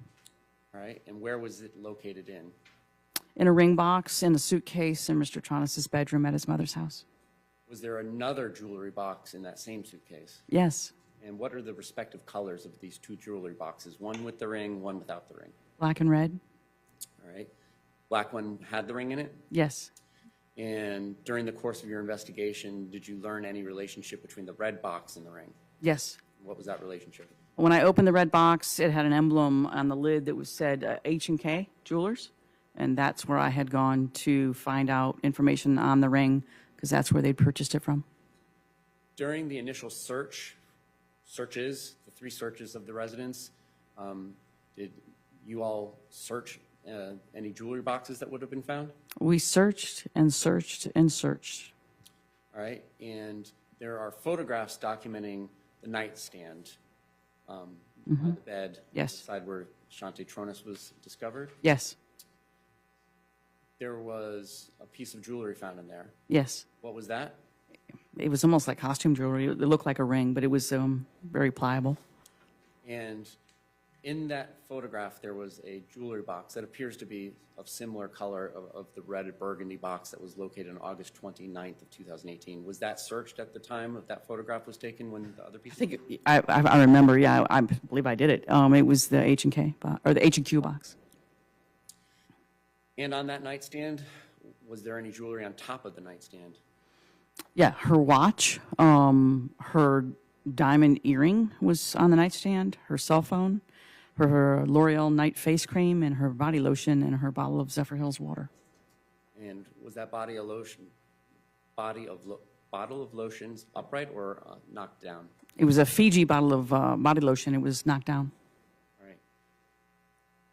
At the time of her autopsy, have you had an opportunity to review the autopsy photos as well as the crime scene photographs? Yes, sir. And did Shanti Cooper-Tronnes have any earrings in at the time that she was discovered? She did. I noticed it initially on scene. I could only see her left ear, but also at autopsy, before they removed all of that, she only had the only jewelry she had on when we saw her at the house and after she was recovered was that left diamond earring that appeared to be identical to the other diamond earring that was on her nightstand.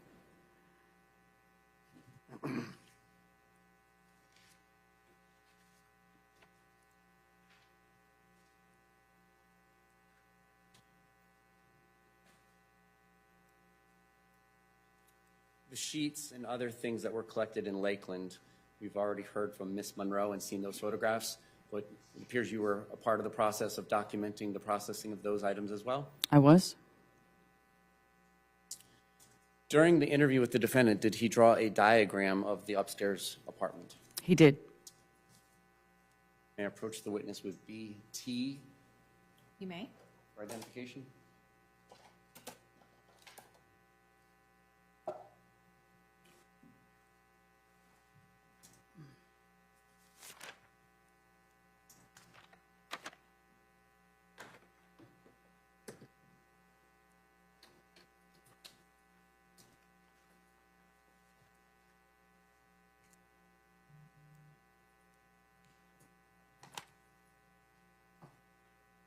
You recognize the one PDF on this item labeled BT for identification? Yes, sir.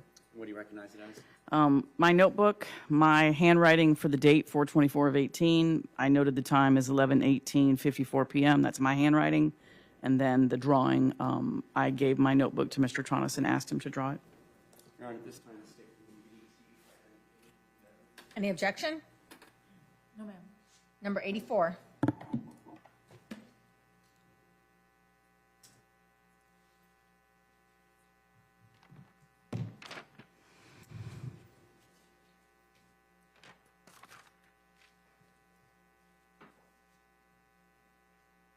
Permission to publish.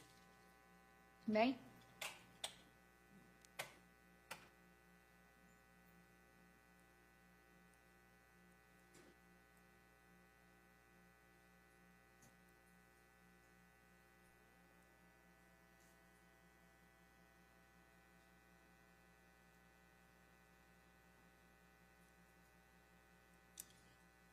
This circle here, kind of to the bottom and the right of the couch and then the table, do you remember what this circle, I'm not seeing where you're looking, sir. this circle here? Oop, it's not. Oh. Let's reconnect.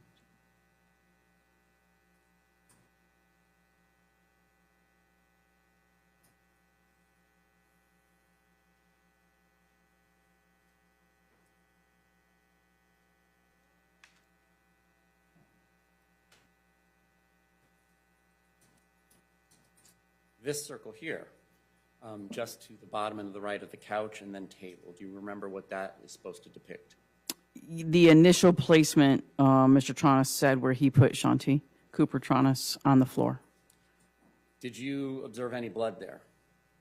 No, Did you have the CSIs collect any carpeting or padding from there? no, Has anybody requested to swab from there? no, and it didn't appear wet either. My next question, did it appear like the wetness around the bloody area is closer to the decedent? No, Again, is the bathroom up in the kind of top left of this picture? yes, sir.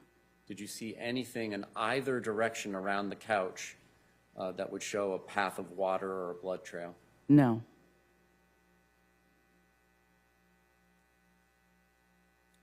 The second circle here, what does that depict? where he had moved her to and then eventually put her on the mattress pad, but I think he had moved her first and then put her on the mattress pad after that.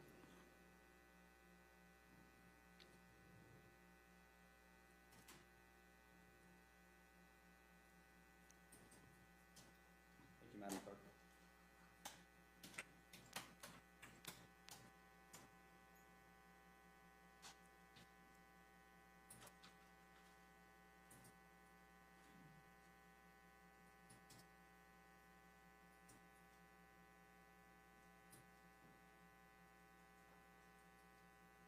How many hours did you actually spend, you, the collective, you and Detective Sharp, spend speaking to the defendant out of the amount of time that he was there, approximately? Just under 6 hours, about 5:50. And is everything that you say during an interview necessarily 100% true, or do you say some things as interview techniques to get answers? Both. I would say, most, we're not trying to trick anyone. Most of what we say is true, sure. But yeah, there are tactics that we use, of course. Well, at different points in time in the interview we're about to begin watching, you tell the defendant that you don't believe he did anything intentionally. Correct. Is that an interview technique? It's minimizing. It's an interview technique. Any other interview techniques that come to mind that were used in this interview prior to us beginning the publication of this interview? Probably the most popular would be good cop, bad cop. Being praying, different things, just trying to get him to open up to us. You mentioned earlier that he was video recorded from the point in time when he got brought into the room and Detective Monfort turned it on until everybody was gone. Correct. You've reviewed that exhibit several times? Several. May I approach with CA for identification? You may.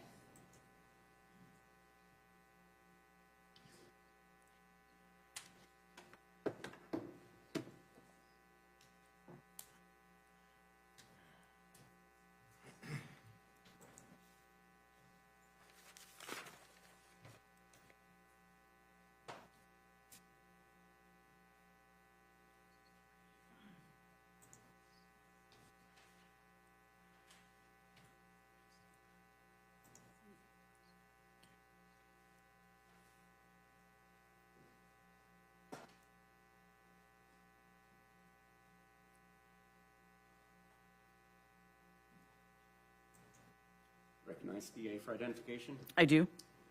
What do you recognize it as? Our videotaped interview in room 6 at the Orlando Police Department with Detective Detective Sharp and I. Your Honor, at this time, the state would move CA for identification. Any objection? No, ma'am. Number 85. Move to publish. You may proceed. May I do that while seated? Yes, Requested the court read the instructions. I am getting ready to do that. Thank you kindly. No, you're fine. Thank you. And may Yes. Detective Sprague step down from the witness stand since it's a little lengthy? Absolutely. Can we approach, Judge? Yes.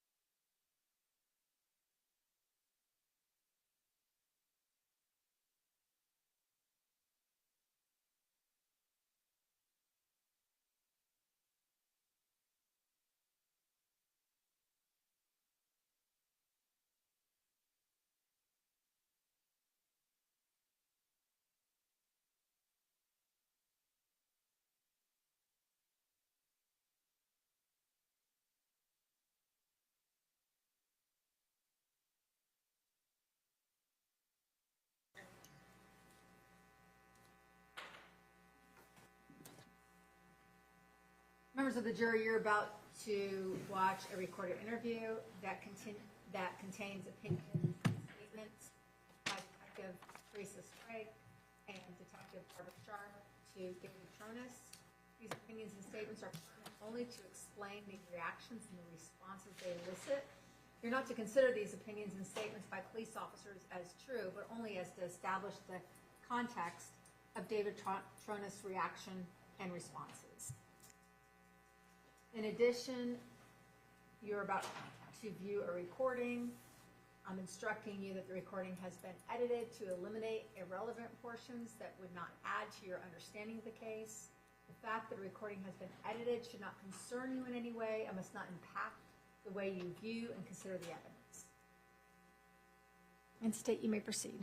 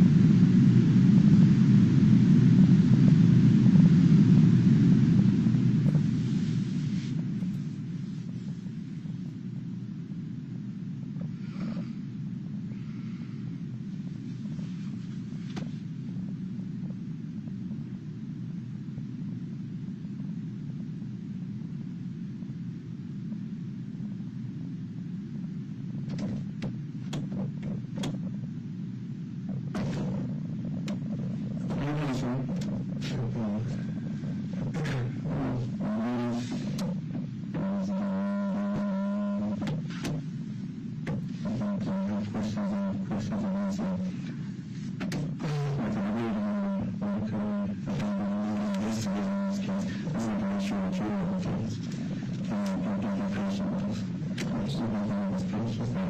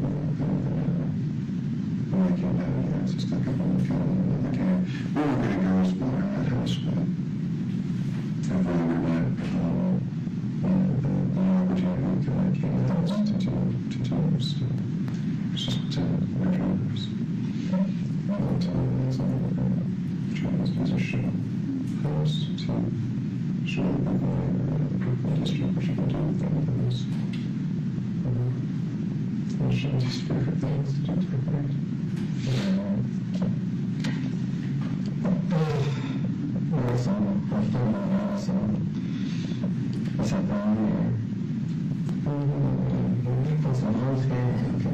So I figured I wasn't next, but there cousins own John, so I just, she's 82, so it's kind of, I'm trying to keep an eye on her. Shanti's grandmother lives in the same community, so they became community that live in together, so.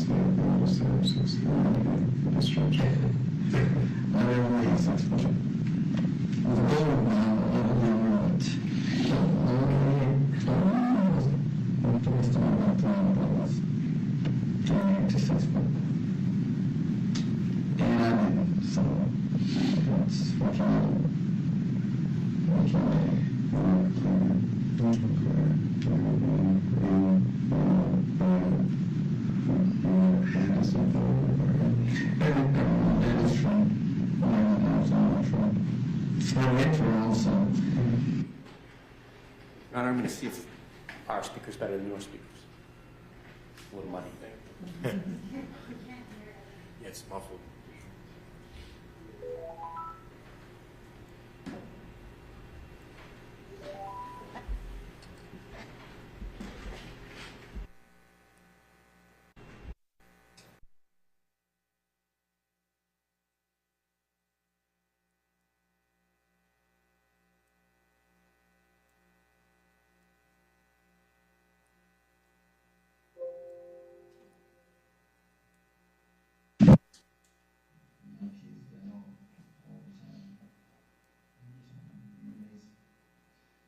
Everyone doesn't start off on the equal scale, and it's just the way it is.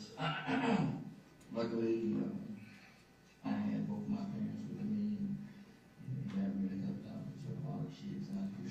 It's just one parent, and that parent may have some issues also. So that makes it tough. It really does make it tough. But with all that being said, I truly believe you can be whatever you want to be. But you have to work though. You have to learn how to work and set goals for yourself. And that's what you try to set in my needs. Sure. Yeah. I just want Jackson to be to be himself, but to succeed on that whatever that path is, and to also know that we were watching Idol last night. We were watching really talented kids. And they just did, they must know they practice. And practice, they got especially in the borders. It happens. It wasn't even, they just hadn't really done the work. Yeah. So I retired, officially retired, but I had a pretty good run on it there. 15 years. In real estate, we had done well. So when I came down, Shanti and I were like already good position. We just want Jackson to move forward, and everything. So truly just want to let me know that you could take whatever you got and then work it. Absolutely. Absolutely. And I'm quite sure you have good work ethic and quite sure you have fun and strive. I think this was almost more for our kids. But yeah, but you nail it. It starts with hard work and it does. It truly does. And once you get that work ethic, you can achieve really anything. Our whole goal is to put, a real group together of, kind of half and half. So people who didn't have the breaks and, people like yourself, also do mention, who maybe, closer to, I would say, closer to the same age. Oh, okay, come on. And so, you know what I'm saying? People want to get back a little bit. That was our goal. And we have kids underneath each one. By kids, I mean, they had 20 as a kid. Yeah. That's good. That's good. That's good. I think you have to give back. Everyone can give back something. I truly believe that. You can give, share where you are, but everyone has something to give, especially to youth.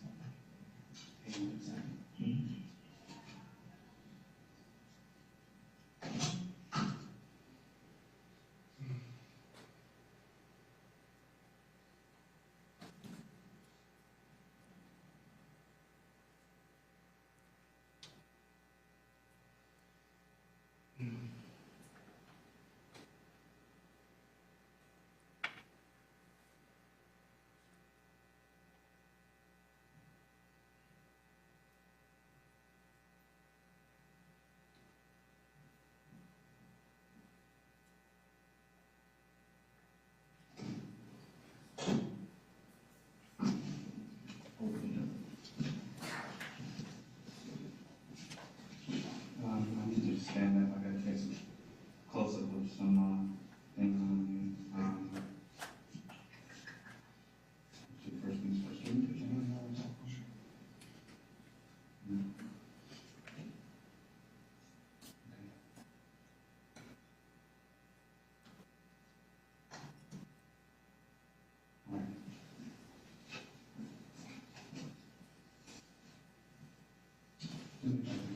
Turn around right here. So that you can kind of sort them. All of them. And hold on. Hold on. Come on. Let's face it. There you go.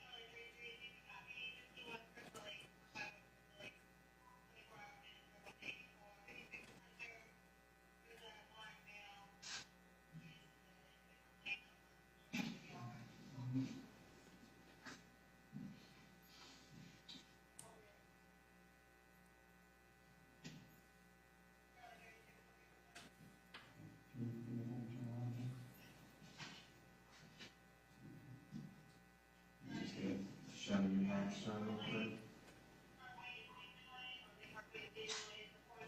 Okay, thank you. I'll be back with some swabs.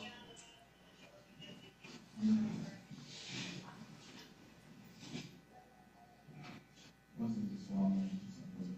Hand it out, right? Just understand. Hopefully this doesn't take too long, but opposite.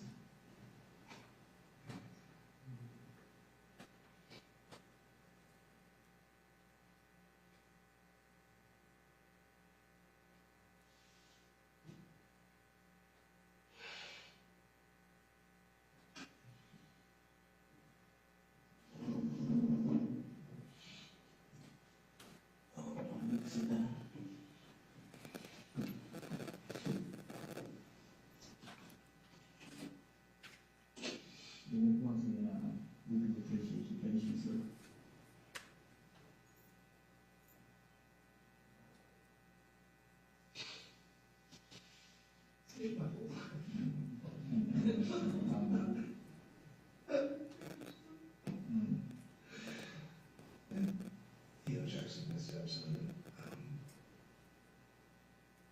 His dad's here, you know, his dad's in his dad. What's his name?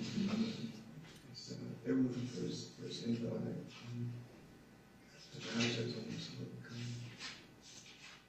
Really good for him, but maybe really fit his phone was there as well. His name is James. James Cooper. I'm sorry. Projecting. No, Mr. Cooper is. Maybe, you know, might be, I'm 40, but I'm not that easy to go. You're 48. Plus or minus, yeah, it's right there. Where does he live? He lives, I think it's just off Illinois, so you got North Mills, Indiana, Illinois, a couple blocks east of Mills. I don't think that is absolutely not true. Shanti handled all that communication.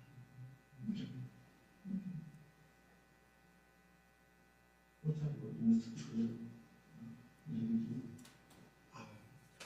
He just got a new job this week, and he was, I believe, sort of coordinating a carpet installation operation. So now I don't know how he did it. You know, I shouldn't do anything about it. It's kind of a big deal because we pay a lot of child support and a lot of Jackson's expenses. But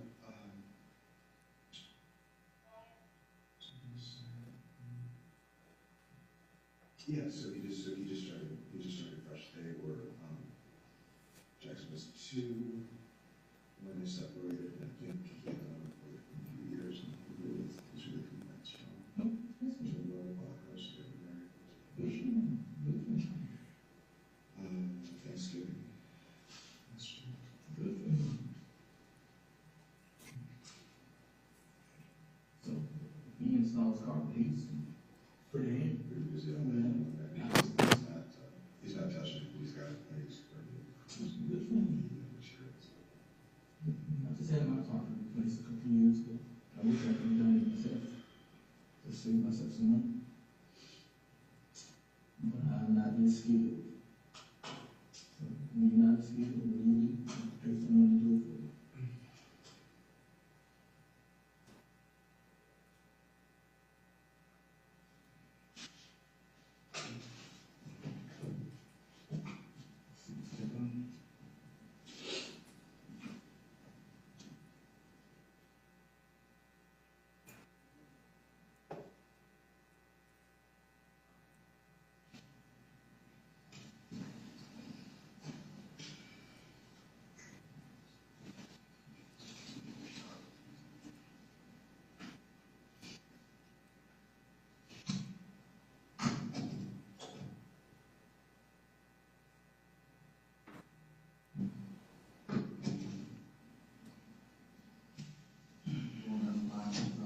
Yes, it does. Okay, sir, so first and foremost, I'm going to collect a vocal swab.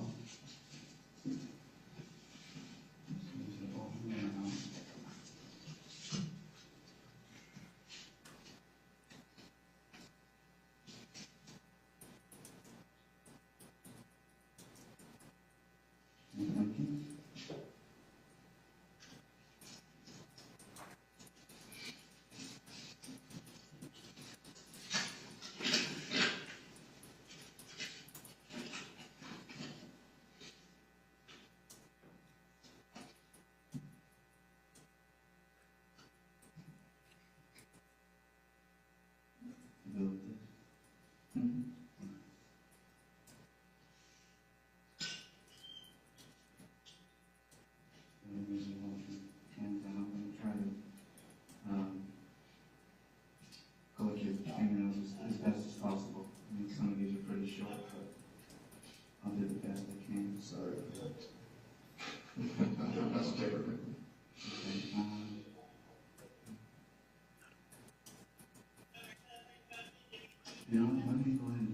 12 first, and then I'll come back to that.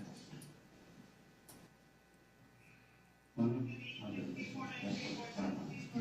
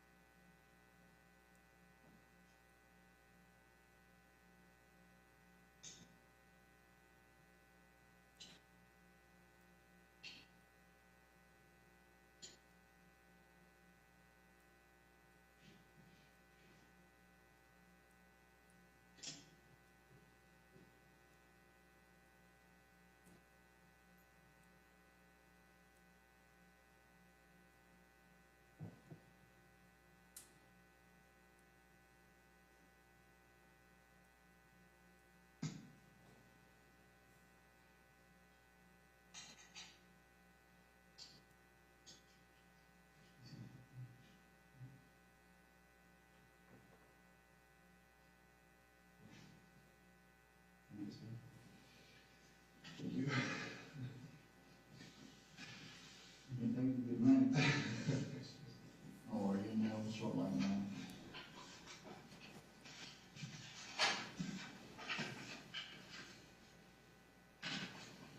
Once again, sir, I really do appreciate your offer. thank you. Always wrong. We want to do a thorough investigation for operations. We really appreciate it. Yes, sir.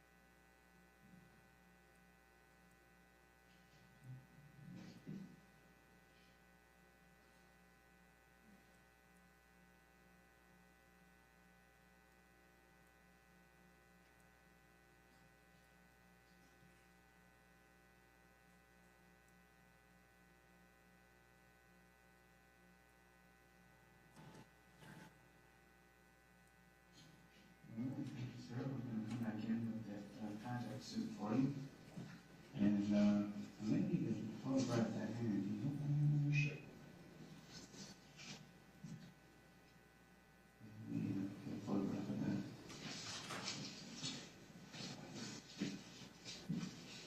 Now I'll get you on the wall.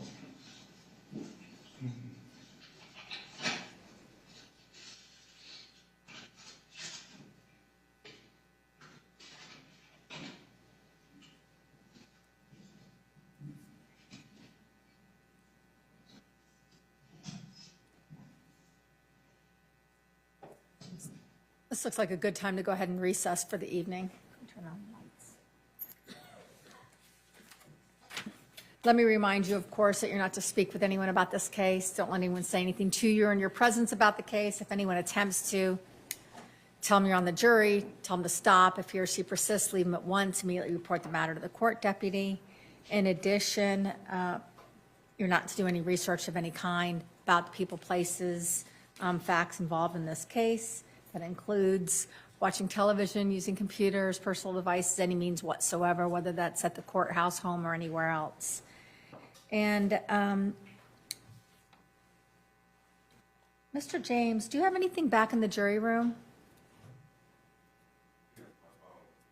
Your phone? Will you go get that and then come on back?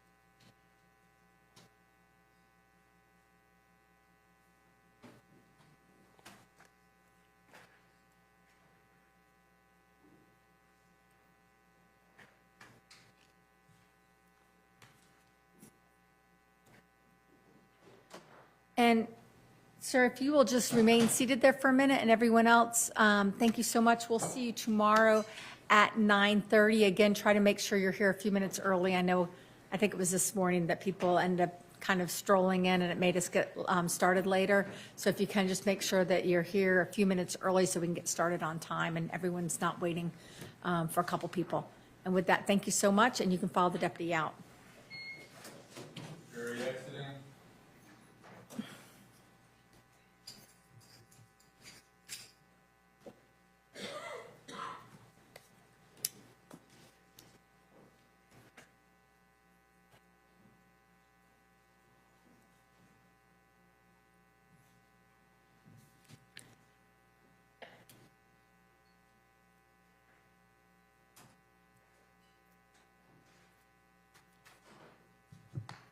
Mr. James, you were selected last as one of the alternates, and as we're proceeding now, I feel like we're getting close enough to the end where I'm feeling confident that you won't be needed for deliberations.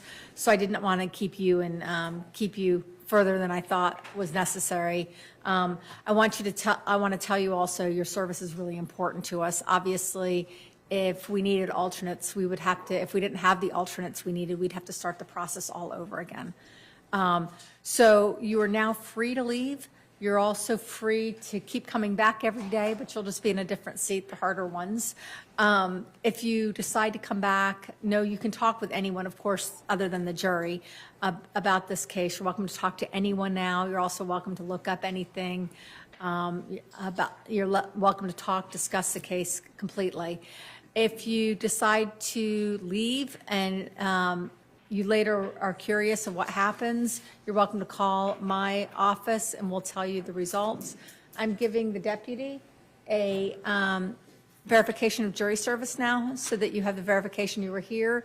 It also means that with this serving already 4 full days that you will not have to do jury service for at least over a year now. And with that, again, I want to thank you for your time. And you can follow the deputy that way. State anything prior to recess? No, Your Honor. Defense? Nothing, Your Honor. Then we will be in recess until 9:30 on this case. For the court deputy's benefit, we'll be in recess at until 9 for the daily docket, 9 o'clock for the docket. And with that, have a good night, everyone.